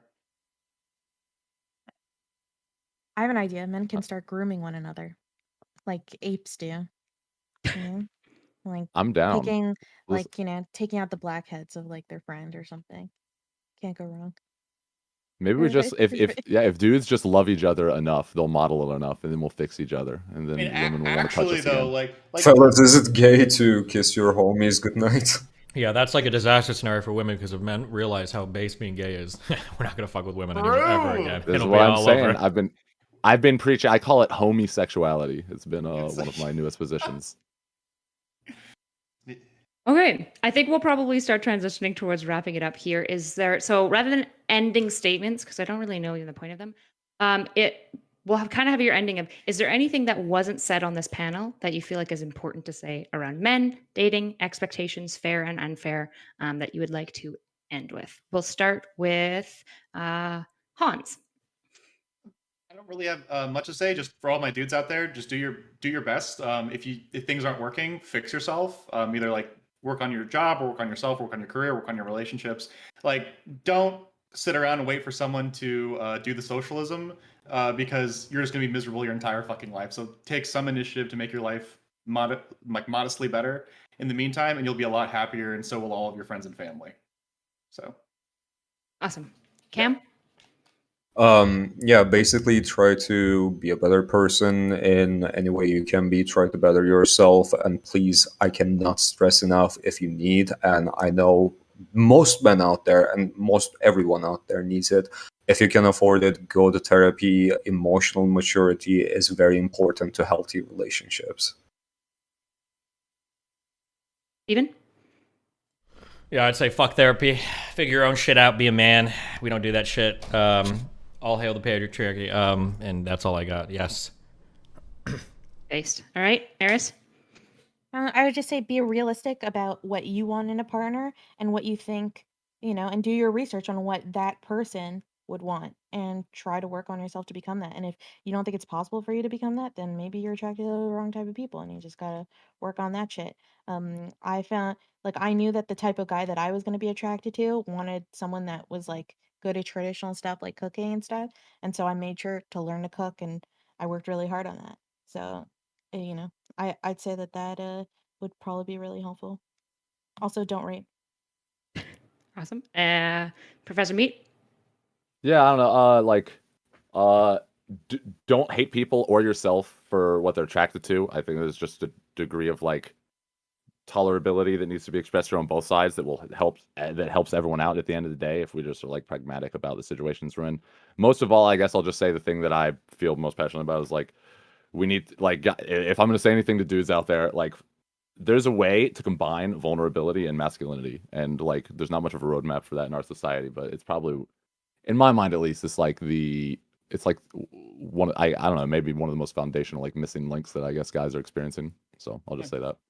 I got you, man. Just lift weights, cry on stream, and schizo post on Twitter. Listen, I'm not lifting weights, but I do cry on stream. I wanna drop something more. I wanna drop one more thing because essentially we are like for men. I guess we all identify as men talking about dating here, but essentially if you're dating, if you're a man, if you're dating your partner, listen to your partner more than listening to us. Essentially, they're the ones that are going to guide you, they're the ones that are going to tell you what they like, they're the ones that are going to communicate with you what kind of a relationship they want, what is their expectations from the relationship. So listen to your partner first and foremost, and do go to therapy. Awesome. I'll give one shout out to not Eli Monty, since he died in a storm. He's not actually dead, but his streaming at least died. I actually thought you meant he did. For a moment. Okay, now I'm going to be super selfish. I'm only going to say like 5 minutes of your time though. So this is the first time I've moderated a panel. I actually recorded all of your guys' talking times the whole time to kind of track and make sure that we had, just to see kind of who was talking more and less. And I tried to cap everyone in a minute and a half for talking. Oh yeah, Steven. Weighty. Hopefully you can bench as much as you talk. If I ever see you, I'll kill you. Did you actually record that? Wait, did you record the total talking time or? I'm going to compile that. So I did time sections because I was wanting to make sure nobody went past a minute and a half in a single kind of diatribe. I haven't compiled them yet, but if you guys want them compiled, I'll post them in this group chat. So just wait to leave this group chat until they're posted. Otherwise, you can obviously leave anytime. But before then, can you guys any feedback of how we could improve this? Was the size good? Were the rules good? Which is basically like, don't be super bad faith and be concise. Anything you would tweak to improve? I just have one question. Erudite is an above average woman physically, and Steven is an average man physically. So Cam, who would win the fight? Steven is Professor Meat. No, that's Steven is Destiny. Yeah. Steven is Destiny. Yeah. Sorry, I'm sorry about that. I don't know. I feel like there's a factor of things you can think about that. Like, if you're working out, if you're, have just your first instinct from like looking at both of them. Hans, why are you trying so hard to rag on me? I would beat the shit out of Erudite. It wouldn't No, be brother, close, like okay? we It would be... we never. This was more for him because he said there wasn't like a big difference. We never disagreed. We never disagreed on the fact that men are physically more stronger than average man is more stronger than average woman. I'm not talking about that. What I said is that fucking difference is in 2022 is fucking meaningless. I don't know why it is so fucking hard to understand, but Also, the reason why women go for older men is that men glow up in their 30s, as evidenced by Steven. They see I complimented you. Shut the fuck up. I hate your glasses. You're such a fucking loser. Okay? You're such a loser. This is really helpful feedback. Thanks, guys. Anything else? Yes, I'm gonna make 2 big statements. Okay, 1, 4 people panels. I think that's the future. It's got to be 4 people. Fuck it. That's number 1. Okay. Because I think there were some people on here, like I think Professor Meat tried to talk like 6 times at one point. He got cut off over and over again. I was like, oh shit. And I still had way more I could have said. I'm sure there's other people here. I think 4 people is the way to go. Fuck 6 people. Number 1. And then number 2, I know that this is always the hardest part about doing these panels, but finding like a balance in who can represent each side is really important. I super disagree with Comrade Cam, probably on almost everything I say about this, but him having to be here like 1v4 or 1v3. Eris balanced it out a little bit, but that's like really brutal. But I know it's really hard sometimes to find the opposing people that are willing to come on and like represent both sides, so that can be different. Yeah. Yeah, I think Eli was kind of on the Cam side. Yeah, he was. We needed a femcell. We needed a femcell. Absolutely true. Great. Well, maybe leaning on panels is rather than having kind of like moderates, far left and like right, I'd rather have only 2 of those because I feel like in panels where there's all of them, then if there's a conservative, at least like the far left and the center lefts typically will agree enough that they'll all just attack the conservatives, and then the whole panel is just about attacking that conservative. Because I'd rather see either center attacking right or far left attacking far right, or like something more like just 2 sides rather than 3. I didn't even know we were doing sides before before today. It's generally like we try to find people who I think will probably disagree enough that we can have like some level of debate. Yeah, I think it's just a pragmatic thing. It's not you don't think about it too strictly in terms of they're on their side, but you need to have like some separation of these people are existing in this sphere, these people are existing in this sphere, so they can have contention. Yeah, I was not expecting like a debate or something. I was like, we're just going to talk about, why dating sucks for men and what they can do to better themselves. Yeah, that is true. Erudite, you did make this very combative for no reason, so. Did I? And she won the poll. I get it. If men just stopped raping, everything would be fine. Got him. Okay, are we good? Can I leave, or are we still? Yeah, we're prisoners? good. Okay, thank you so much for having us. It's been Thanks, fun. guys. Okay. Thank you. Bye. Bye. Hi, guys. Oh man, Abba is on his 3rd keyboard right now. He's just smashing it, screeching at me.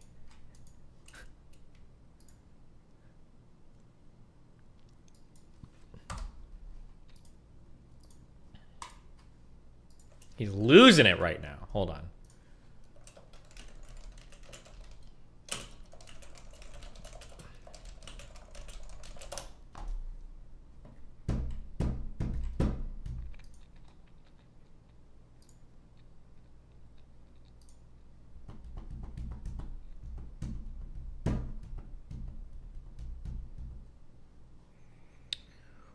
Oh, I don't know why I said. I'm sorry.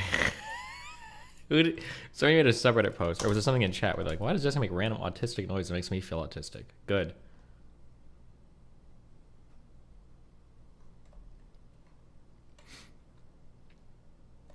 Oh god, this Lauren tweet. I'll be live in a couple hours chatting with the lovely some person about just how screwed up our economy is. How much you want to bet that it's somebody who's going to be there the entire time saying, this is why our economy's fucked up. Biden, Biden, Biden, Biden, Biden, Biden. Also, Biden, Biden, Biden. Jesus! 10 coming for you. What? Chill! Holy fuck! Hello. I'll make a call. Christ. Alright, just... Enough.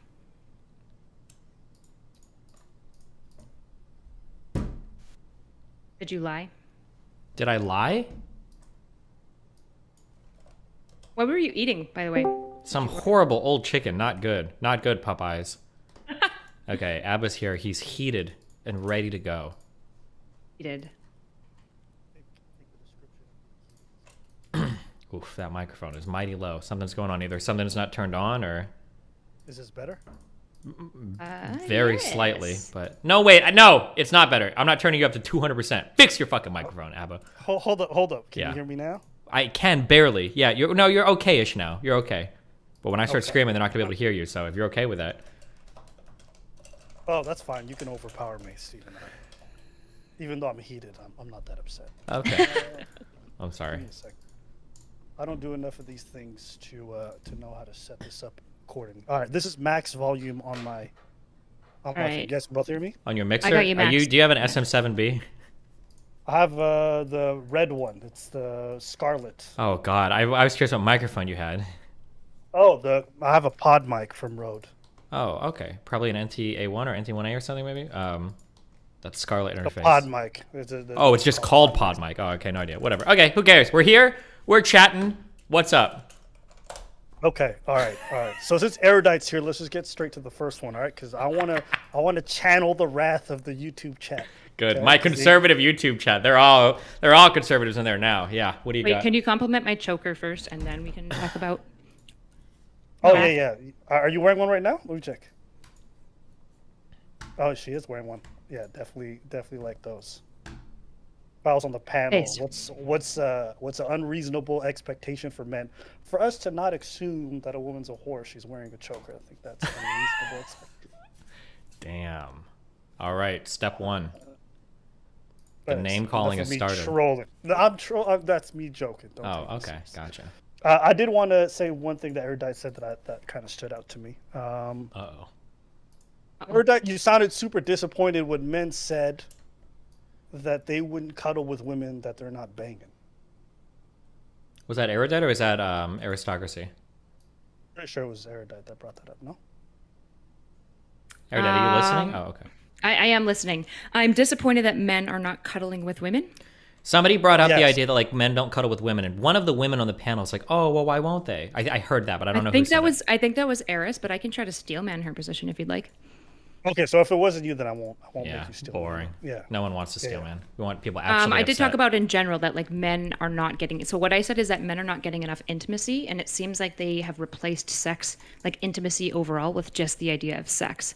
And so like when they try to get intimacy, when they feel that need for feeling close and vulnerable, and, like comfortable with somebody, their only thought goes to sex typically.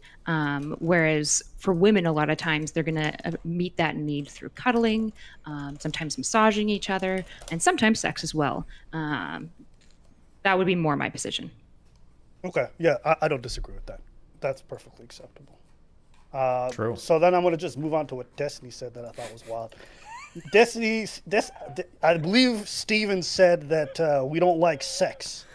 Yeah, no, I'm Good. on board with that now. Yeah, I think that hookup culture, one night stand shit. I think everybody fucking sucks. How many women I've heard that will say shit like, "Oh yeah, guys just don't ever like to go down on me." Like, what the fuck? Or how many guys will say shit like, "Oh, like yeah, I don't care about this. I just want to fuck and do this shit." And like, or anytime. Here's my go-to. Okay, this is my go-to. All right, when I ask a guy like.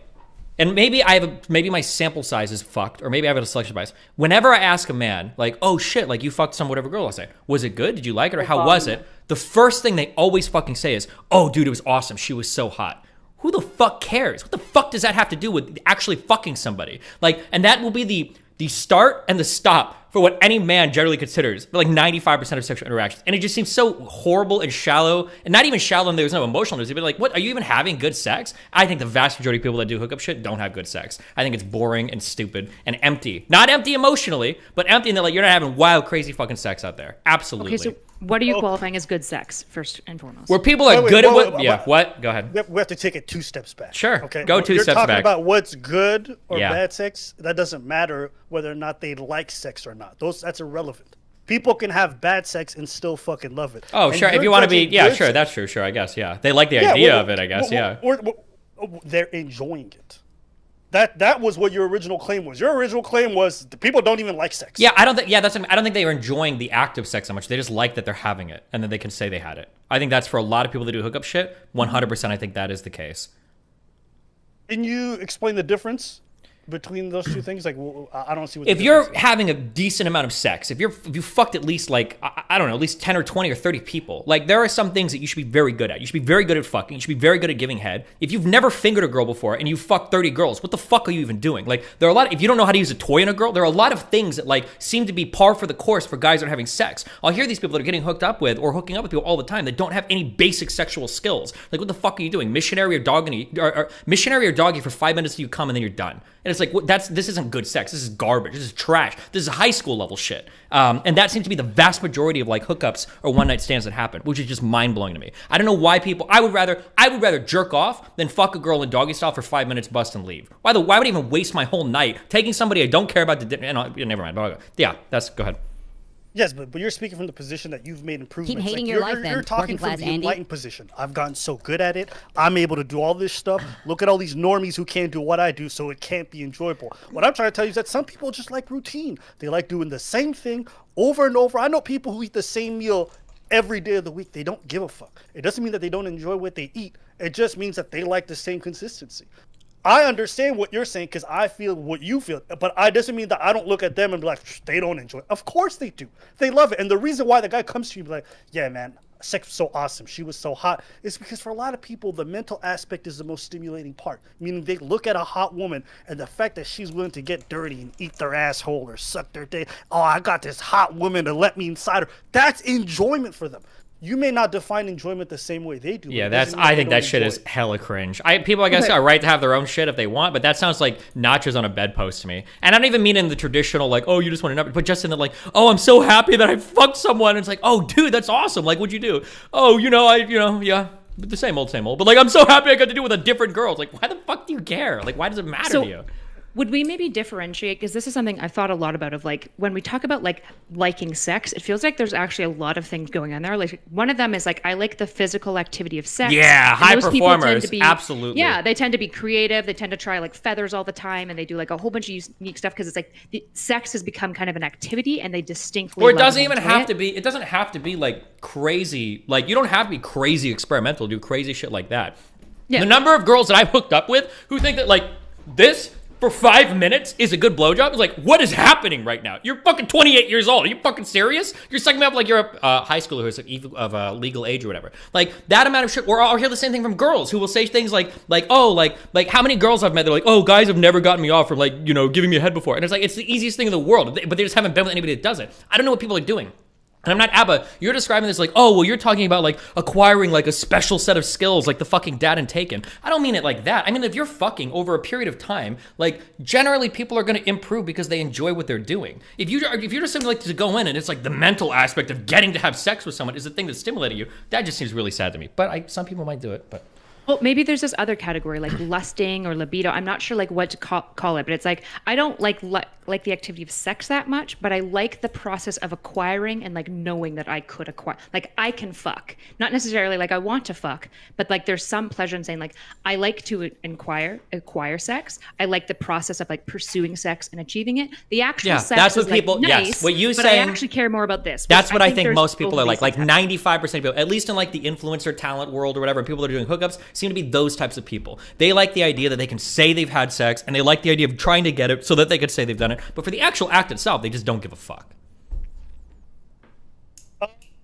I'm not going to disagree on the fact that they may not give a fuck that much in regards to like being good at it. I just think that whether you enjoy the entirety of the act or just being able to get to do the act and what it means in your head, the fact that you experience joy throughout the process or afterwards, I think means something. And if you ask me, do people like sex? Yes. They might like it for different reasons. Some people will like it for the artistry. Some people might like it for like all the discovery. And some people might just like it because like, damn, I let a hot person fuck me or I got fucked by, you know what I mean? Some people just like it for different reasons. True. But I believe that most folks, yeah, they like sex. Yeah, sure. If you define it like that, yeah, sure. I would say that, yeah.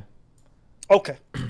Then I think that's the main thing because I think when you start describing like, man, people's blowjobs and all this other stuff, it's like, some folks don't need a whole lot to be able to enjoy sex. Some folks don't need to do all that. Yeah, because it's not anything to do with the act. It's just the idea that they got to do it. They're so happy to like join the club, or maybe they got a basic urge. You know what I'm saying? It's like, do you enjoy masturbating, even though you do it 5 times a day? Yeah, but like getting better. No, but hold on. You're not getting better at masturbating. You're not like trying to improve your technique every day. You do the exact same fucking thing, and you jerk off 4 or 5 times a day. Yeah, exactly. If somebody would ask you, do you enjoy it? You're like, yeah, I enjoy it. Yeah, I enjoy but that's fucking. because that's masturbating. You guys are not you guys. Hold on. You're talking about people that are treating sex like masturbating, right? But what I would do is I would just masturbate. If I knew I was going to hook, I've done this, where I know that there's a girl, I've either had a one-night stand with her or hooked up, and she's like, oh, we should blah, blah, blah. It's like, I know what it's like fucking you. I would rather masturbate because I've got more time to play League of Legends or work on my manifestos otherwise. People that hook up and treat it like, oh, I just want to do like quick like masturbation thing. Basically, well, what the fuck is the point? Other than the validation or whatever bullshit is going in your head you get from doing it.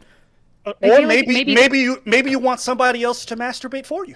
Well, isn't there kind of like 3 categories on that we're talking about? We're talking about some people who they like to pursue sex. That's like the best part about them is like that I can get sex. Other people really like the activity of sex, and then some people are just wanting to orgasm and they like orgasming the most with other people. And so like I'm sure you can have a combination of all 3 of these things. Okay, hold up. Okay. Listen, I love my hand. My hand is amazing. My hand takes care of me amazingly well. I don't know what happens when another bitch touches my dick, but when she puts her hand on it, it feels like it's a whole new world. But it's just another hand. I can't. It's a self-report on me. You're right. I've never. Maybe you don't understand No, that. I don't. I've had someone truly give me a hand job, and the technique is terrible, but it feels amazing. I don't know what it is. I can't. But just We're different in more than just the way we look, Abba. We're different. We are fundamentally different people. That might be a separate point on my end. Maybe most people are like that because I hear people say things like, I see so much advice given on the internet. You know what? Fuck, I actually just might be so fucking wrong. I might be. I see so many people saying things like, there's no such thing as a bad blowjob. Bullshit. I've had plenty of head where I would have rather jerk myself up, where I have to stop the girl, and I'm like, all right, we're hopping off the train right now because this is not fun for me. Like, but you're telling me that just the fact that somebody else is doing it for you elevates it over any like you just masturbating? Okay, so let me say this: there are good and there are bad blowjobs, but a blowjob always feels kind of okay. Like, hey, no, really? Okay. Yeah. There's warmth on my dick. It's a cool sensation. Okay. As long as it's not teeth, like we're off to a really good start. Okay, I'm not Destiny, saying it's a. Okay, go ahead. I have a question for you, Destiny. So, because I feel like what Ab was talking about is like massage. Like anytime I've got like a sore muscle, if I massage it for myself, I might be able to like move out the knot or anything, but it doesn't feel overly good, but it is effective at like my goal. Whereas if somebody else massages me, even if it's shittier and it's less effective, it still feels better for some reason. I play Would the you agree opposite. with that? No, I wouldn't. I play the opposite games with girls sometimes. You know, girls complain about guys pushing their heads down. There are some girls where I have to like pull them up, like, no, don't go down there. Let's just, you ride me or I'll fuck you. We'll figure this out. Because all right, your mouth and my dick are not working for me right now. Okay, this isn't happening. But the idea that you guys are describing sex. Hold on, and I'm sorry. I'm loading a lot of this. I'm not trying to be judgmental or sound like that because different people might engage with different ways. But it sounds to me like when you guys are describing sex, you're talking about like tickling, where it's like I can't tickle myself, but somebody else can tickle me. Is that what it's like for you? So like you go to That's masturbate. true though. But that's true. Yeah. But it's true for tickling, but not for orgasms. No, it is true for orgasms as well. You can definitely get tickled to an orgasm. This is why I like the massage, because the tickle one is a little, fair enough. But like, this is why I'm going with massage. Like, somebody can give you a shittier massage, but you like it more. Only if it's in a part of my body. For me, that would only be in a part of my body I can't reach. Like, if I hurt my arm or something, like, I'm going to rub my arm better than somebody else, like, fucking jamming their hand. But if I can't, like, rub my lower back really well, that's, like, really hard to do. Somebody else doing it is going to be better, right? Okay. I think that's where you're, like, kind of, like, maybe autistic. Like, different than us. I'm okay being autistic here. That's fine. Call it, say it. Are you diagnosing yourself? No, I'm not I'm asking you for a formal diagnosis that doesn't breach the APA ethics. We'll book our ADOS. We'll book our ADOS session together later. Okay. The other thing that I heard said. Okay, I think you took an issue with what I said. I said looks matter for men, just not. Okay, yes. Something about the looks department. You said you heavily disagree with what I said. Can you repeat what I said? And then just men have a really broad spectrum of what they're allowed to look like, both in pop culture and in terms of dating success, because women don't tend to select only for looks. You can get away with some dumb shit if you're a guy only for looks, but even as an attractive guy, looks will only take you so far. Like, you know Hassan, right? Very attractive guy. If he was a loser with no job or whatever, some girls might fuck him, but they're not going to date him. Even the guy that looks like that, they won't date him. This guy's a fucking loser. They might fuck him, but they're not going to date him, right? So all the other success he's got is helpful. Whereas for women, you could have the most loser, trash, piece of shit fucking woman in the world, but if she's hot, fucking A, dude. As long as she can kind of manage the house and not let shit, fucking guys will chase it. And they'll try to date it and even marry it. So I just think you can do a lot more as a guy to overcome looking a certain way. There's a lot more value that women tend to look at you for there. Whereas for women, it can sometimes be pretty narrowly restricted to like how young do you look or how fat is your ass or your boobs or whatever is technically how it goes, yeah. I don't disagree with you. I just think you might be slightly discounting how important looks are for men as well. I don't disagree with anything that you said. My statement is not that men's looks matter just as much for them as it does for women in terms of social dynamics. I don't believe that. It's but dependent I think on who's it pushing. matters a lot. And listen, as an ugly man, okay, it is an absolute deterrent in terms of like meeting people. It can be, yeah. That be especially on dating apps, because I think this is where dating apps is on really dating apps, sure. men. But listen, this is what I'm going to tell you. If you're an average guy, it's more important to have a 6-figure income than to be 6 feet tall. 100%. Absolutely. Like, yeah, like looking nice is really good, especially for things like Tinder or whatever. But if you're well put together, you're a stable dude, you got a good ass job, you're making decent money, you're going to be able to pull a ton. And if you're just a guy that's really attractive, you can pull a ton for fucking, but for dating, you're going to be pretty fucked if you're a loser. Sure. I don't disagree with that. I think when I was in live stream chat, I was mostly responding to, I believe, what Aristocracy was saying, where she was kind of just going off the rails with like, guys Orthodox trying Jews. to conform. I'm not even talking about that part, Yeah. but there was like a portion where they were kind of just discussing the fact that, like, you know, you just think about who you want to be attractive to, and, like, you know, just focus on that. And the guys, I feel like they're being pigeonholed too much into these looks, and just the way the conversation was unfolding, I'm like, no, these looks for men absolutely matter. There's a reason why if you go to the gym and you take care of yourself physically, it will 100% translate to women in terms of how attractive they find you. But it will not be the only determining factor. That was, I think, the majority of my state. And so it's just important for guys to know. Yes, you can have a dad bod. Yes, you can be overweight. Yes, you can be skinny, and it can work. But there's no doubt that being half decent looking is gonna help you. Yeah, of course. Being attractive will help you in almost anything in life. Yeah, for sure. Then we agree. But it's way more important. It's way more important for women than it is for men. If you're a fugly guy, you can do a lot to fudge around the lines. If you're a fugly woman, you are like fucked. Okay, so here's my spicy take then. Okay. I feel like a lot of women, especially feminists, when I hear them talk about, like, oh my God, these look standards are so oppressive for men, I feel like they're just strawmanning men's issues because it relates directly to their own. Meaning, if they can find a way to take down this whole, like, oh my God, these look standards are so oppressive for men, it can somehow translate to women, and the fact that, like, we don't accept the fact that they're severely obese or whatever. Well, hey, listen, when it's, what is it, like 75% of women are obese, or are at least overweight in the United States, it's pretty rare by definition, it's rare to not be fat. Yeah, do you think maybe part of this, like, disparity as well is that, like, so I feel like as a woman who's more interested in men, there's a lot of times a lower standard of attraction that I would just apply to them than I would maybe apply to a woman, in large part because, like, men don't use makeup and it's kind of socially norm. So, like, our expectation of how attractive a guy is always going to be lower. I think that's self-evident. I'd be curious, do you guys think if men started utilizing makeup, like, I encourage most men being like, no, why would you encourage men to do that? Are you serious? If they want to, it'll make them look better. Yeah, so we can all be as fucked as women are in the head with fucking beauty standards? No, women should be using less makeup, not men using more makeup. What the fuck? Bring that 2 steps back. You said you encourage men to use makeup? Specifically, like, brow thickener, yeah. Oh my God. If they're on dating apps is exclusively aesthetic. And, like, the reality is, like, most straight men are just, like, not super aesthetic, and they don't know how to take good photos. A brow thickener alone can bump you massively in your attraction. Ooh, how do you think most women would react if they found out that a dude was using makeup on himself? Negatively, definitely. But I think if they don't find out, and if they're attractive enough with it on, most of them would probably adjust. I don't think it would be a deal breaker for most women. And so why is it just eyebrow makeup, whatever? Because I think like the obvious appearance of makeup is going to be like, it's not social standard for men to wear makeup. Like, obviously, if women can tell you're wearing makeup, it's going to be negative. Where something like brow thickener is actually really difficult to tell. It's very subtle.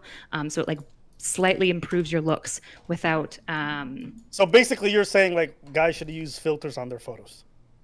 Eyebrow filters. Sure. Horrible. In dating apps, yes. Absolutely. Wow. What about 6-pack abs, like the ones that you can edit on photos? Would you accept that? So here's the thing, like, you don't want to be catfishing, especially What's for men. the difference? What's the difference between the eyebrow stuff and the putting on an eyebrow filler, you can always wear it, right? That's why, like, I don't know if I agree with people being like, women wearing makeup is like catfishing. That's like, yeah, but if she wears it basically all the time, she always kind of looks like that, right? So if a guy is consistently wearing, like, when I'm saying filler, like, it's like a makeup application, right? He can wear it most of the time going out on dates. You can't, like, draw on 6-pack abs. And just to be clear, I'm saying this descriptively to help men. I don't think it's something I would prescribe of, like, this is better for society overall necessarily. Okay, hold up. I don't know what the word prescriptive means. What does that mean? Telling people to do things. They have to do things.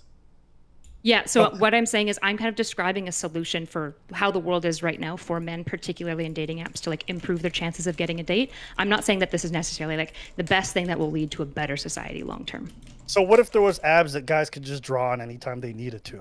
Would you think it'd be good and prescriptively acceptable? So they could just, like, magic it and their, like, beer gut would disappear? I mean, we all have abs. They're just, they're hidden sometimes, okay? Yeah. Like, let's say they just got a stomach that's a tiny bit flabby, but if they draw appropriately, they can get some bronzer out, do some contouring on the tummy there. I think that's not too bad. Are you with that? I suppose if they want to, just like realize the reality is, if it's really noticeable, women are going to find that unattractive because men wearing makeup isn't socially normal yet. Yeah. Nah. I guess if it can help you with the online dating apps, I guess it's a thing. But I don't know. I'd look at a dude funny if I ever knew he did that. And I think most guys would be so self-conscious about the fact that they're even having to do anything like that I would be like, nah. I think the problem is that women's makeups is so like acceptable within like modern society, and like most folks don't say nothing, that what you say sounds great in theory, but when we try to apply it to men, I think where it kind of falls apart is like we all have an instant like disgust with it, viscerally speaking. And whether it's the abs or the makeup, there really isn't a difference other than we've made it societally acceptable for women to have all the makeup, but there's no difference. Yeah, and I would totally agree with you, right? And so, like, if you want to talk about, like, a better society overall, we can talk about that. The idea is, like, the reason why men wearing makeup is such an issue is because it's not with men wearing makeup, it's with men getting caught wearing makeup, right? Being found out of, like, oh, you're obviously wearing makeup, where there isn't that issue with women. If a woman's being caught wearing makeup, everyone's like, yeah, that's super normal. And then we feel a little weird if it's, like, makeup to, like, such an extreme that, like, when she takes it off, she looks like a vastly different person. Like, people feel a little weird about that still, I think, a little bit, which is why what I'm saying, like when I'm giving this advice to men, I'm not saying like this is a better society. I just realized specifically with dating apps that most straight men are a little bit fucked. Yes, I think when it comes to pictures and stuff like that, I don't disagree with you. Women definitely have an advantage, but I think the reason why people recoil from it, and this might sound a little bit true traditionalist, is I think when it comes to androgyny in men, like kind of crossing the boundaries into things that we traditionally see as feminine, we just tend to recoil because naturally in our brains we see it as off-putting or something's out of place. And so will women. And just so, to be clear. Yes, you know, I'm not disagreeing with that. You can be as, you know, gender bendery as you want to be, but if I see a dude in a dress, I'm gonna laugh viscerally. I'm gonna laugh inside. I'm like, that's weird. I can be like, do whatever you do. But Yeah. so it's the same thing. I'm If I just found wondering. out a dude was like doing his eyebrows for pictures, I'm like, you know what I mean? That's a little flowery, but do you? Right. And here's the thing, right? That's kind of interesting because actually thick brows is typically a marker of masculinity. Right. If people don't think that like male models and all these things aren't getting like eyebrows filled and all that stuff, like you're laughing. Of course they are. Right. And so I'd be curious though, because there's a really big difference, I think, in like, I think we're all somewhat within a similar age range. Do you think though that in younger generations, we're actually progressively moving a little bit away from like the very traditional norms of like at least male aesthetic? Male aesthetic, I think, has been bent pretty hardcore throughout, maybe, I don't know if all of human history, but in all of my lifetime, men have a wide variety of ages and of body types that they can fulfill. Women's, for a while, I thought, was getting blown open. We went through the Pamela Anderson shit, then we went through this like kind of like girl next door shit. But now with Instagram and everything, women are just the architects of their own destruction with how inhuman, how fucking disgusting and alien-like they look today. Dude, being in Miami, it is actually gross. Like, I think there are legitimately like women that are hard to look at when I walk by them. Like, you actually look like a fucking duck. Like, I can see the glow off your face of whatever augmentations you've had. Like, I hope you at least have fucking 5G in those lips, because Jesus Christ, otherwise it would be fucking just sad. Like, yeah, so that's pretty fucked up, I would say. Yeah, for sure. Can you just repeat your question briefly? Because I Destiny had me laughing. You're good. I was wondering if you think, like in younger generations especially, do you think they're moving away from that like traditional, like it seems like black nail polish, for example, is kind of becoming an in thing with younger kids. And I know a lot of girls who find it genuinely really attractive. And so do you think that like the younger generations particularly would maybe be more open to like if a guy's like, you know, 4 dates in, she's like, you have amazing brows. And he's like, yeah, you know, on a trick, I actually fill it a little bit. Do you think she'd be like, ugh? Or do you think like, especially think like 19 to 23s? And let me say this: every all these guys do these. Oh, hold God, on. it's so This gross, is this generation's skinny jeans. Okay, that's what nail polish is. Okay, when I was growing up, I remember skinny jeans came out, and then everyone was like, "Oh, that's kind of girly." People started rocking them, and that became a thing for a long time. Now the skinny jeans have faded, and now people are back to wearing whatever. And I think right now we're just dealing with the nail polish. It's not that deep. Do I think women are gonna get to the point where like dudes are doing full on makeup and they be like, "Ooh, I think that's so sexy." I think there's some people who would like to believe that they would get to that point, you know, in the sake of progressivism. But I think viscerally speaking, I think people are still always going to. Well, actually, I disagree. Wait, but men's jeans have been skinnier over time. So then we got really skinny in like the grunge period for a bit. But after we came out of grunge, men's pants are much more like cut than they were in like even the 80s. So it is UGG, but is it less UGG now than it was then? Like I feel like there's a bit of a change. Like I feel like we actually are somewhat. They might not be like baggy bending. Crazy like they used to be, but I don't think they're like skinny jeans skinny, right? Like they No, were like no. yeah. We found a middle ground. But there's like a middle. They're more tapered, maybe, to borrow Cherry's word of chat. But they're pretty tight on the bum, right? Like most men's jeans that look nice are like a little bit. Well, tighter yeah, on but the wait, bum. hold on. Even And then they classic loose around jeans always made guys' ass look good, right? Even the classic like cowboy shit. Yeah, they climbing on the horses. You'd be like, oh yeah, like they, even traditionally, you're not. I don't think, unless I'm crazy, I don't remember even in the '90s there being like baggy jeans. Like they might hang off your legs, but they're still gonna like hug your ass. Yeah, hug your ass. And then I was going to go on to scream like a little bit looser in the quads. Nobody wants to see your moose knuckle. And then again, kind of tighter in the calves and then loosening out around the ankles. Again, not as tight as skinny jeans where it's just like stuck down. But there's kind of this tightening overall. Whereas in the past, for example, there'd be no tapering around the calves.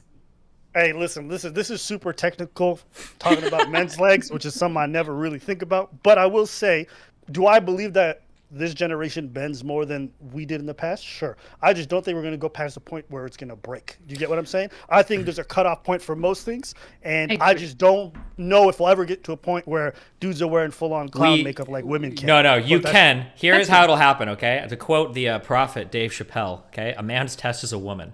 We might make fun of men that wear fucking eyebrow, whatever bullshit right now, but men, especially, the more you hate women, this is absolutely true. The more you hate women, the more important a woman's opinion is about you. Usually the most hatred that a person can have of a woman is because women have scorned him, because the opinion is so important to the man. If it was the case that 5 years from now, putting fucking eyebrow shit made it so that you could like fuck more women on Tinder and guys found out about that shit, every motherfucking CVS in America would be selling makeup for men. Men would have fucking YouTube channels about how to perfectly do their fucking brows to pull the hottest number of bitches they can off Tinder. It would absolutely become mainstream instantaneously if it was the case that it was effective at pulling women. Guaranteed.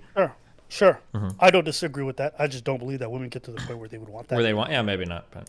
Yeah, because I mean, think most women would get over it. Like there was a point in my childhood where, when I was in high school, I think, where it was around like the pop punk era, where guys wearing eyeliner was considered hot, and they started to get more into that stuff, like Taking Back. I think was it Newfound Glory? Oh God, who did American Idiot? Oh my God. It's not Taking Back Sunday. It's not Newfound Glory. It's not 311. It's not. It's like the fucking.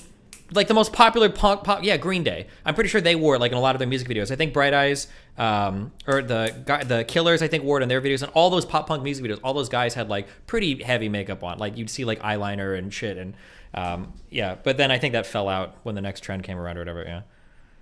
Yeah, I think if women start seeing, like, there's a reason why a lot of like straight women will like be like, oh man, that guy's so hot, like he must be gay because he takes care of his aesthetic. Like I think women actually want aesthetic in men, and so like I think there are definitely some women who would like cringe if a guy like on his Tinder profile says like I wear lots of makeup, right, and like high heels. Like most women would be like, ugh, right? But if, for example, like Justin Trudeau is considered the sexiest world leader, and he like threads and fills his eyebrows and like manicures things and like takes really good care of them. Like the reality is that like we actually do like a certain level of like self-cared aesthetic in men. We just have also like done this weird thing where we shame it as well, even though I would argue women want it to some extent. They just don't want it to the extent that the men becomes feminized. But I don't actually think a thickening brow it's actually distinctly a masculine trait. A nicely I don't either. Beard, I don't either. I think what is feminizing is the fact that they're using makeup to get wherever they want it. That would be where I think people would look at it funny. It's not the fact that he's making his eyebrows thicker. That's not the issue. It's the fact that he's using makeup to get to that point, I think, is what's weird. I mean, we'll say that, but like every single, I think what you're Erudite, there's like a thing, like people, they want men that have makeup on. They just don't like the type of men that put on makeup on themselves. It's like that type of thing. It's kind of the same line. Yeah. Like if there was like a device where a man could like stamp his face, or like I'm makeup for the day, like everybody would be chill with it. But it's the idea of like thinking of a man like in a mirror, like, you know, like doing the eyebrows and like the mascara and then like the fucking foundation, the bronzer, and getting everything in the eyeliner. Like it'd be like, oh, I don't know if I want to be. That's like a super feminine man. But if there was a way you could stamp your face, I think women would be like, yeah, fucking do it. Yeah. Yeah, there's a I'm whole inclined to e-boy aesthetic based fully around men's makeup and like beard coifting. Like there's just a whole thing, and it's becoming more popular. I would say distinctly in younger generations. Like it's just makes you look better. Better or worse. Hopefully, it doesn't go as far as women do, because I would agree it's kind of fucked. It is super fucked. Okay. Third thing that I wrote down. Yeah. We took notes. I try to take notes because my brain doesn't work well. Fuck. I think this is some error. I have to go in like 5 or 6 minutes. 6 minutes. Okay. You're good. Okay, yeah. I think there's some aristocracy said. But she asked the question. I think she said, oh, yes. No, you actually asked this question. You asked, what are some unreasonable expectations that are placed on men in society? And I think the main one, for me, from my perspective, is that men are expected to lead and to have it together. That's not. Okay, yes. I basically said that there's something in dating dynamics where men are kind of seen as these like physically imposing figures who are kind of dangerous and threatening, but at the same time are also expected to be the ones who are like able to read your emotions and to catch your nonverbal cues and to help you through situations, because society's made it hard for you to voice your opinions. And so it's like the people who are also threatening and like scary and imposing are also the ones who are supposed to help you communicate things that you made too uncomfortable to communicate. And I think that expectation to have it together, to lead, but also to be super emotionally sensitive and to all this stuff, I think that's probably the expectation I think is most unreasonable. Yeah, I mean, I'd be curious what you think my opinion is, and if you think it's different, then that means I did a good job moderating. Do you think that I would broadly agree with that? No, because I want to be contrarian. Base. Awesome. Thanks. So there's this idea that I talk about a lot with a lot of my viewers, which is that it seems like in modern dating, men are in a bit of this double bind where there's a lot of traditional values like stoicism and providing and pursuing and all these things. You had a list of paying for the first date, being the one to initiate all the kisses, and it always has to be implied consent and all these sort of things is kind of thrust on men. But then now also women are saying, but I also want a sensitive guy. And they'll never say I want the pursuing guy. They'll usually just be like, why didn't you ask? Or like things like that. Like you should have asked more. But then they also say that they want a really emotionally available man. And then the issue is that A, we don't really teach men like what emotionally available means. B, we kind of tell men that emotionally available looks the way that it does for probably women. And there's probably a bit of a different way that emotional availability is expressed between the two groups.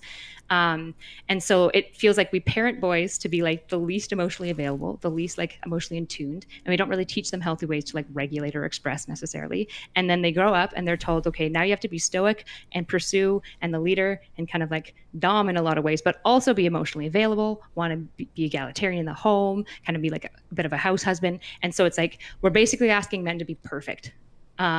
Which seems really unfair and extremely ironic based on like, I think a lot of situations that men are finding themselves in a modern dating climate.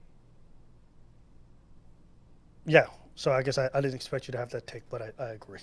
That's fair. That is true, but men can't even meet the lowest of bars. Have a job, have your own place, don't be a fucking schizoid, and you're already ahead of like 95% of guys, because guys on the dating market right now are fucking trash. Absolute trash. Yeah, which is why I said, like, men suck, so do women, but, like, there's different dynamics going on that are making each of these groups kind of suck, and each of these groups do better. And we have to just talk about what they are and be honest. Okay. All right, and the last thing I was going to bring up was I think there was a discussion in regards to men's vulnerability, and I think Destiny said something like, yeah, dudes will call their friends and be like, hey, man, have a good night, and then kill themselves, right? Something like that. True. Yeah, I thought that was poetic. And basically, the final question was like, how can we get dudes to open up? Like, why aren't they doing it? And I don't know how you feel about it. So many fifis on this. I have so many fifis on this.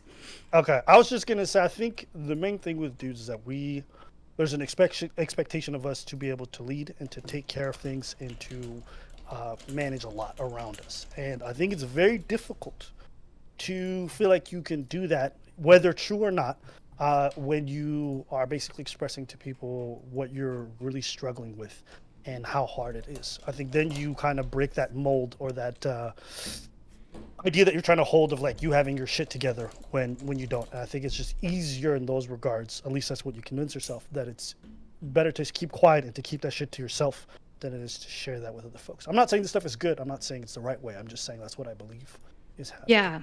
There's this something I actually realized in my own relationship when My husband and I went through a separation about last year. And so I had to do a lot of like self-analysis of like, what the fuck happened? It's not working. And I need to figure out why. And I realized that I don't want to say for everyone, but I feel like a lot of women have this implicit bias that basically is that trad. Like men are going to be a little bit more emotionally solid, they're a little bit more stoic, or maybe they just feel a little bit less, right? And this, I'm saying it's implicit because I think explicitly most women would be like, of course men have feelings, and of course those feelings matter. But what I noticed every time I got into a fight, and my relationship with my husband is pretty egalitarian, it's very much not a very trad relationship at all. And yet when we got into a fight, say he brought something to me that he was feeling some sort of way about, and he just wanted to kind of vent and talk about his feelings, if it upset me in any way that he felt that way, suddenly my feelings took precedent over his, even though he had brought this up first. And suddenly it became about me. And I actually think that this happens a lot in a lot of like heterosexual relationships. And I actually had to do this pause where I went, wait, if this was my like best friend, like one of my girlfriends who brought this exact same claim to me, what I feel so strongly and what I feel a need to insert my emotions into the conversation and make the conversation about my feelings first before his issue.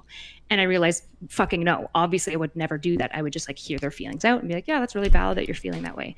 So I don't think women actually let men talk about their issues. And then when they do, there's a lot of like, not all women, but there's a lot of this like weird babying. They'll be like, oh, like that's too bad. Or like, oh, like they'll kind of infantilize a little bit. And maybe that's because they'll say that's cute. Yeah, and maybe that's because like we do it with each other a little bit and maybe it works. But I've always found like when I've had like guy friends that are struggling, I've always been thanked by them because I like intentionally try to be like as non-infantilizing as possible. Like they'll be like, oh man, I'm just like really fucking like, I'm devastated. Like I'm so sad. And I'll be like, yeah, that's super fair. Do you want to talk? And I'll try to be like super even keel about it. The flip side of that for men is that it is the thing that sucks on the guy side is anytime emotional issues are brought up, the man is almost made to feel responsible too for both halves of it. So if the guy has a problem, he needs to figure his shit out. Why are you putting this unfair expectation on the woman? And if the woman has a problem, the guy has to figure his shit out because why are you making her feel that way? It feels really weird as a guy to bring an issue to a woman, be like, hey, you're doing something that is making me feel bad. And to even have that boundary, I found out that this is even an issue for me, which I would have never even imagined. I found this out, I found this out with someone recently, where it's really hard as a guy to bring an issue to a girl, like, hey, you're making me feel this way, and I think you need to stop. It's very weird to tell a woman that she needs to change his behavior. It feels wrong to even say it. Oh, yeah. Yeah, it does. Yeah, it does, because you're always used to things the other way. But what you said about them making their vulnerability about them, I brought this up to you, Steven, the other day when we were talking about why dudes are afraid to open up, and then we were talking about it. I remember you kind of, I felt like you just saw it was crazy people who do that, who are afraid of that. You basically made it sound like the only guys who are afraid to. What I said was that I don't think it's a problem to open up. I think the main people that have issues with it are people that come off as being weak generally, and then they also are vulnerable, and then it's like nobody cares. Like you just sound like a baby. But here you have Erudite, who herself is saying that when she's been vulnerable in the past, she's had negative results because of the fact that, you know, she made it about herself. So I don't think that necessarily her. Well, no, hold on. I don't think her issue was that she made it about herself. I think the issue was that she was always making it about herself. That sounded like the problem. Like, which is, I think, the experience that a lot of men have. That's what I was trying to tell you, that a lot of times when we're expressing our vulnerability, for women, it's like their little badge of honor where it's like, oh, he opened up to me, or they infantilize, or they really focus on themselves. Yeah, I get this. Expressing a vulnerability is different than like, I have a problem that I need you to fix. If you're just talking about in terms of like, because like there could be a lot of vulnerabilities you express that have nothing, like I'm vulnerable because like I feel unhappy with like the relationship with my parents and this is bothering me my whole life. That's a vulnerability you can express that has nothing to do with like, I need you to change behavior. If you had framed that whole argument as like vulnerabilities that were constrained to the act of like, this is something that you're doing that makes me upset and you need to change it, then I probably would agree with you. Yeah, because it feels pretty hard for men to make demands of women to change their behavior. It always feels like women are fixing men. Like how many men are like, oh, I'm going to fix that woman? Never happens, right? But there are so many women like, I'm going to fix that guy. So I would probably agree with you there, sure. Or that might have just been me miscommunicating, or you. I'll blame you. And just I will be clear though, like the reason that this was happening with Nick, like my husband, is he's not really like weak, right? Like I don't think anyone would characterize my husband as like a weak man or like a more like effeminate or like anything like that kind of man. The issue was that basically like I was biased to assume like my emotions were more important, and the reality is I think he was too, right? Like I think we both bought into this because I think it's just kind of part of our gender norms a little bit. It's why like unironically like women can kind of be like, yeah, I'm sorry, I was like really terrible, haha, I was just a little bit emotional. Like it's the infantilizing that we've like always kind of given women, which is both harmed women, but also gives them small benefits, right? And I think that this is a dynamic that I see a lot. And I'm not saying every relationship has this, but I think it happens more often than not. Yeah, and I don't think that's something that's ever going to change. I think there's a very sound reason why. I think generally when women traditionally show emotions, I think we've always been kind of taught to protect in that regards. And so when we see women crying, we see it as a moment of crisis. That's just how we kind of view it. So naturally, even if I was conveying something to my girlfriend and I was explaining something that really hurt me, and she started crying, I would immediately start focusing on her tears rather than the moment that I'm having because she's upset. And I just think it's just a natural order of things. And I don't think that's necessarily a problem. I just see it as somebody who's dealing with something. I think it's just very difficult to feel like there's a space for me to open up in that regard. So when it feels like that space isn't really meant for what I'm going through, but more so for how it makes the other person feel, be it special, be it whatever. And I don't know, like I told Steven the other day, I was the whole like, oh, that's cute. Like, I don't know what it is. I can't explain it in words, but viscerally it just disgusts me when I think of like men going through something bad, and like a lot of women's response is like, it's cute that he can open up that way. I'm like, oh. I mean, but men do the same shit with women where it's like, oh, it's so cute that I got your virginity, right? Like men do the same shit. Like we all value like special experiences. I just don't understand the parallel there with the whole parallels that people like to. I think it's cringe. I agree with you, okay? But that's because I am autistic, okay? But for normal human beings, I think that they like to feel like they're sharing special, unique moments with other people. I want to be the one that is the first time we try this thing, whether it's something sexual or emotional or seeing a movie or whatever. Like try this. Like you're on a date with a girl and you think she likes you, you like her, and you're like, oh shit, like I saw this movie with X girl last week. She's instantaneously gonna hate that movie, right? Even if it's a good movie, you're like, well, fuck, you already saw this with another fucking girl. Like, what the fuck? Why am I here with you? You know? Like people just like to feel like they're getting special experiences, even if it can be a little cringe. And I agree with you, it absolutely can be. But like people are like that, you know? I think it's different if like you and I are sharing a special moment. For example, like let's say it's the first time you go horseback riding and then you trusted me to teach you through that. And I'm like, I feel honored that you taught me that. That's different. When I'm sharing something traumatic with you and you're like, oh, that's cute. You let me see if that. Somebody says, I think cute. Those two things are a little different. Well, no, if somebody says, oh, that's cute, that's cringe. I agree with you. But if they're like, hey, I think it's really cool and special that you thought you could trust me to share that with me. Like, I appreciate that. I don't think there's anything cringe about that. It makes sense.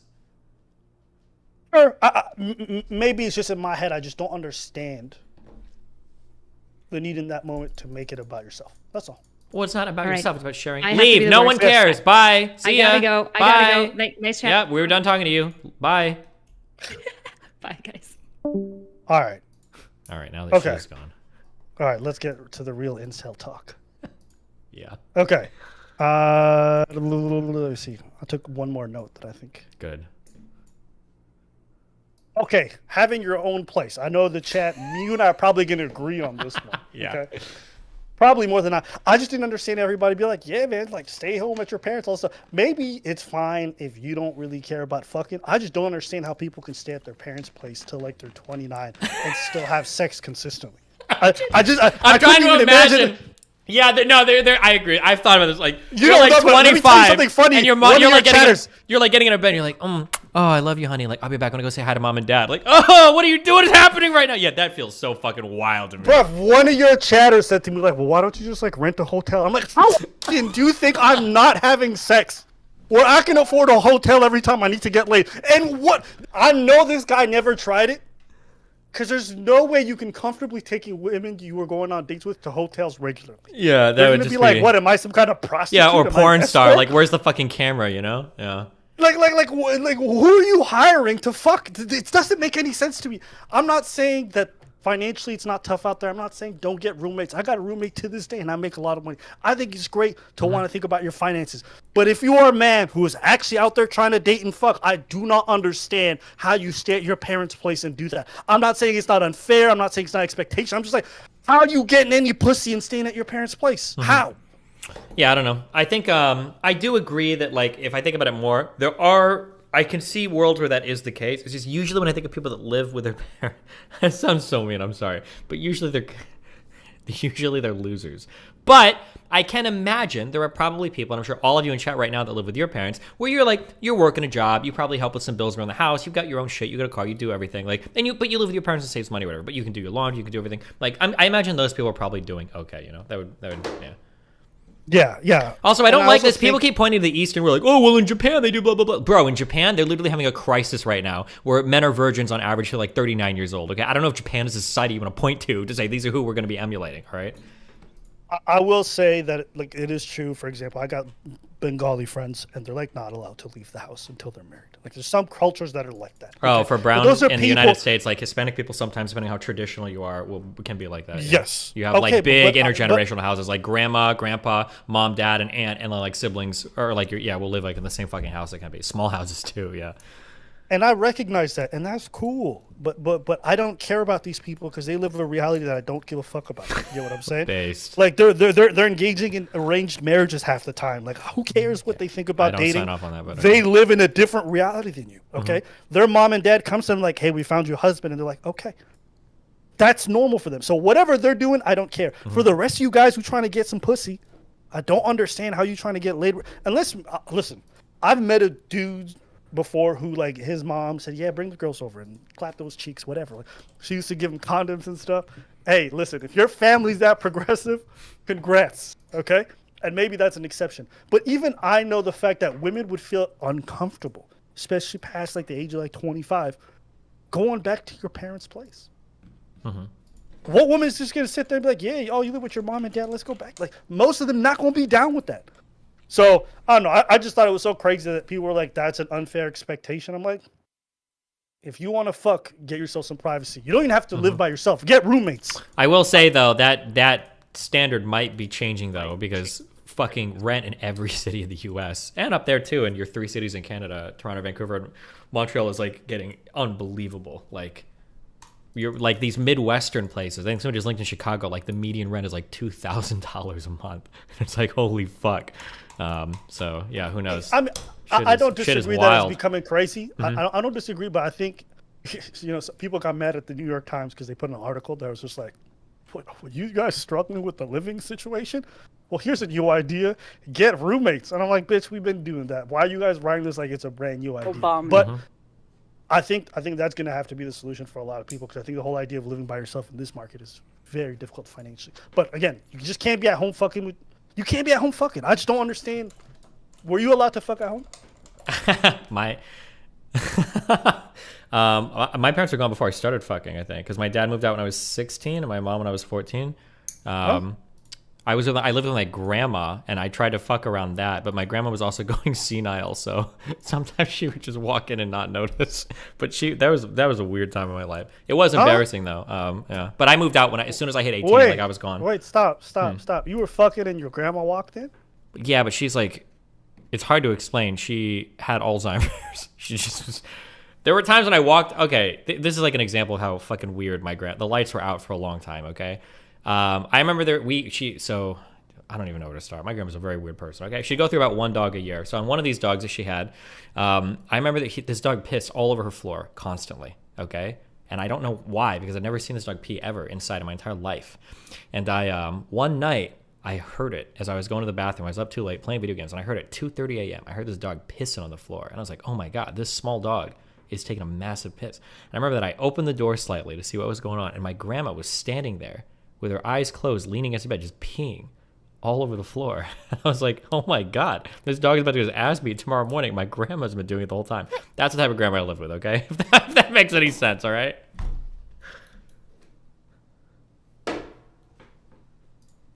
Great twist. I didn't see that shit coming, bro. Yeah, that's a good story, bro. Yeah, well, I don't know if you ever do a live set one day, but if you ever do, tell that story. That's fire. I got a lot of grandma stories, you know, but... I'm just saying, as a stand-up. Have you ever done I did the one thing. I feel like I can tell when the twist is coming. I couldn't see that one coming. Have you ever done the thing where you're fucking at a parent's house and somebody opens the door? People always have the thing where, you know, when a cat gets scared, like, boom, it like jumps right up, like off the bed, yeah. Have you ever had the thing where you're messing around with your significant other and parent opens the door and you two fly apart to separate ends of the room like faster than you thought humanly possible? Nah. Oh, I never even played that. Yeah, that happened at my girlfriend's house sometimes in high school. One time, it was the worst experience in the world. Yeah. Yeah. See, you tried it too many times, so I know that's how I know you're brave. Because me, I did it one time. And you know what's fucked up? I didn't have a room. I just lived in the basement, which meant like the stairs just accessed where I was. Yeah, no fucking door even, or? There's no door. So but I was so horny, and I was like, I gotta do it. Yeah. So I was fucking this girl, but it was so bad because the whole time I was fucking her, I just kept staring at the stairs and thinking like I heard somebody upstairs. So I was just terrified. And so that's how I spent the whole 30 minutes just fucking her while looking at my stairs. And she did not like that shit at all. And I snuck her out of my place. I don't know if you're like this. I'm so terrified of my mom finding out I fuck. Like, I live with my roommate. We were 2 hours away from my mom. And even when I masturbate, I have to close the door even if there's nobody else in the home because I always just get terrified someone's going to walk in. You ever do that thing where you're like in a hotel or you're home alone and you want to go poop or whatever? And you're like, I want to be brave. And you leave the door open and it still feels like really wrong. Yeah. And you're like, yeah. This is my house. I live here alone, but you still feel like it's just, yeah, I don't know what it is, man. It's just things that are burned so deep into our brains. We just can't overcome them, huh? Yeah, I can't make a lot of noise when I'm fucking. Like, I can talk to my person, but if she starts screaming, I'm like, bite the pillow because I don't want nobody to hear. Even though there's nobody around and I'm grown, I still have that mindset. This actually, I don't know if we discussed this, but this is, I think, where the whole sexual repression comes into place. For men, depending yeah. on like what kind of upbringing you had. I think even though you may change environments, a lot of that upbringing still carries over. Bro. Stuff, how you view sex and how you engage in it. I can't be loud in sex. Yeah, I understand what you're saying. You have to make an effort to do it. I don't know what the fuck it is, but women, dude, women turn into fucking porn stars when you put them up against a thin wall. I don't know why. The loudest women I've ever been with in my life are when they're in my apartment and I know my neighbors here, or anytime I'm in a fucking hotel with events where there are like a ton of other people around me who know who the fuck I am. And in those situations, I don't know why, women will always be the loudest motherfuckers in the world. And I'm like, are you serious right now? Can you not just shut the fuck up for 1 second of your life? Like, holy shit, it is so obnoxious. Sometimes you know what it is? No. They're if you're about to say what I think you're going to say, but go ahead. They're peeing. What? Okay, that was a twist I didn't see coming. No, they're basically just like kind of marking their territory. Oh, okay, now you want exactly. No, I don't think that's the case. I think it's just. I don't think so. But I understand what you're saying. Listen, I mean, maybe they just like making a lot of noise or something like that, but sometimes it does feel a little bit forced with some of the ladies. I need to make sure your neighbor knows that Yeah. Yeah. Well, hold up. Do you think that they be leaving stuff behind? Do you think they'd be leaving stuff behind on purpose? Depends on what it is, but I know they'll take stuff. You don't think that women leave their shit behind on purpose when they're in their bathroom? It depends on. It depends on the age of the people. If you're talking about people in their 30s and shit, no. If you're talking about some chick in her like early 20s, I could totally see her being like, I'm gonna open door and leave some hairbands here. Shit that like guys don't notice. But like another girl comes back, she's like, what the fuck is this hair thing? And you're like, I don't know, isn't that your hair thing? I know what every single thing that's ever touched my hair looks like. What bitch was over here? And you're like, oh shit, I don't know what your hair shit looks like. Oh fuck. Yeah, I know that younger girls would do that. I don't know about like girls in their 30s or late 20s. Like, okay, do you have a pair of underwear at your place or you don't know who it belongs to? Me and Melina are fucking sluts, so at this point, probably several people's pairs of shit, yeah. But I'm probably not the best example, but... I was looking at this pair of underwear I had, and I'm like, I don't know who this belongs to. Uh-oh. And I had a suspicion who it did belong to, and so I kept thinking about Messenger, but every time I did, I'm like, what if I'm wrong? Yeah, not good. Then I'm just in an awkward situation where she's just like, yo, who else have you been fucking? And I know you don't use condoms, so I just didn't even want to risk it. Just burn them. Yeah. I actually want to ask you this one last thing. When Aristocracy kept bringing up matchmaking, what the fuck was she talking about? Well, matchmaking in what context? At the end, when she was talking about dating so hard, finding someone you're compatible with is so difficult. And then she kept bringing up matchmaking. I don't even know. Ah, fuck. That's why I wanted to ask her. She was saying all the craziest stuff. At one point, she said something that I thought was hilarious. She was like, guys, if you're struggling, just picture who you want to be with and just think about that and think about what they would like and then just go for that. What do you think about that advice? It's cringe. It's like when people are like, oh, just be yourself. And it's like, bro, if be yourself was working, this person wouldn't be coming to you for advice. Like, what do you mean? I don't like platitudes like that. I think that it requires a little bit more thought. Yeah.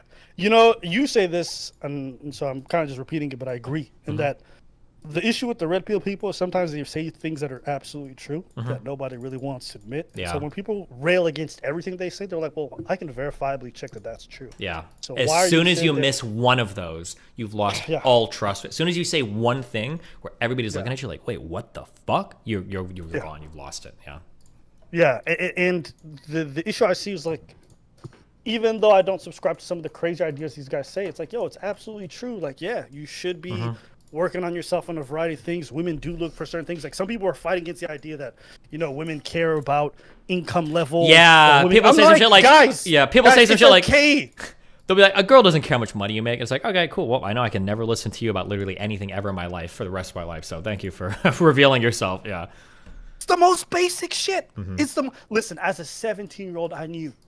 As a high schooler, the reason why a lot of girls didn't want to fuck me, one, I was ugly and didn't have any game, which who has game at 17 generally? Mhm. But two, it's like I had nothing else going for me. You can't be ugly and have nothing else. So I immediately knew to work on stuff. I made sure I had a job all the time. I made sure I had my own place. And instantly, everything changed after high school. If Mhm. you're an ugly kid in high school, like you have to hope for things to get better afterwards in terms of everything else in your life because you can't change the way your face looks. So when I hear these people talk about this stuff, I'm like, there's no way you're actually dating, or there's no way you're actually dating consistently enough to be able to make these claims because it doesn't bear out in reality. And the problem I have with people saying this kind of stuff and having an audience is like, they're basically lying to these people, selling them false hope. Yeah. And then when they get mad later on Mhm. because all the stuff they've been fed this whole time is not true, then of course they're going to be red pilled. Of Yeah. course they're ultra resentful. red pill. Those are the people that go the hardest because they realize that like they're finally hearing that. I think that's like why Jordan Peterson and like Joe Rogan and even I don't know if I put Ben Shapiro in the same category, but like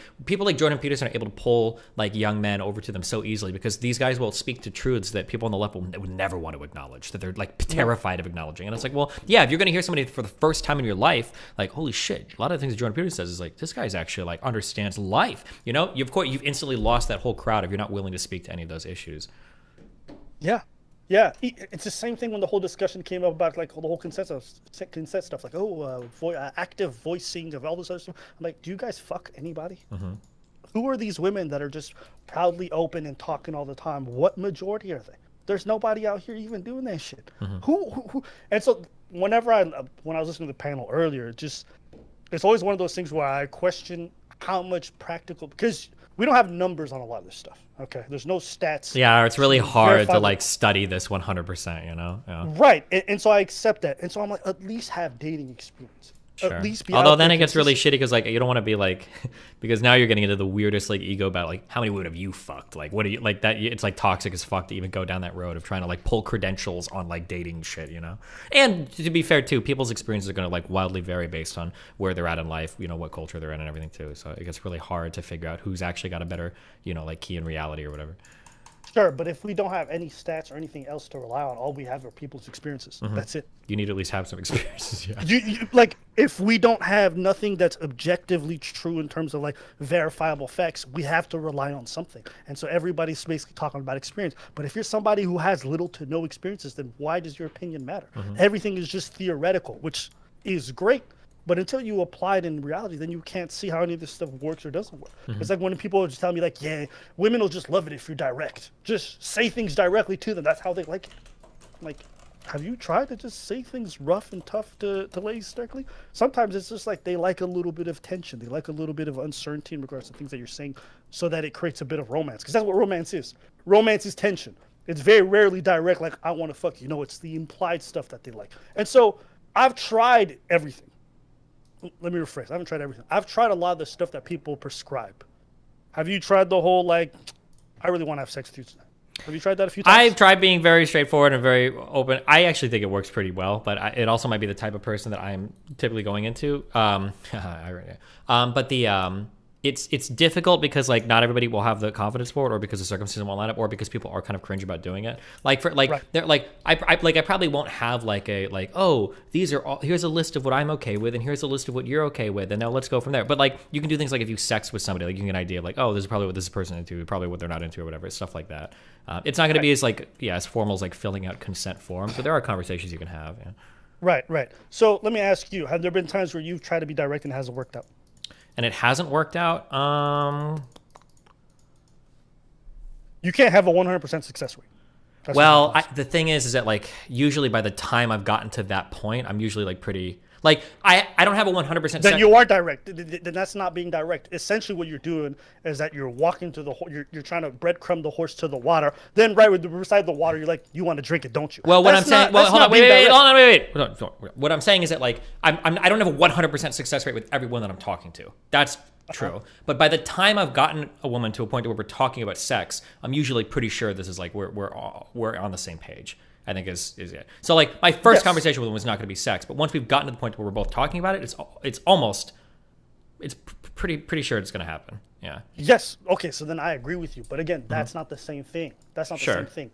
When they're talking about be upfront with your intentions, that's not what they're referring to. They're not talking about where you get to such a comfort level where now they're breaching the topic of sex is cool. Because no, that could take 3 to 4 conversations. That could take a bit of time. It's very rare on the first conversation you're going to just jump in with that. My whole point is, even though these kind of things sound great in theory, when you actually try to do that, it's not going to work.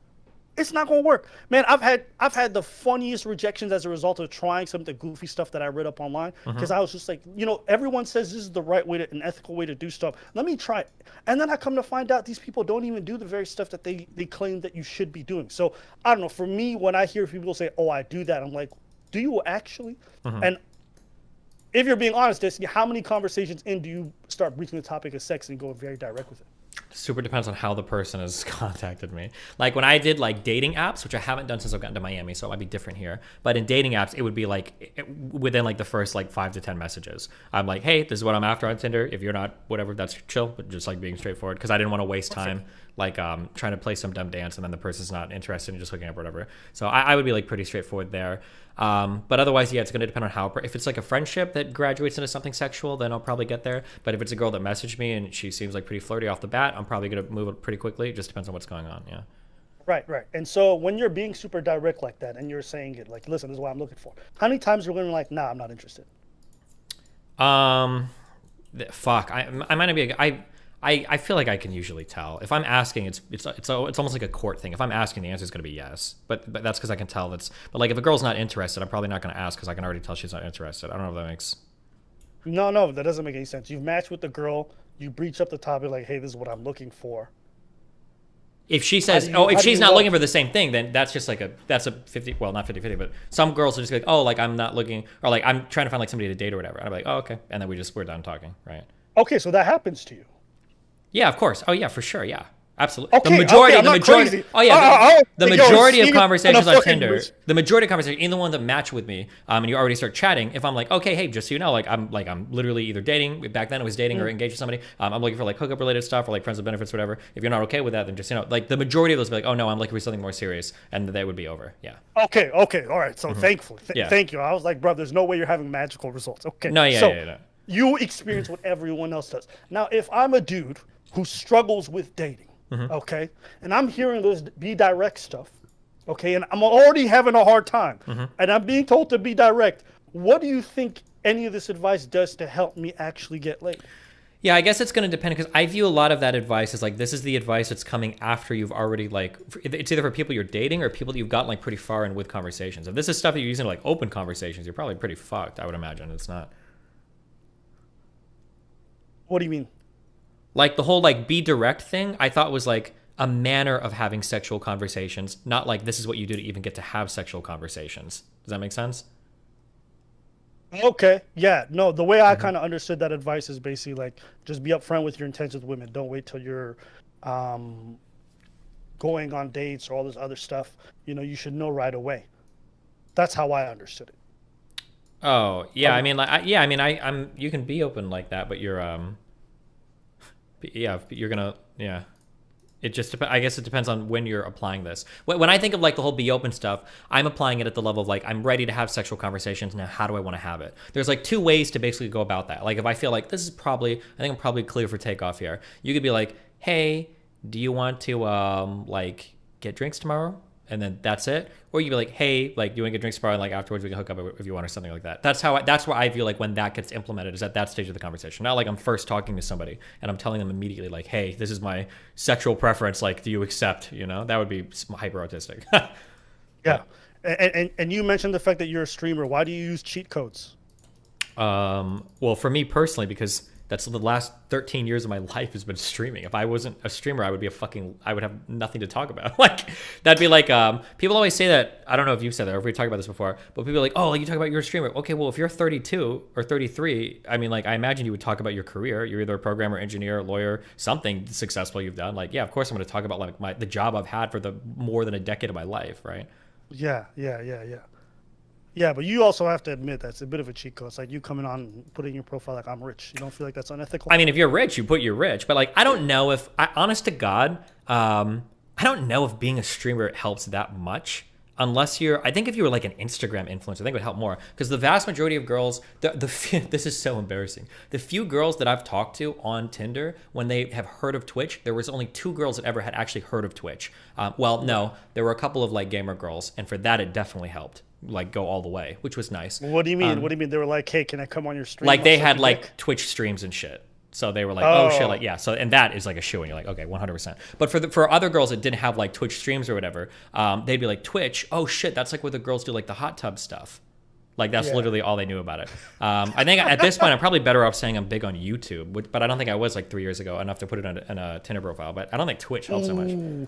Let me ask you then. All right, this is my final question. Within, okay, so Twitch is its own world. There's big Twitch streamers, small ones. Do you think it's acceptable for male Twitch streamers who are huge to fuck female Twitch streamers who are small? As long as everybody's in the up and up, I think almost anybody can fuck anybody. As long as you're not like in a direct position of power, then I think it's fine. Do whatever. But aren't you in a direct position of power, considering how much influence you have on the platform? You can literally make or break her career. I mean, you could, but like, you could for anybody, right? Like, it's not if they like worked for you or something, then that would be fucked. But if you're just like on the same platform, then no, I don't think so. Hold up. But you say work for you in the sense that, like, you control like their access to opportunities to some degree or whatever, right? But you could pretty much give the bitch a promotion. If you were like flaunting it like that, then it gets a lot. I don't know. I'm gonna be honest. I'm gonna say it gets hairy. I think some people say that it's wrong to float the offer in front of somebody, but I mean, like, if you're both adults and you know what the fuck is going on, you probably shouldn't do it because it's immoral for like external reasons, but I wouldn't say it's inherently exploitative. I would say it would be immoral on the part of the person offering, like, hey, I'll host you and do this shit if you fuck me, and it would be immoral on the part of the person, like, oh, I'll fuck you if you give me the host. I think both of those would be like pretty equally immoral. So the immorality would be the damage to the integrity of the industry or your business model, not like anybody exploiting anybody, I think. Has anybody tried to fuck you for a come up? No, I wish. But the problem is I'm not connected that well. So like if you're trying to fuck me to climb in your career, I'm the last stop. Okay, you would have to go through other people to get to me, and then I'm the top because I'm not like super connected to the Twitch crowd. I'm not super. I guess I'm connected to you now a little bit. So maybe girls will fuck me to get to you. But otherwise, yeah, I'm not the best like clout fuck in the world, unfortunately. Yeah. Okay, cool. Well, listen, you've answered all my questions, and I'm glad we could come to some kind of consensus.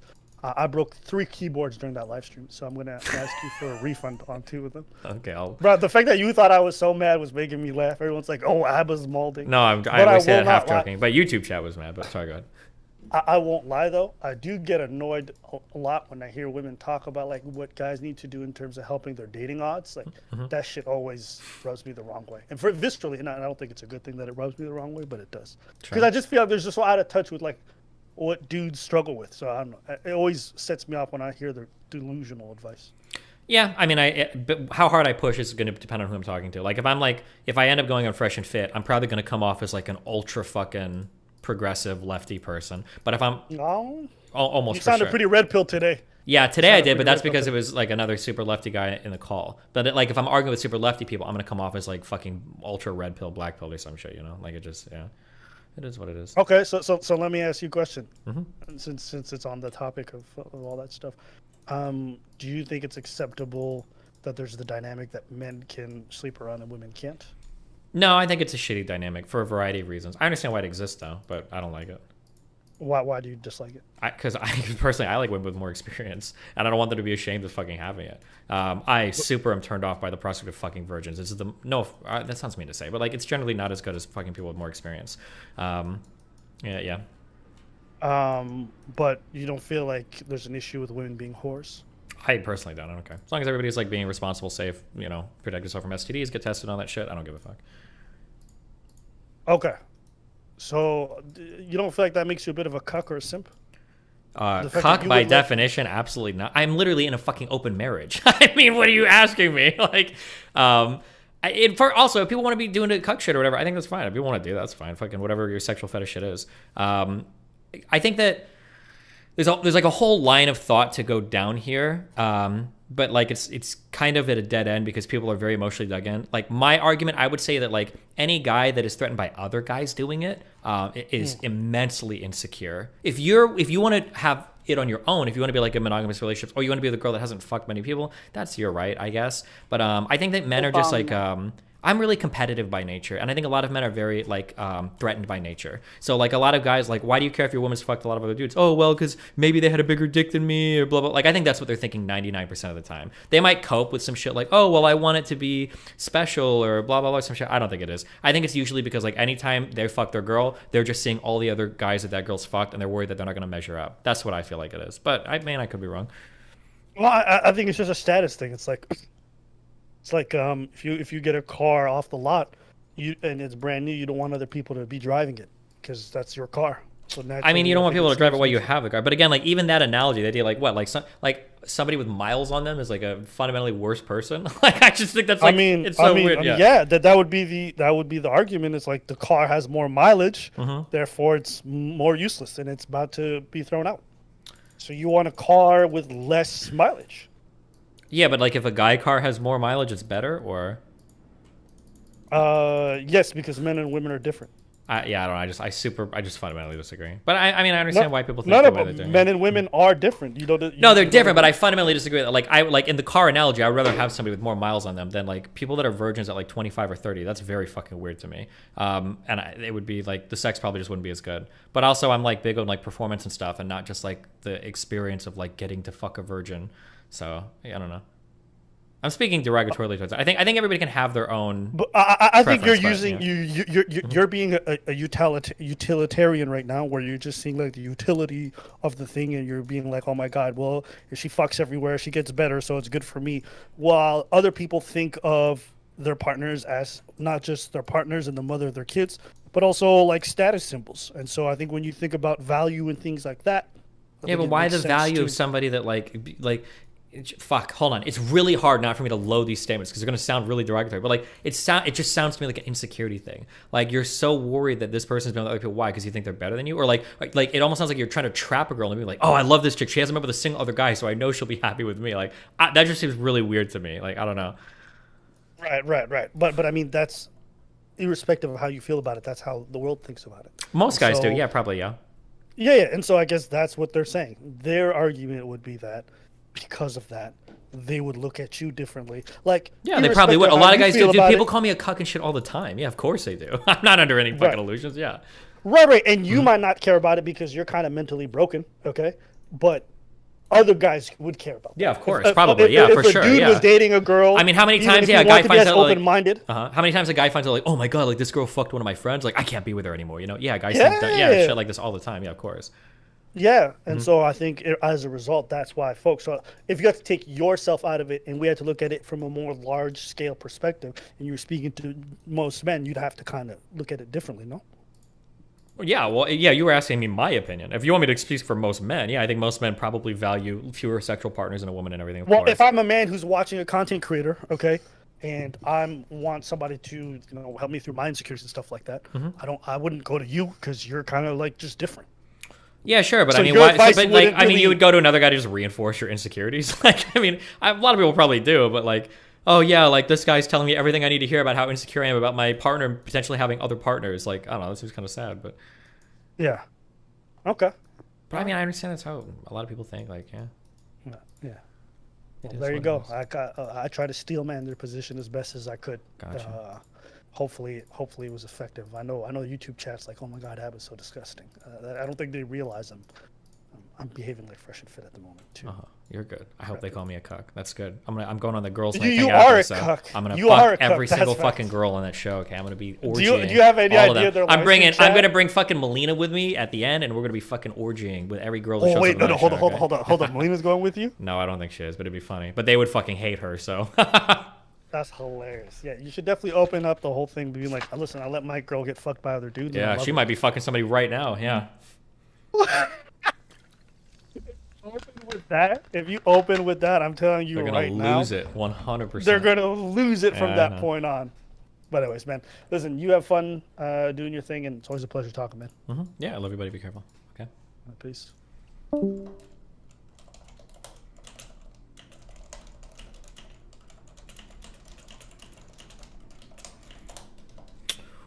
Oh. You're actually going fresh and fit. These guys, I'm not trying to shit dog them, okay?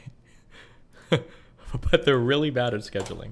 I was going to go on tomorrow, but now they're saying that they're busy, so maybe next week. Hold on.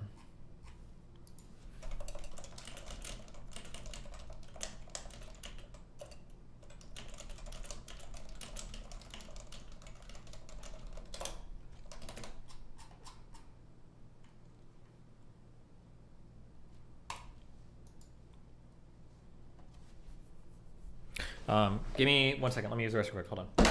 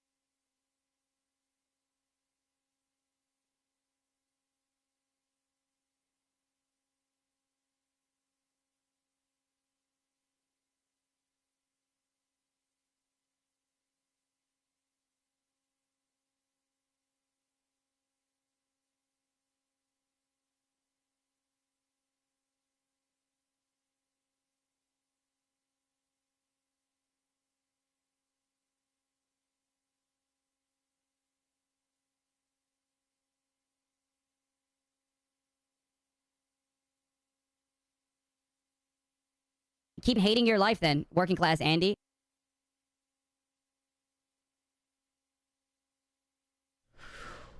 Ooh.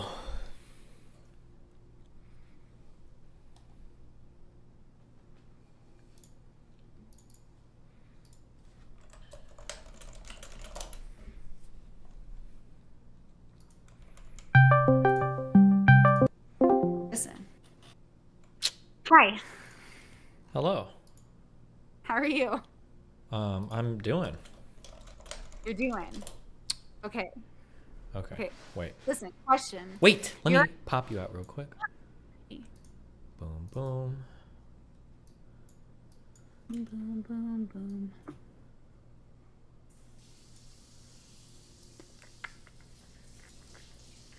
Okay. Am I even in frame? I can't tell. Yeah, I'm you are now. Okay, what's up? Okay, listen. MGTOW and like incels, they're like liberals, right? They're not conservatives. No, they're almost always conservatives. No, like my conservative people are not having a problem getting pussy, bro. You go to church. They absolutely are. Everyone is. Every Zoomer and like millennials like did the college thing and now they're all depressed and they hate themselves, and then Zoomers are just always depressed and hate themselves. Like, yeah, for sure. And then the MGTOW. Yeah, for sure. What? Yeah. The MGTOW red people tend to lean like a little bit more socially conservative than not. Yeah.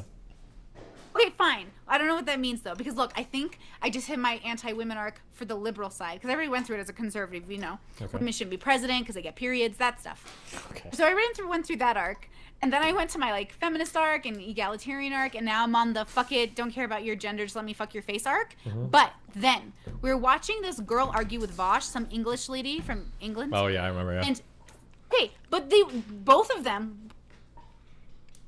think they're fucking. Like, I think they're in love. Like, the way they're yelling at each other is so funny, but I kind of get it. I kind of get the, you know, I was saying if you're going to be dumb, just be, like, dumb and pretty and sit in the corner and be sweet and just, like, shh. And someone was like, that's very misogynistic. And then I was thinking about it, and I was like, is this what Fresh and Fit mean when they say if you're going to be dumb, you might as well just, like, be a trophy? Okay. Maybe. Okay, so I don't watch them enough, so I can't speak to their beliefs, so I'm just going to probably say okay, whatever. But yeah, go ahead. Okay, so then I was thinking about, and I'm baked. I'm super baked, DGG. Don't fucking come for me. Okay. I am stoned. Okay? Also late where I am. So, oh, sorry. We were talking about misogyny. Hold on. Holding. Oh, she was talking about the strength in the masculine and the feminine. And I was like, but they're different, right? And so she was saying, like, feminine can be as strong as a masculine presenting, like, energy. And then she was talking about Lord of the Rings, and I kind of feel like none of that makes sense, because masculine energy, like, I use a lot of masculine energy when I'm talking to certain people. Am I in my fem right now? I can't tell. Is this being in my fem energy, or am I in my masculine energy? I don't separate it that way, but go ahead. I have no idea. Oh my god. Well, you're obviously always in bottom energy, so like that's I'm the not, problem, but go ahead. Yes, you name one time. Keep every time. One time. Right now, I'm leading this conversation. Right, Go ahead. right now. So I'm wondering when people have these conversations, I guess, like, it's just different energy, and they each, like, produce different things. I don't know. I think I'm just shocked. I didn't know Vosh he's mean. I didn't know he was so mean. Vosh is And super he's so much mean. edgier than And you he- are. He's well, way edgier than you are. No, he wishes he was. He just, sometimes he has flares of it when he's getting, like, super owned, and then he gets mad as fuck, and he wants to drift back into his old ways, okay? This video is blowing my mind. Like, he's literally saying the funniest, like, he said to her, girl, he said to her, she's giving me energy of woman who wants a baby but can't have one, or something like that. And I was like, oh, and I was like, that'd be very hurtful to someone like me at the right time of day. But, like, he full on says it to this woman, and I was like, that's so mean, but I'm laughing because obviously it's funny in this context. But it's kind of mean. He's not progressive. Why did I think he was progressive? Well, I mean, like, every progressive is until they're not. It's usually how it goes. But Vosh isn't even close, bro. He's not even close. He is when it, like, suits him to. Like, the whole trans shit or whatever, like, him, like, simping on that arc, he's doing it because it's, like, suiting him. Like, people, like, tend to wear whatever their political beliefs are for whenever it suits them, right? Like, conservatives do it as well. I'm shitting on lefties, but, like, Everybody does it. Yeah. Everyone does it. Except for No, me, everyone of does course. it. I just, well, yeah, except for us. We're the real ones, kids. Well, I said except for me. I don't know about you. Maybe you do. Yeah, we're really trustworthy. You can tell right now in this conversation. Okay. Also, what was that conversation y'all were having earlier? I did not understand why you guys were even arguing about, like, men and women. Like, so bored with all of it. I'm sorry, I'm really baked. But, like, listen to all these people talk about, like, how men should date and how women should date. Like, bros, it doesn't even matter when you're having a good time. You just have a good time. Well, yeah, but the problem is people getting to the point where they can have a good time, right? That's the difficulty. People were having a good time. They wouldn't be asking for advice. It's people that have, like, can't even meet somebody to have a good time, right? Well, I just think it makes sense to say, like, you're not having a good time because you're just not meeting the people you'd have a good time with. Well, yeah, but then the question is, well, where the fuck do you meet people? I don't know what the answer to that is today. I do it because I'm streaming, but, like, if I wasn't streaming, I'm not going to a fucking bar ever, okay? I'm not going to a fucking No, club. for sure. And then if you work in But that's tech why or something, like, 95% of your coworkers are male, so are you hitting on the only secretary, or, like, where do you even go to find somebody? Nobody goes to church. Nobody has friends of friends anymore. Like, all of your guy friends have 99% guy friends, so, like, what do you do?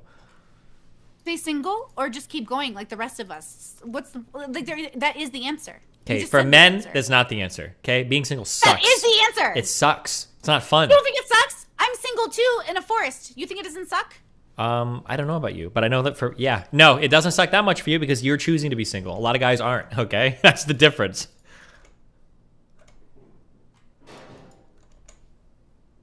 Oh, I shocked her with that one. She couldn't even handle it. She bounced. Another woman. Oh, hello? Oh, sorry. I thought you were Every time I talk to you, it's only you. It was facts and logic that blew you out. It's okay. It happens. It's only fucking you. Why does it never work when it's you? Well, what are you going to do, you know? Level 1's going to level 1. I'm gonna fucking kill myself.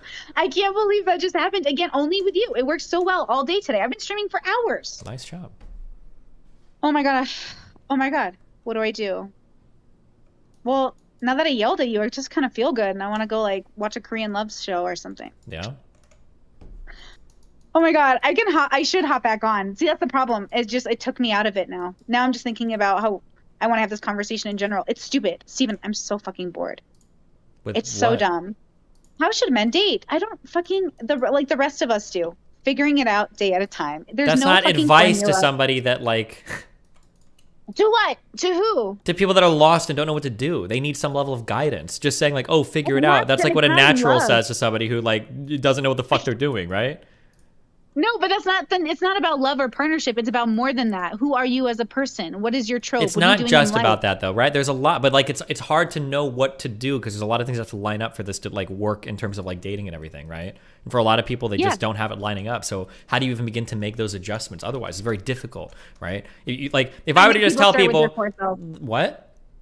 I make people start with their core self. That's what I make them Well, do. sure, then that's what you got to do, I guess. And you go through those types of conversations. But if I were to tell people, like, oh, you know, just go out, be funny, talking to people, you'll get it. Like, for a lot of people, if it was that easy, they wouldn't be asking questions. They'd be like, they'd already be fucking But people. I'm single right now, and Mhm. I know exactly why I'm single. It makes literal perfect sense. Do people really think that we're not single for reasons? Like, No, we don't date. no, a lot of people we don't know the wanna reason. date. Also, you're different because you're single because you're choosing to be single, right? Guys that are single don't often choose to be single. They would take like I want to be married and have kids, but like I'm not finding that person. So it's not like I'm finding the right people. you're not and being- finding the right people. Guys aren't finding anyone. That's the difference, Brittany. Anyone. That's the difference.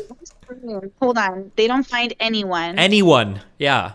Okay. I mean, As a woman, it's hard for you to Either empathize, but I feel like I don't feel like that's a majority of men. A majority of men are not finding anyone, right? So I it's a think minority. Who's for this like minority? Zoomers and millennials, I think it is moving up to that. Like it's at like 30 or 40% or whatever, I think. Which is Okay, I gotta ask my brother because it's true. Him and his guy friends are a lot of them are single, Mhm. but they're not. If they're being pursued pretty fucking hard by girls. So How old they're are saying they? no and choosing their guy friends. 21, 22, 23. But they're gamer boys and they're kind of cool and they all make a lot of money. So... Okay, hold on. All right, well, yeah, okay, then maybe sure. But then we're talking about like people that are outside the norm. Not everybody is like a gamer making a ton of money. I don't know what their jobs are, or whatever they're doing, but No, not literally like professional gamers, but like, you know, they want to play games with their boys all day, so they work and play games. But they make a lot of money. They could have girlfriends. They could have houses. they might just maybe they don't want any. Maybe they're different. Yes, they're not ready. Oh, but they're also my siblings, so that makes sense. Maybe it's the way we're raised in this family. Maybe could. We really value independence. Yeah, maybe. And marriage. Like, two of us are married out of 10 of us. Mm-hmm. But we all like work and make money and have a bunch of fun. But like, we all do want to be married. We just want it to be the right people or nobody at all. Okay. So like, but they're like, let's say the ones that are virgins in the family, because you know we got some Catholic virgins over here. Okay. Like is that a choice? Like they're choosing. You might, to you know what? abstain. Okay, let me back up a little bit. Okay, this might be a white Thanks. people problem. Okay, might be different because maybe for your household or maybe for other people, the types of families you have, like, okay, us middle class white people are very cold. We don't get along with each other very well. We're very much all like igloos. Okay, dinner is very quiet. Okay, mom and dad don't ever talk to you about sex or anything. Everybody's like pretty chill around the house. Like it might be a way different experience maybe than some types of Hispanic or Middle Eastern or other families where people get like a lot of fulfillment and fun and energy out of their like interpersonal like family relationships. Maybe, but.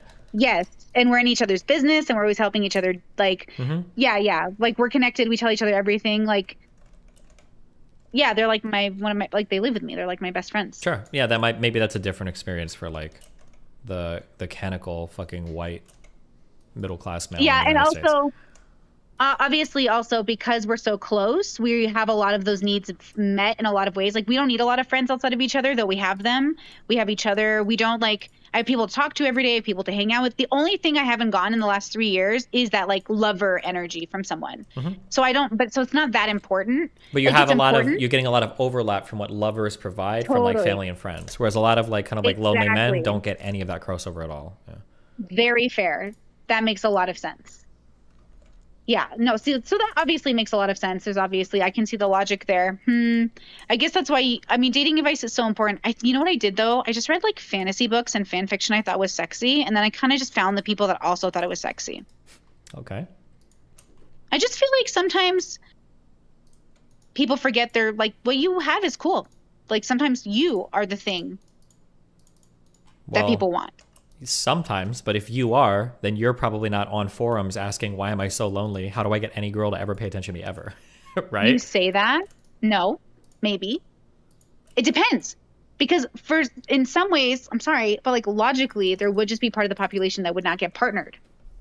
Right? But it doesn't Yeah, but always have that to part be of because, the like, population is growing and growing and growing. I think that's the issue. wasn't the issue also that people just don't want to be like tied down into these relationships where they're not going to both be happy? Nobody wants to end up in a divorce. I don't think men are like that. Women might be feeling like that because historically women might have had to put up with a lot more dumb shit in relationships than men did because women were basically locked into marriages at early ages. Maybe it's that. Let me call you on my computer, huh? Sure. Okay, thanks.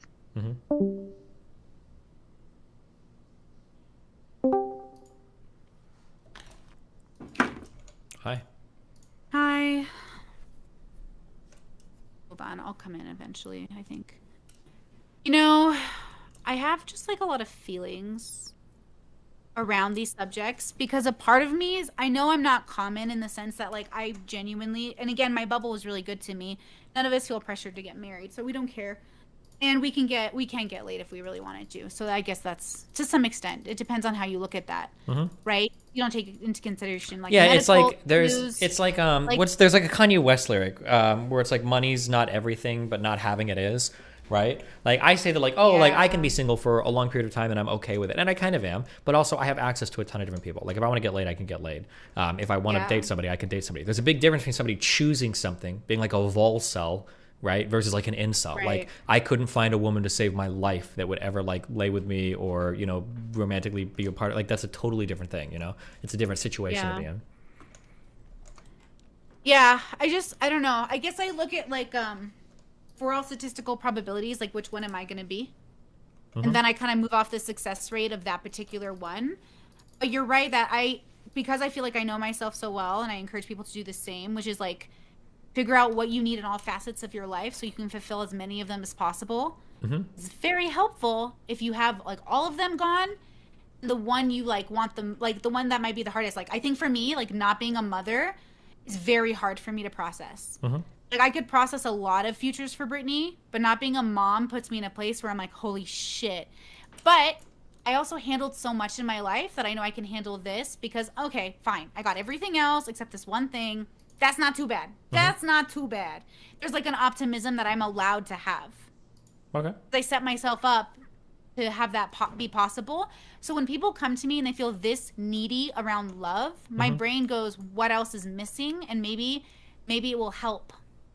We're not guaranteed partners. Like there's just no way for me to like go steal the people. Like you be my husband, you be my wife. No. A lot of us are going to end up single just because life's going to move that way. Yeah, but More I people think that's for a very inhuman state to be in. I think most people want like a partner. I think that's pretty normal. Yes, but do they often want a partner because everything else is going very badly? Yeah, sometimes. Yeah, that could be it. They're looking to, replace some things. But other times, like I think there's a broader story of like the successful millennial who's miserable that I think is probably true, to where when I was in school, wait, we're like the same age, right? Yeah, we're like a year apart. I'm 33. Yeah, I'm 33. You're my age, okay? Yeah, when we went to school, like you were basically told that like you have to go to college, you have to graduate, you have to get a job, and everything will kind of like take care of itself. And things didn't take care of themselves. That's the problem. Is I think there's like a lot of millennials that are doing like decently financially. Maybe rent's a little bit expensive, but they're not like doing payday loans or fucked. But they're like absolutely miserable because their friendships suck. They spend too much time online playing video games. They don't have any fulfilling relationships, and they can't meet people of the opposite sex, especially men meeting women. I think that's kind of the issue that a lot of millennials have ran into today. And then Zoomers, who knows what their problems will be with social media being so fucked. Yeah, I mean, I guess I'm just hoping that everyone will work on other parts of their life too, and then allow that part to come naturally. Just because I really heavily, strongly, just I don't think it's always. If you're in your late 20s or early 30s, and you haven't had any relationships yet, fuck, this sounds really doomer. I'm sorry. Hard. It's not going to come naturally. Something is broken, right? Because in human history, people start dating in their teens. Some people have families by the time they're in their teens or early 20s. So if you've hit like 30 and you haven't had a single relationship yet, you're like, something is wrong, right? And it's not going to come naturally. You have to make a decisive effort, a deliberate choice to move something, to do something different at that point, you know? Yeah. Okay, so here's my problem. Is dating not like a skill? Like if you haven't worked your whole life, I know it's hard. Panic and cry about it, but then you can learn to do a job. Yeah, it's a skill, but that's the issue. Where the fuck do you work on it? Before it would be like in church, or it might be like with friends of friends. Okay, now yeah. I get it. So you're doing these things because, like, I understand Kyla's flirting show. That was really fun and super, I thought, helpful to like play out roles with each other. That was cool. I'm glad we did that. I'm glad I could help with that. It was the way like you and what's her name, Aristocracy, yeah. Aristocracy. The way you guys were like talking back and forth, I still just couldn't even figure out why you were disagreeing. Like she was like bubbles, bubbles, bubbles, and I was like, yeah, exactly. No, because I don't like that. Depending on what we're talking about, we have to be able to give like some broad types of advice, and we can't keep hiding behind like, oh, everybody's different, everybody's in a different bubble. No, all of us are human, so collectively we share one bubble for that level, right? And then like all men tend to have certain things, all women tend to have certain things, and then we can start to segregate further and further, but we can't pretend that every person is a unique snowflake. That is not true. There are going to be some general statements we can make about almost everybody, and then most men, most women, and then we can kind of like go from there. So anytime I say some like broadly true statement, and somebody's like, oh, well, what about like, for aristocracy, like, well, what about like the ultra-Orthodox Jewish? It's like, who the fuck cares? You're talking about like such a specific group of people at this point that it's like, this is not like relevant to even the conversation, is like my issue. I don't like when people get into hyper specifics when we're talking about like broad trends. Can you give me a broad trend that you feel like is a generally good statement to make in this regard so I can judge you? In regards to like dating? Sure. Broadly speaking, women look to men for their accomplishments and for the stability that they can provide. So if you're successful like in a career, if you make like a decent amount of money, and if you're like have some level of emotional stability, I think these are things that women in general, almost ubiquitously throughout the world and time, are gonna. It's gonna break again. What? Oh shit. My computer. Why? No, I don't know. It hates you. It's only you. Okay. No, I'm frozen, but I can hear you. Cool. Well, I can hear you. This is such a good combo. I'm gonna sad. Okay, to my viewers, I'll probably just not stream, but can I keep talking to you, please? Yeah, of course. Okay, let me call you on my phone. So sad. Why do these missiles fuck with me so hard? I don't understand what they're doing that I'm fucking up. Is it because I'm running out of mana, or?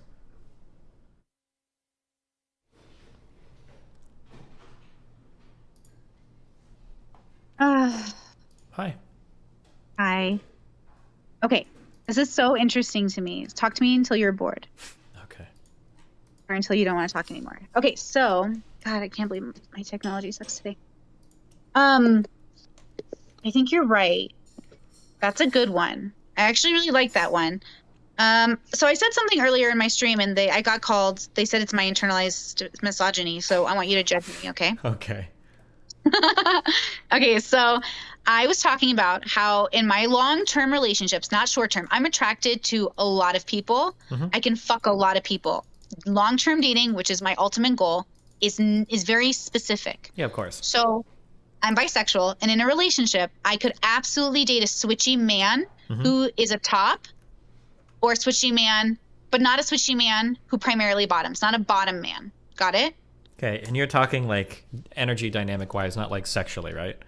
Or you're talking about sexual. So energy, and mostly energy dynamic. Yeah. So And then a girl, though, I could date a switchy girl who's primarily bottom, but not a switchy girl who is a top, because I would want to be the top to her. Because I can't like bottom for a woman long term. I would want to top her. But that's also because I kind of think I would trust a man to make decisions the way I would, but I wouldn't trust a woman to make decisions the way I would. Yeah, I know 1,000,000% what we're talking about. This is so weird to me. I didn't even know this was a thing, but there are women that I've spent time around alone who, when I'm around them, they're like the most like demure, quiet, cute, flower girl, like blah, blah, blah. But then whenever there's like a threesome dynamic, or when I observe them with Melina, all of a sudden it's like a different person. They're almost like a man. And I'm like, holy shit. I'd never seen that until a few years ago. I was like, that's insane that it would change up so much. Yeah, I've seen this happen firsthand. Yeah. I think with us, we switch naturally, but I primarily top. Okay. And I'm not just saying that to be cute. I think let me rephrase. If not top, I hold my masculine more when I'm with you, probably because I see us as sometimes like in my head, sometimes we're bros. Okay. And then sometimes I see you like a man. Does that make sense? Gotcha. I think so. I think so, or like, yeah, that makes total sense.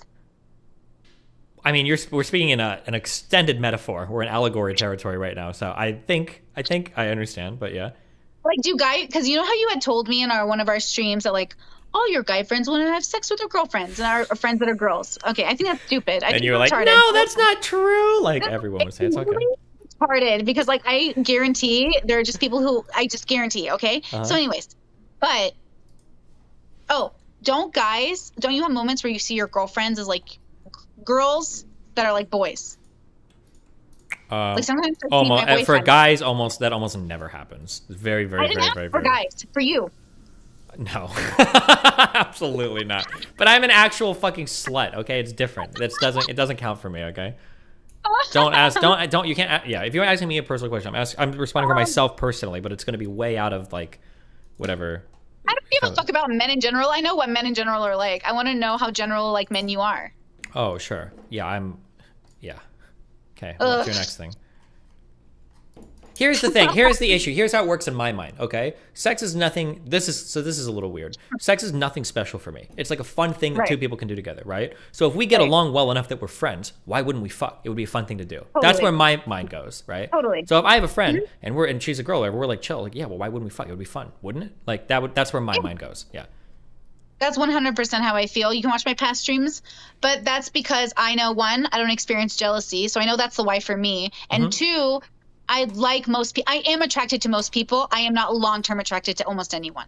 Okay. Anyone. So like of course sex would be easy for me to be like, yeah, it's just like a thing we do together. But as we discussed earlier, Abba and Preach made this video that was cracking me up because they were like, they don't believe in like ace and demisexual. And I was laughing because I was like, you would when you were a slut in Seattle and you're trying to fuck all these bitches and all of them are asexual. Then you'll realize it's a thing. Because I'm like allosexual, right? I'm just like, I have a sex drive. I like it. I move on it.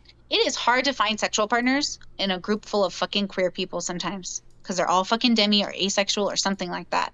It's great. I love it for them. Okay. There's not as many slutty people as people think there are. I think there's not as many slutty people because they're all fucking miserable and they're all on Prozac and they all hate themselves and they all have all these other issues that they hide with like their weird social shit. I don't believe in demisexual. I don't think I do. Asexual, maybe with trauma or some shit. I don't know if I believe in demisexual. That sounds like some shit that girls with dyed hair put in their Tinder profile to feel special. I'm telling you, listen to me. Listen to me. Yeah. I'm hanging out with a friend and we're watching the Olympics and she's like demi. And I'm like, she goes, isn't this amazing? I was like, literally, dude, I would lick the water off his fucking I was just like, and I was like sitting there objectifying these people. And she literally goes, bro, I'm not even thinking about them sexually. And I'm like, I'm sorry. Why are we even watching the Olympics? What's going on? I'm sure. And then, no, literally. And I looked at her face. I've seen people flirt with her in public. She's more conventional looking than I am. She's beautiful. She's much more attractive than I am. And I will see people hitting on her. And she will just not fucking process it. It's the most autistic thing I've ever seen in my life. But it's like, honestly, well, maybe that's it too. But like mostly it's like, she's just like, she doesn't feel it. She's like, I don't know if I like them. And I was like, what do you mean you don't know if you like somebody? She goes, I don't know. And I'm like, that's Steven. I just look at someone. I'm like, would fuck, would not fuck. I can know instantly. Okay. You're telling me you never just met somebody who doesn't know how to do that? I've It's the ace people and the demi people. I've met a lot of people that say one thing and do another. I'll just put it that way. Oh, I think half the girls that I fucked on Tinder have like will not hook up or don't do casual hookups in their profile. Like people write shit like this, and I don't know.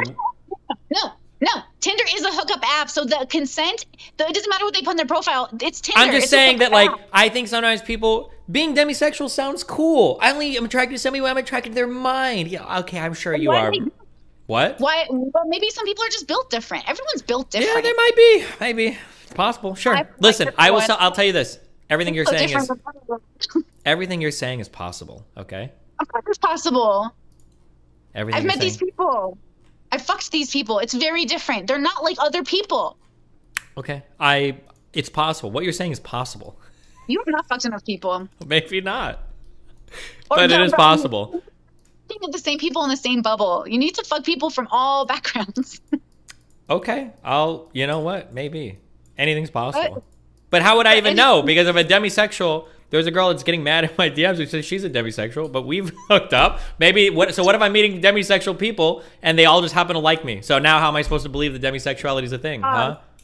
Good point. Okay, well, we'll all fuck demisexuals and then we'll come back and report to each other. No, I need to find demisexuals that I can't fuck. But then I'm just going to think, well, they yeah. probably just don't like me. They're probably just not attracted to me. How will I know? Oh, are you so attracted? Have you never had someone not attracted to you? Yeah, but that doesn't mean they're demisexual. Here's what I would need to find, Brittany, for you to prove this. I need to walk in on a chick that is got a vibrator who's fucking masturbating to a picture of me. And then I'm like, oh, wait, we should fuck. And then she's like, no, I'm demisexual. I'm not attracted to you like that. I can be attracted to a picture of you, but I'm not going to fuck you because that's gross because I'm not attracted to your personality. Then I'll believe you. Okay, if that happens, then I'll believe you. That's the level of evidence I need, all right? Demi is, because Demi, from my understanding, is I'm not attracted to you sexually until I know your personality. Yeah, I know. Like I'm in love with you. It's yeah. cringe. It's some shit you put because you want to feel like a special whatever. It's all good. Don't How worry. about this? How about this? I will not fall in love with you until we fucked for like 6 months. But that's going backwards then. Now you're like anti-demisexual. Okay, I'm anti-demisexual now. Yeah, okay. Perfect. Oh, that's so funny. I just think some people's chemistry is different. Some people's genetics are different, and that must be why they're like that. I think that just some people, they are just more attracted to people when they get to know them more. I don't think you need like a special like name for that. That's just like normal woman behavior. And even men probably normally to some extent. I just hate it because I feel like I'm the normal woman behavior, and then I'm being told, no, you're not. And I'm like, that sucks. Okay. No, don't okay me, bitch. You're normal in that. Wait, you're not demisexual, right? No, I'm allosexual. I What just the have fuck a is sexual attraction. allosexual? What the fuck does this mean? It just means it's like cis. It's like saying you're cis. You're just basic. You're like, I am. Why not just say I'm normal? Do you hate that? Are you so allergic to that word that you have to have a name for normal? I prefer common over normal. Yeah, I hate that word. I say it, but it doesn't make any sense, right? Because like, who's normal is what normal, blah blah blah. Okay. Not accurate language. Wow. A common, yeah, normal for me, the States, or normal, like, listen to Fresh and Fit. They're always saying normal girls are doing this and this. I don't know what girls they're hanging out with, but that is not normal. Like, what does normal mean? Normal for who? Miami? I mean, it depends on your bubble, right? Yes, it does. Thank you. It does depend. Going back to what she said earlier in that debate, I can't say her name. Eris. Eris. It's like all bubbles, but then you can't. You have to give general advice. Generally, be kind, be warm, pay your waiters. It seems to go over well. Yeah.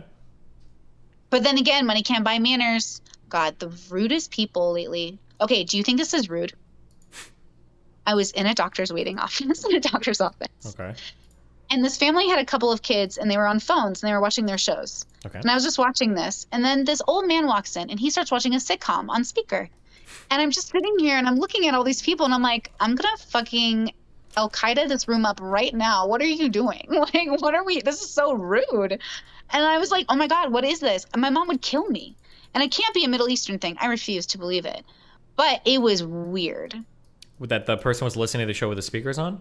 All of them, 3 people, Oh. all were watching different shows on speaker in a waiting room. Yeah, in a I don't know small why ass people do room. that shit. I don't know. I thought it was like a hyper masculinity thing. If you go to the gym and people like bring like Bluetooth speakers with them, it's like, bro, buy some headphones. Or people that like ride so up and down the weird. street like on bikes with like a boombox playing. I don't know why the fuck people do this. I truly don't understand. I don't know.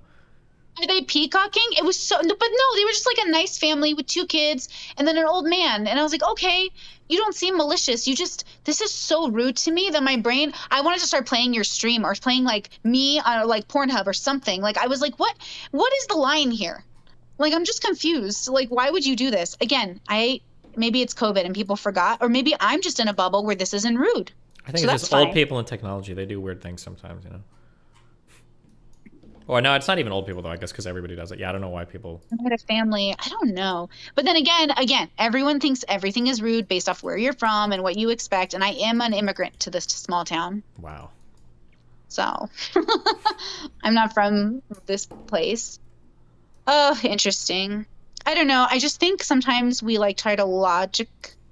I don't know. I feel like I logic, but then I am emotional about it. Like, we should fall in love because we're falling in love, but we should also be reasonable about who we're falling in love with. Okay. I don't know. I can't tell if I'm putting not enough emphasis on this or too much. I feel like people will say, like, all you think about is relationships, but it's true. All I think about is, like, cohabitation and why people do it. Mm-hmm. Like, why do people socialize together? But then the people who are like, I need a girlfriend, I'm like, I don't get it. Why? So what is that? I think is that just different I've already priorities? explained. I think it's just that, like, because people probably aren't getting enough, like, emotional fulfillment in their lives without a relationship. So a relationship would, like, plug that hole for them pretty bigly, right? Do you think it's just America, though, that we put that much value on romantic relationships? I don't know. I couldn't even speak to Western Europe. I'm not sure. I can't say. I'm not sure. I can only speak to American culture. I would imagine it's probably pretty universal, but Well, if my mom was an arranged marriage and then a love marriage, and I think about that, like, there are places that still do arranged marriages now. They're a little bit, but like cooler though. Like, you can pay a person to find someone who's most like you. Okay. That's kind of fun. I kind of wonder, because I think I could fall in love with anyone that I actually liked well enough and we were compatible with. Mhm. Because I don't really believe in the one or soulmates or anything. Mhm. Kind of believe you're destined to meet certain people though. A little bit. Well, what do you mean by that? Sounds a little woo-woo-y. I know, this is the woo-woo brain part of me. So I don't really believe in magic or anything, but sometimes I like half believe in woo-woo, but then I always put the action. Maybe it makes me feel less creepy. Because I do have a tendency, like, if I want to do something, like, I have a goal to meet this person or like do this job or get this goal, I will just find a way to do it. And so you calculate it out, right? Mhm. But that sounds really creepy when you do it with social friends or like lovers, because then they're like, oh my God, you like stalked me. And I'm like, no, I just like know where people are meeting. And like, you go to a bar, you go to this event, you run into each other, and then you play the whole, like, you see romantic movies, you just kind of mimic it. Okay. I mean, they're movies for a reason, but all right. But it kind of works. Like, life is kind of like an anime. All these movies, I'm like, this is cheesy shit, but it kind of works on people. I think you have to be careful with that kind of messaging, because what about people whose lives aren't like movies? What about people whose lives, like, genuinely suck? People in movies suck. Yeah, but not the main They have sucky characters. lives. Yeah, huh? No. Brave New World, he kills himself at the end. That's not a book. normal movie. In a normal, like, rom-com or anything, like, usually people have happy endings. That's what we look for in Yeah, American yeah, media. Yeah.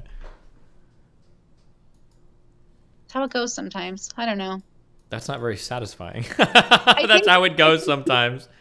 No, I think that's why I do obviously that's why I do one-on-one stuff with people, because you have to know a person. You have to get to know them and their background and why they do things. And like, you have to be a safe space to call them out and to say like, hey, I think you're self-sabotaging, or hey, I think you're doing great, actually. I think it's your bubble though. Like, you actually need to know a whole person, like the whole individual. You can't just like generalize life.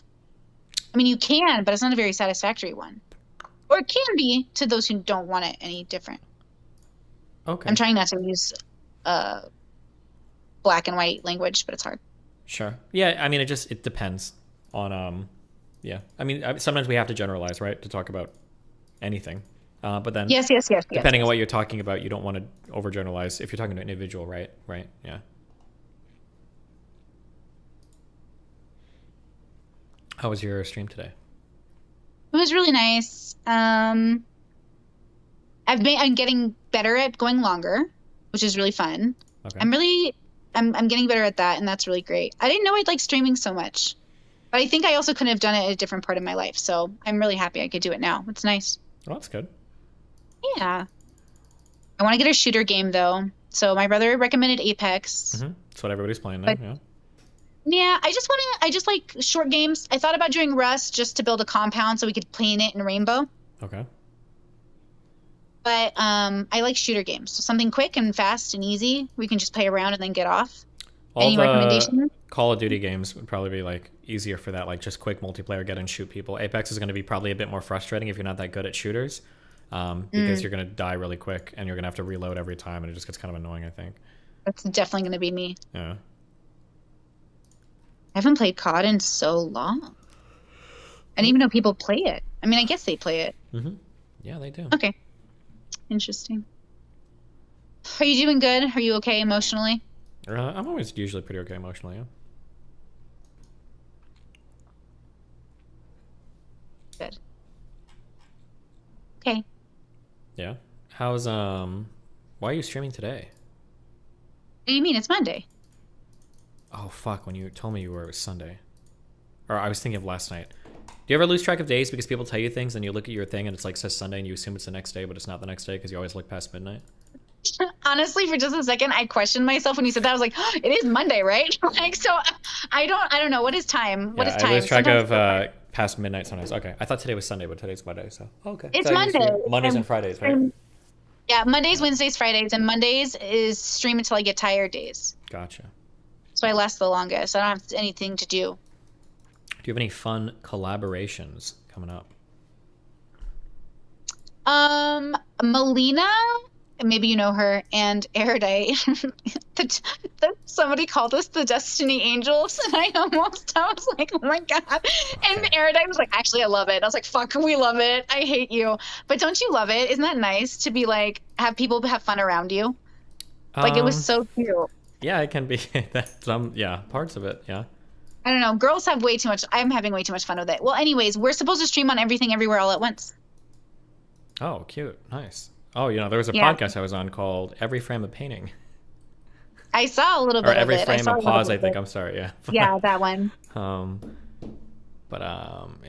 Okay. Sometimes, okay, wait, I have a question. I just filmed a podcast with my friend about it because he and I had different feelings on it. Mm-hmm.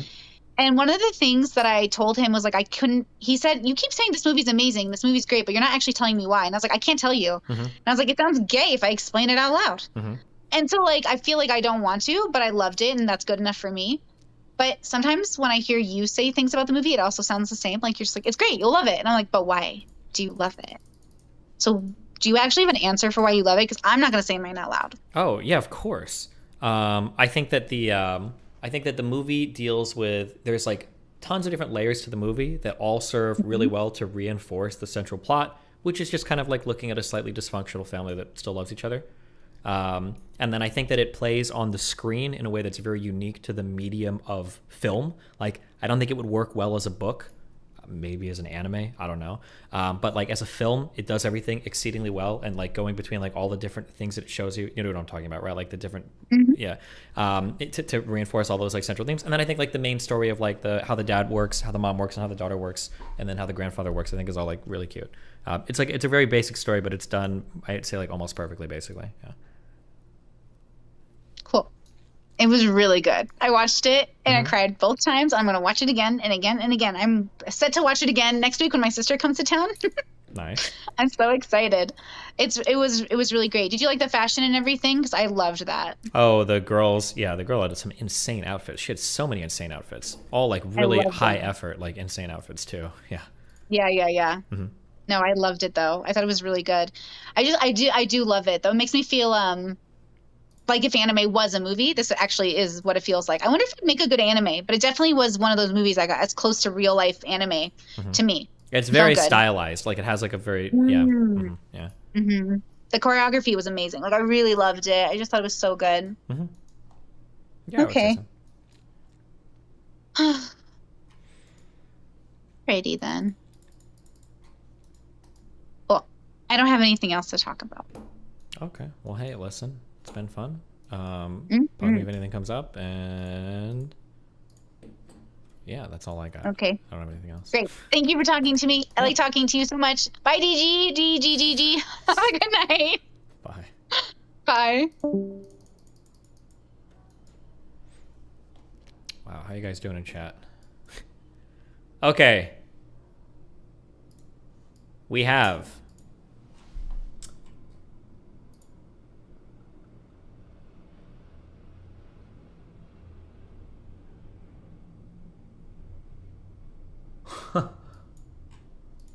hold on. The V Rising server. Where is Salclameo at? Check Bitcoin. Dude, everything is fucked. Our markets are fucked, guys.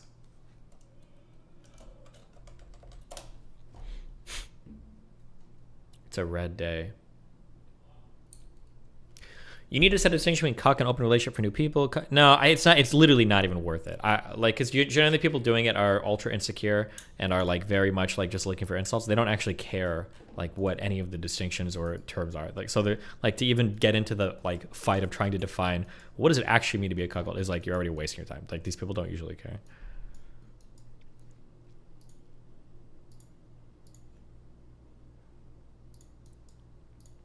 I have no fucking mana, dude.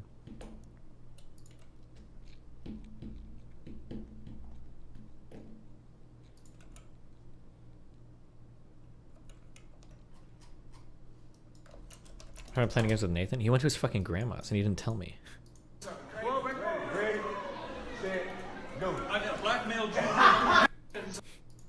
Jesus. You know what, guys? This isn't fair. I can't call Joe any slurs, yet he gets to slur his way through this entire battle. Is that an alcohol? Oh, never mind. I understand. Oh, wait. I've seen this. This is... Have you heard that Sailor said he's gonna get margin called if Jesus. Hold on, sorry. Sailor says he's gonna get margin called if Bitcoin hits 21K. I don't know who the fuck Sailor is.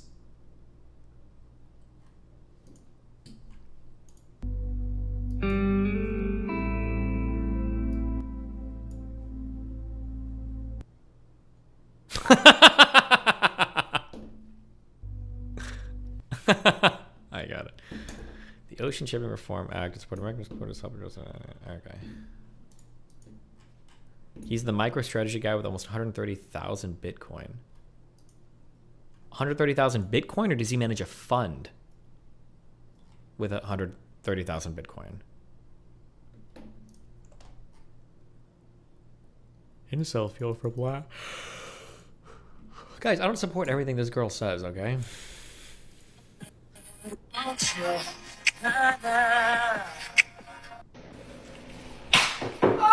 It doesn't even work. I'm sorry. This dog shit fucking website is...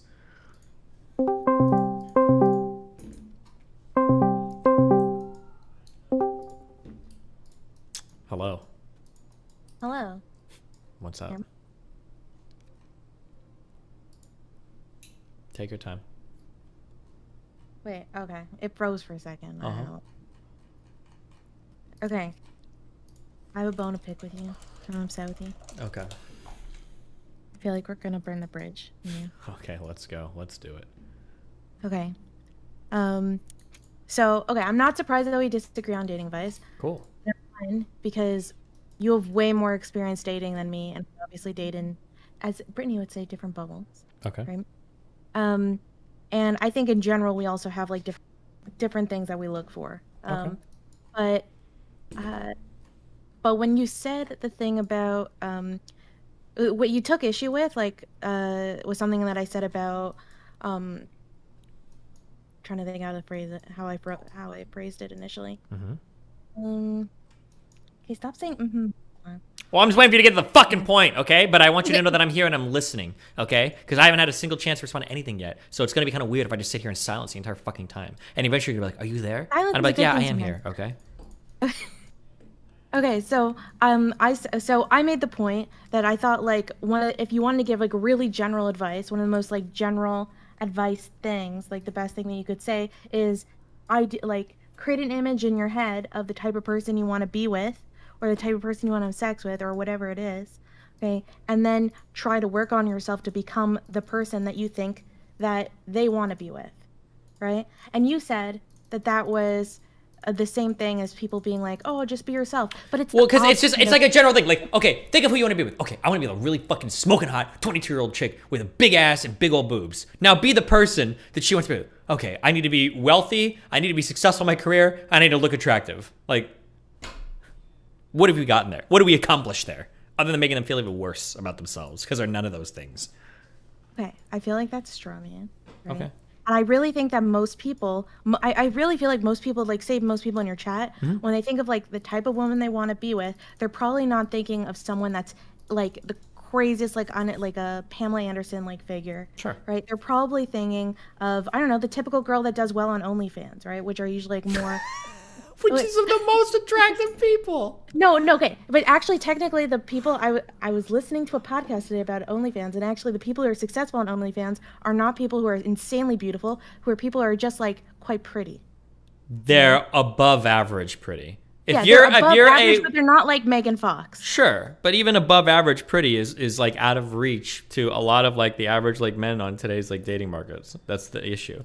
If most men could score an average or above average pretty woman, they'd be fine. They wouldn't have any questions. Okay, but say like, do you think that they only, when a guy thinks about, first of all, okay, you compared it to saying this, that it was somehow like the same thing about saying that, you know, just be yourself, but it's the opposite of be yourself. Because like my philosophy, like with dating, with a lot of the stuff is being like super realistic about like the market and the market, like individually, like wherever you're playing at or whatever you want. I'm sorry, when I'm making fun of the be yourself advice, I'm not making fun of somebody saying be yourself. The thing that I'm making fun of is like a highly simplistic platitude that doesn't actually give any advice. Like, because the question is gonna be like, well, how do I be a better person? How do I make that? That's what people want to know. What are the steps that they can start doing to improve themselves? That's, I think, what people usually then you can get in, but then that's the problem with general advice, right? But then you can get into like specifics. So if a guy tells me that he's really into like this girl who studies like psychology, and he like describes how she looks, and she's like a little bit more like you know, more attractive than average. I don't know, maybe she's like a 6 or 7 or something, and so like that's the type of girl on average, and he describes like how she dresses and all that stuff. Then like you need to think like, what kind of guy is she gonna go for? Because not all girls are gonna go for like the typical Chad character. They probably have like their own kind of like ideal, and so just try to fit into that. And yeah, I mean, there are some things you can't change, like you can't change your height and all of that stuff, but there are things that you can work on yourself. Like you can work on yourself to get a good education, to get a good job. You can work out. Like I've always been like a super realist about this, because ever since I was a baby, okay, maybe not a baby, but a child, I knew that my power as a woman was dependent on how I looked. Okay. And so I knew that the type of guy I got depended on how I looked, even jobs, like everything depended on how I looked. And so I worked my butt off like constantly, like to make sure that I looked good. And there are things that you can do to look good, especially in an age with plastic surgery. It's like there's a lot of stuff that you can do. Okay. So I don't know, how is that the same thing? Like I feel like it's still very like specific and useful, like because that was always the technique that I saw that was really effective, especially if you apply it in a general way. The plastic surgery part, or the? I'm sorry. Dude, are you anti-plastic surgery? Yeah, of course I am. What? But that's not even relevant to this.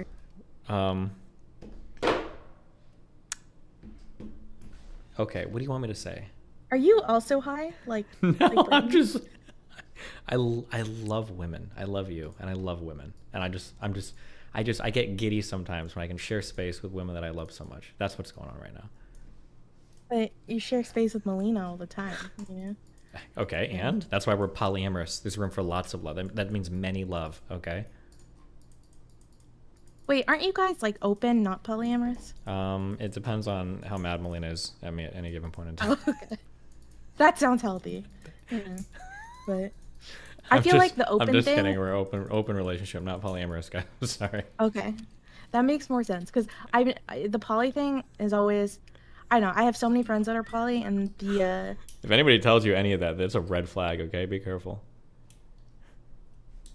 People that do non-traditional relationships. I feel like you say a lot of things that are red flags, though. Yeah, I do. And I would tell people. Yeah. Like the whole, you know, I hate condoms. I feel like that's a red flag. True, it is. My whole life is a giant red flag, so stay the fuck away. Like, every guy hates condoms, but if he has the confidence to say that, like, out loud... Mm-hmm. Yeah, I'll say it. You prefer somebody to just stealth you? Whoa, no. I would prefer if he just knows that it's super socially unacceptable, and he recognizes that there are so many risks that it would be, like, ridiculous for someone to not judge him if he said that. Wow. Well, sometimes you just gotta be Sigma. Go your own way. How's that working out? well, I've been married for 3 years. I have an ultra successful career. I live in a nice place down in Miami, and everybody in the internet Damn loves it. me. So I think it's working out pretty fucking well for me. How did you bag Melina? Like, how did that happen? I think I had to pay her dad like 50 grand, and he just gave me his daughter. I feel like she's worth more than that. Well, when she was 20, she wasn't. But I've trained her. I've cultivated her. What the fuck? and Why? Turned into a big streamer. So you feel like Single-handedly. you've invested on her, so now her worth is higher? Yeah, exactly. So now I can resell her if I need to. For How much do you think you 10x would the resell value. her At for? least 500K. 500K? Really? I actually think she could go for a lot more than that. Maybe. Especially with the streaming career and stuff. Listen, it's a And she hard got, like, a new market, a hair lot of color. inflation, Yeah. things going on right now. I don't know. Maybe. We'd have to see. Do you ever feel like, you know, your image of your version of dating advice? Because my friends always tell me that my version of like all my friends think I give the worst dating advice, right? Yeah. Which your community agreed with. So, but and they always say that like my experience in the dating world was just not a normal experience. Okay. But don't you think it would be the same thing for you? No. Especially I think I with give the great fact that dating you're like advice. a big time celebrity and I stuff. don't give advice from the perspective of a celebrity. If I did and people were to ask me, where do you find girls? I would say just go look in your Instagram and Twitter DMs. But I don't say that to people because I'm not fucking stupid. The only Wow. people that say I give bad dating advice are incels or black-pilled losers that think that they can't do anything at all to improve their life position, so they go on a massive cope spree and they just try to say, "Oh, you're just a streamer," blah blah blah blah blah, and they'll just spam that all day. But those that know, You know. don't think there's any legitimate criticism about any of your dating advice ever? If you want to criticize my dating advice, that's fine. But if you're just like ultra fucking ass man, you go, "Oh, well, you're a streamer," that's not criticism. That's just you being in full cope. But do you think do you think it might have colored, you know, your perspective at least a little bit? Considering that I had a child before I ever got into streaming, but I had a beautiful ex-wife, I did a pretty banging chick afterwards. I think I did okay, considering that I was a cystic acne loser in high school. And was like, I'm fine, okay? I think I did okay for myself, better than most of these fuckers before I even touched any kind of internet streaming shit. So, one, no, I'm fine, okay? And number two, if anybody has a problem with any of the shit that I say, then yeah, we can argue about it. I'm not saying I'm right on everything, but people that try to like say, like, "Oh, he's wrong with that just because he's a streamer," that's just a massive cope for losers, for black-pilled losers. Well, I'm not a black pill loser. Okay, And so I cool. agree with That's good. everything that you That's say, great. Because if you 100%. disagree with anything, feel free to let me know. Otherwise, yeah. So you really don't think that it's useful at all to like create an image in your head of what the person that you like would want? Yeah, of course, but I'm Either saying that it's into hard it? to get. So like, here was okay. I'm not trying to rag on you, okay? Because I love you because you're a woman, okay? Even if you're a virtual woman, okay? But I thought you were a misogynist. I have a love-hate relationship with women, okay? The issue is that, so like, the big things of your advice, like, get an education, then get a good job, and then go to the gym. You're saying, like, get red, get rich, and get shredded. Like, yeah, no shit. Like, if everybody did that, they'd be fine, right? Okay, what do you think's keeping people from doing that? What do I think is keeping people from doing that? I think that a lot of people missed out on a lot of basic socialization shit past Obama. high school, and they have to like go back and like train to do that. I think I think that's a big thing. I think the number one most important thing that a lot of people are missing is like some kind of socialization. It used to be that we met people through like friends of friends, or we would do community related things, or you'd have like big family related stuff depending on the type of family. But now we're very much like hardcore segregated into sects. Like how many people, and you know what makes it even worse? And it's funny because even when it gets worse, people are happy about it. So like, here's, for instance, this is really bad for you guys. And I stand by this, and there's going to be some people in chat, some devs that are mad. Work from home is probably the worst thing in the world, because I guarantee you that starting like 1 year ago, there are going to be some people that literally live and die without ever leaving their fucking house. Okay. Their legs are going to rot and fall off. And they're just going to be on their computer, like bragging online that they work 3 different jobs because they're able to with work from home. They're going to DoorDash every meal. They're never going to see another human being ever. Like, that's not good, dude. That's like, that's fucked. No, I agree. Like humans were meant to socialize. Like it's part of us. So it causes a ton of problems. Yeah. It also causes like tons of health problems, right? Because not moving, isn't that worse than smoking cigarettes in terms of like your health? I've always heard this, but I need to dig into those studies more. The idea that like having more friends can be predictive of better mental health outcomes and like even physical health outcomes. Like, Yeah, but like, what's the solution for that? Like, okay, you guys, you and Abba, I think that's his name, like memed about my, like, matchmaking shit. But I don't know, like, what's the my alternative? unironic solution, it'll never happen. I think there should be forced government social volunteering 4 hours a week every Sunday. You're thrown into a random group of citizens in your neighborhood, and you're gonna go do shit, clean up trash or do some shit, and then have a meal afterwards. I think some shit like that would help. Something to That's replace like church, but like praxis. what?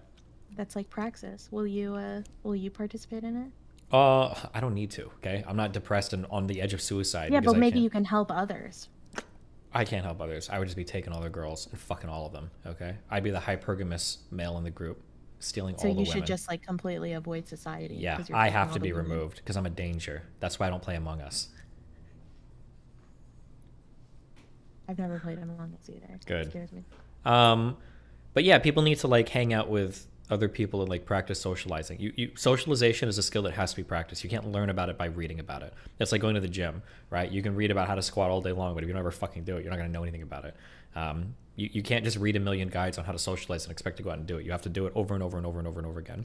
But the thing is, most people get used to doing that and failing multiple times through like grade school, high school, college, and then they get into real life and they can do it. But if you've been like pretty atomized, like pretty separated from society, especially after high school, and you're not used to socializing, it can be really fucking scary when you're in your mid to late 20s, like trying to approach people, because getting shot down one time literally feels like the end of the world because you don't even have the experience of like getting shot down.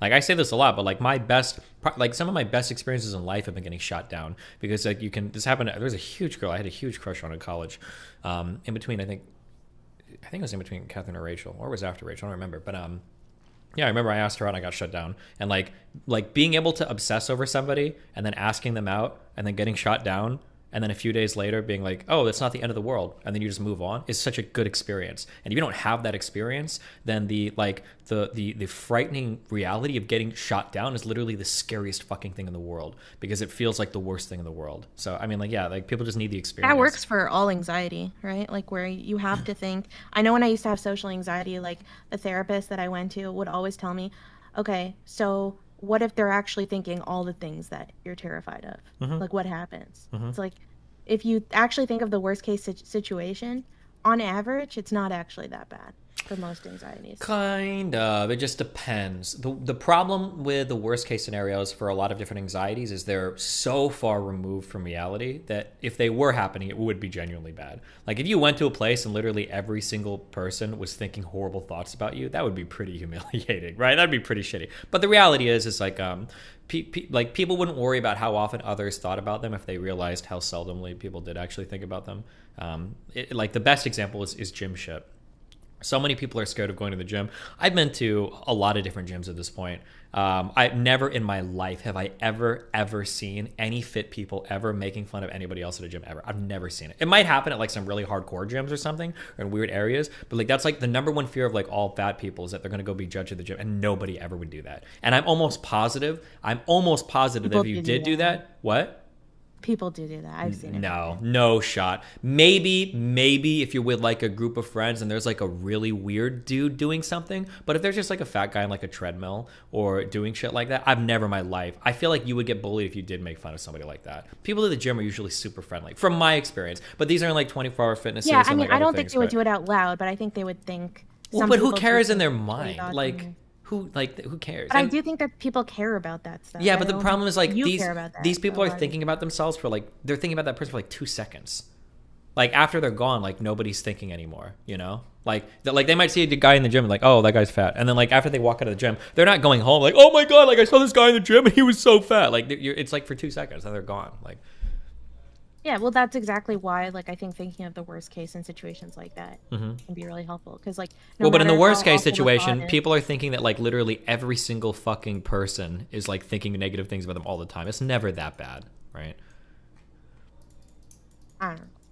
They're not. I promise you that. Except about you, they are thinking that about you constantly. Well, I used to be terrified that, like, if You okay, should so be. I'm a musician. Wait, whoa, okay. You didn't even know what I was gonna say. So I'm a musician, so like when I would carry like my guitar or like my instruments around, especially when I would take like the bus in the city, I was terrified that everyone just hated my existence because I was taking up more space because of my instruments. And it caused me to like walk all the time instead of getting on the bus, and it was like really bad. And eventually, like I realized that no matter how much, like they're Canadian, so it's not like they're gonna yell at me. They're just gonna think mean thoughts. And even if like everyone on the bus is thinking how annoying I am, it's like I'm just getting off the bus and I'm never gonna see those people again. And that kind of logic really helped me. Oh, sure. Yeah. So I just solved all the social anxiety for all your comedians. Obama. Okay. Yeah. Nice job. You're welcome. Did you feel bad like when you started making fun of people who live with their parents, considering Do you live with your parents? No, I don't. No, I mean it's pretty. If you're 30 and you live with your parents, some shit has gone wrong, obviously. Unless it's like part of your culture, or some shit, then you can go think about it that way. But I also moved out like at a really early age, so maybe it's different for me. I probably have a slightly different perspective on it too. Also, I lived in the Midwest, so it might be different too. Like my townhouse I had with I don't even remember how much it cost a month. Dude, that place got fucked up. And I think the people that owned it went out of business because of 2007, and they lost the paperwork for how much money I owed on that place. I'm so fucking lucky. Holy shit. Wait, you're like delinquent on payments? No. When we lived in a townhouse, and this motherfucker, Cody, God damn it, this guy was a compulsive liar. I can't believe he let him live in our house later on. We went to move out of the house, and so we got a bunch of people from work. Hey, we're moving on Saturday. Somebody had a truck. Like, okay, can somebody help us move into this place? Or we're moving out of that, moving to another one. And as we were moving out, I think it was Cody. He tells me it wasn't me. He told me I did it. I think he did it. Who knows? But I told everybody who's going out, it's like, hey, cool, like everything's out. Make sure all the lights are shut off, and then we're good and we moved out. This motherfucker turns off the thermostat, okay? It's fucking January in Nebraska. And I get a call like 7 days later telling me that pipes had burst in the townhouse, and there was like $6,000 or some shit of damage. And I'm like, oh, cool. Okay, thanks for telling me. So I hang up and I put the number on like don't ever pick up.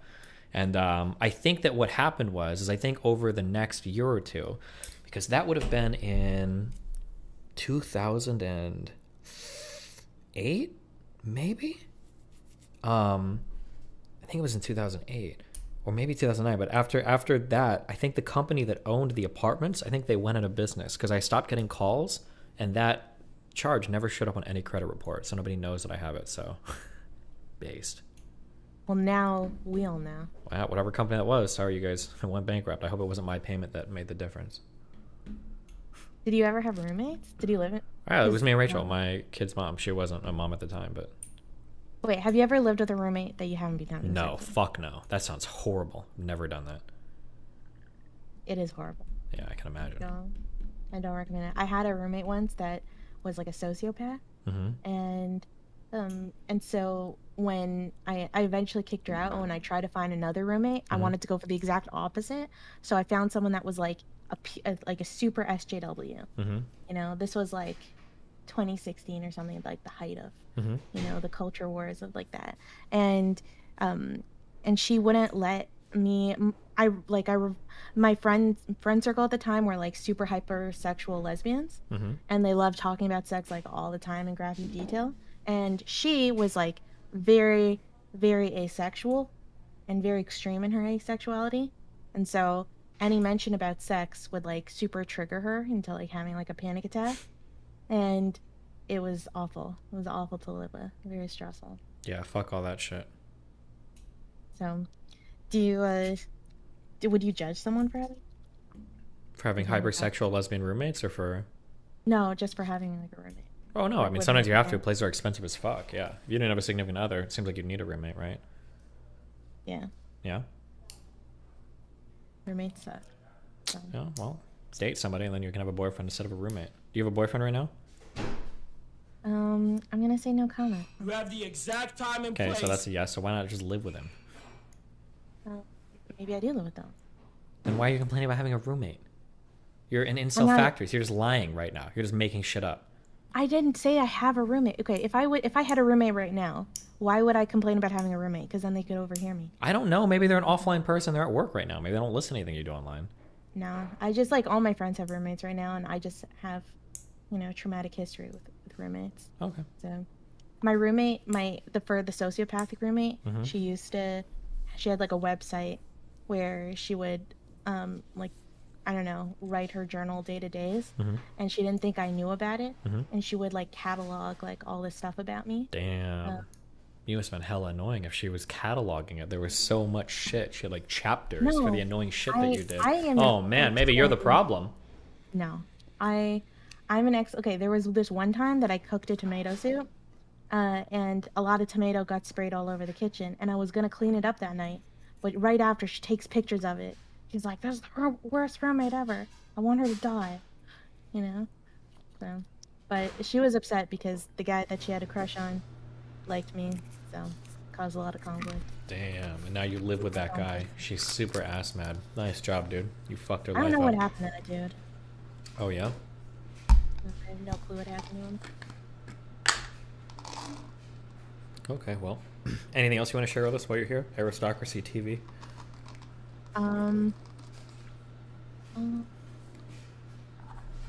Okay, I have one more question. Yeah.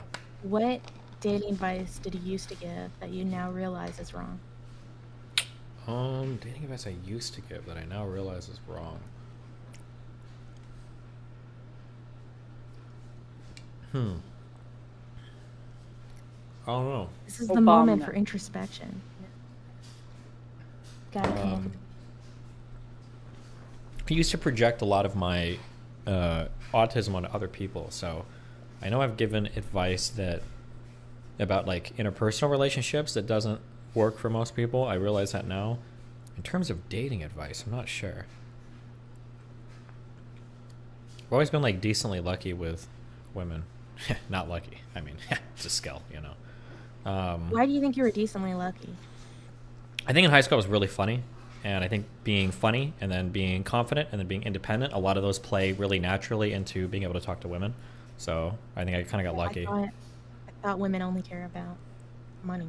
A lot of them do, but if you're really funny, you can get over a lot of shit. Okay, a good sense of humor can make up for a lot of deficits in life. All right. Also, being confident is really important too. But I think the confidence thing is huge. yeah, for sure. Because when guys come off like they hate themselves, you're just like, it's the biggest maybe, turnoff in maybe the you've world. Maybe you've got a reason. Or it's just nobody wants to be around that. Like that, a person like that just doesn't feel like a fun person to be around. That's super down on themselves all the time. Yeah, for sure. How are you and Melina doing? Are you guys good?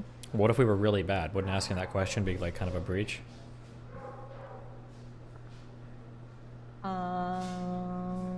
We're I have doing a well. feeling you guys are doing well. So For now, yeah. But okay, so if you guys were doing bad, how would he answer? no comment. Got it. Okay. What did you think of her new hair color? It's cute, but I'm not like a huge like, oh my god, you have to be blonde, or oh my god, you have to. I don't really care that much. Did you notice that she dyed her hair, or did you like not get it? Wait, when did she dye it? Like today? Yeah, she dyed it. You didn't. Oh shit. Shut up. No, she didn't.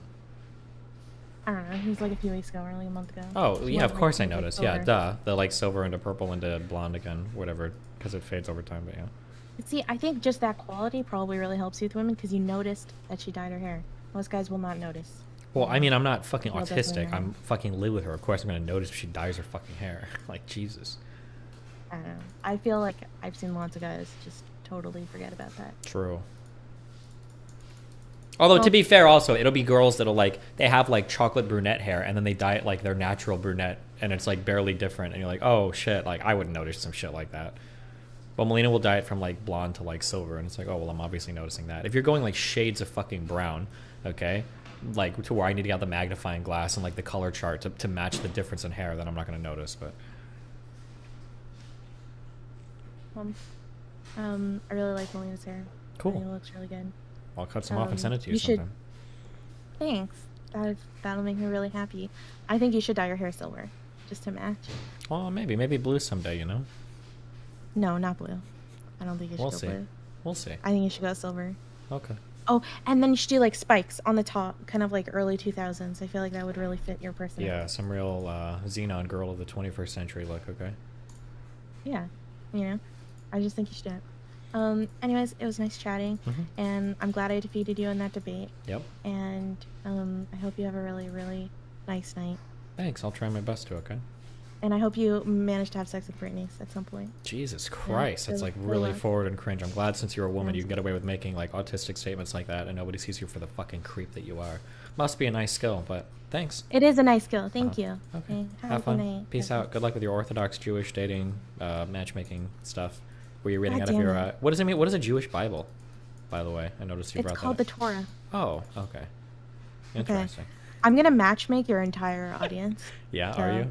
I'm not actually an Orthodox Jew. I just was an Orthodox Jew for a time. Oh, okay. That's why I was calmed. And the whole point I was making was that different communities are different. You know, I knew that True. those rules. Different communities are different. Okay. Well, thank yeah, you. I know. Yeah. Well, anyways, have a good night. Yep. Have fun. Be Good careful. night. I'm gonna. Okay. Good night. All right, good job, guys. Okay, listen up. We have the V Rising server and it's up. I just don't know who to let in. How do we figure this out? What are teams going to be? Am I going to have a team?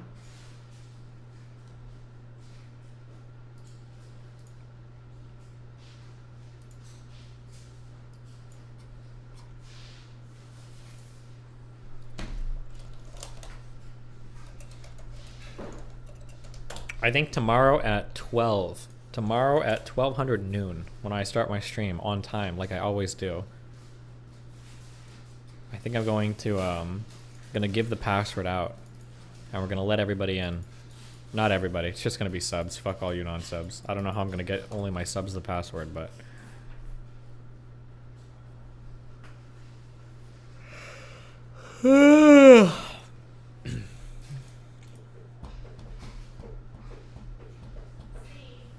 Mal?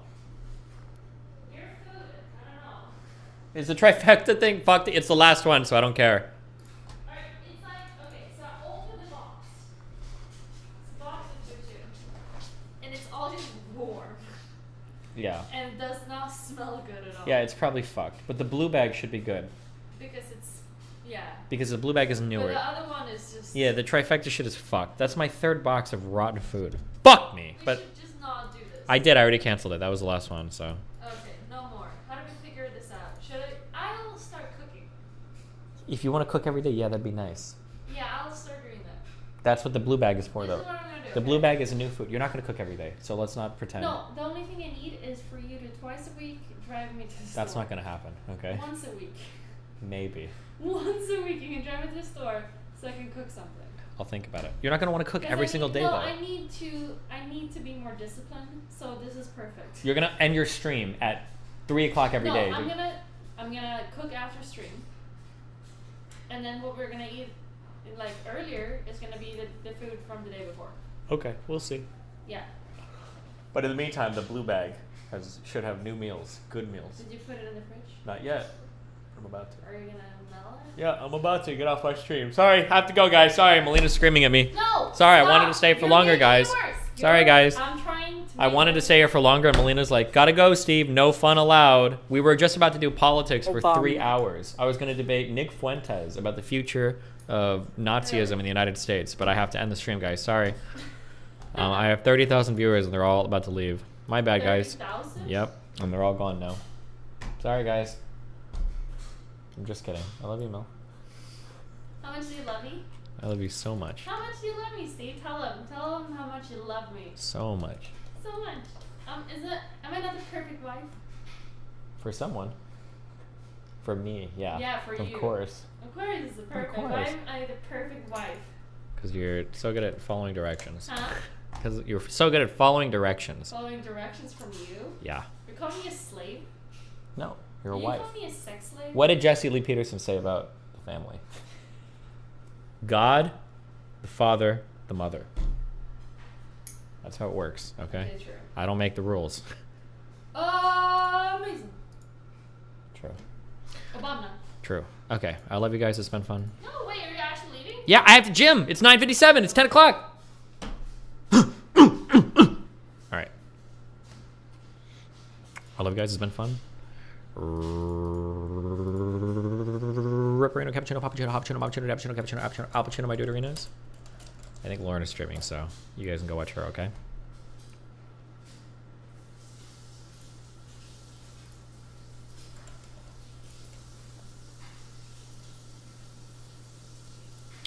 Did I say the full thing?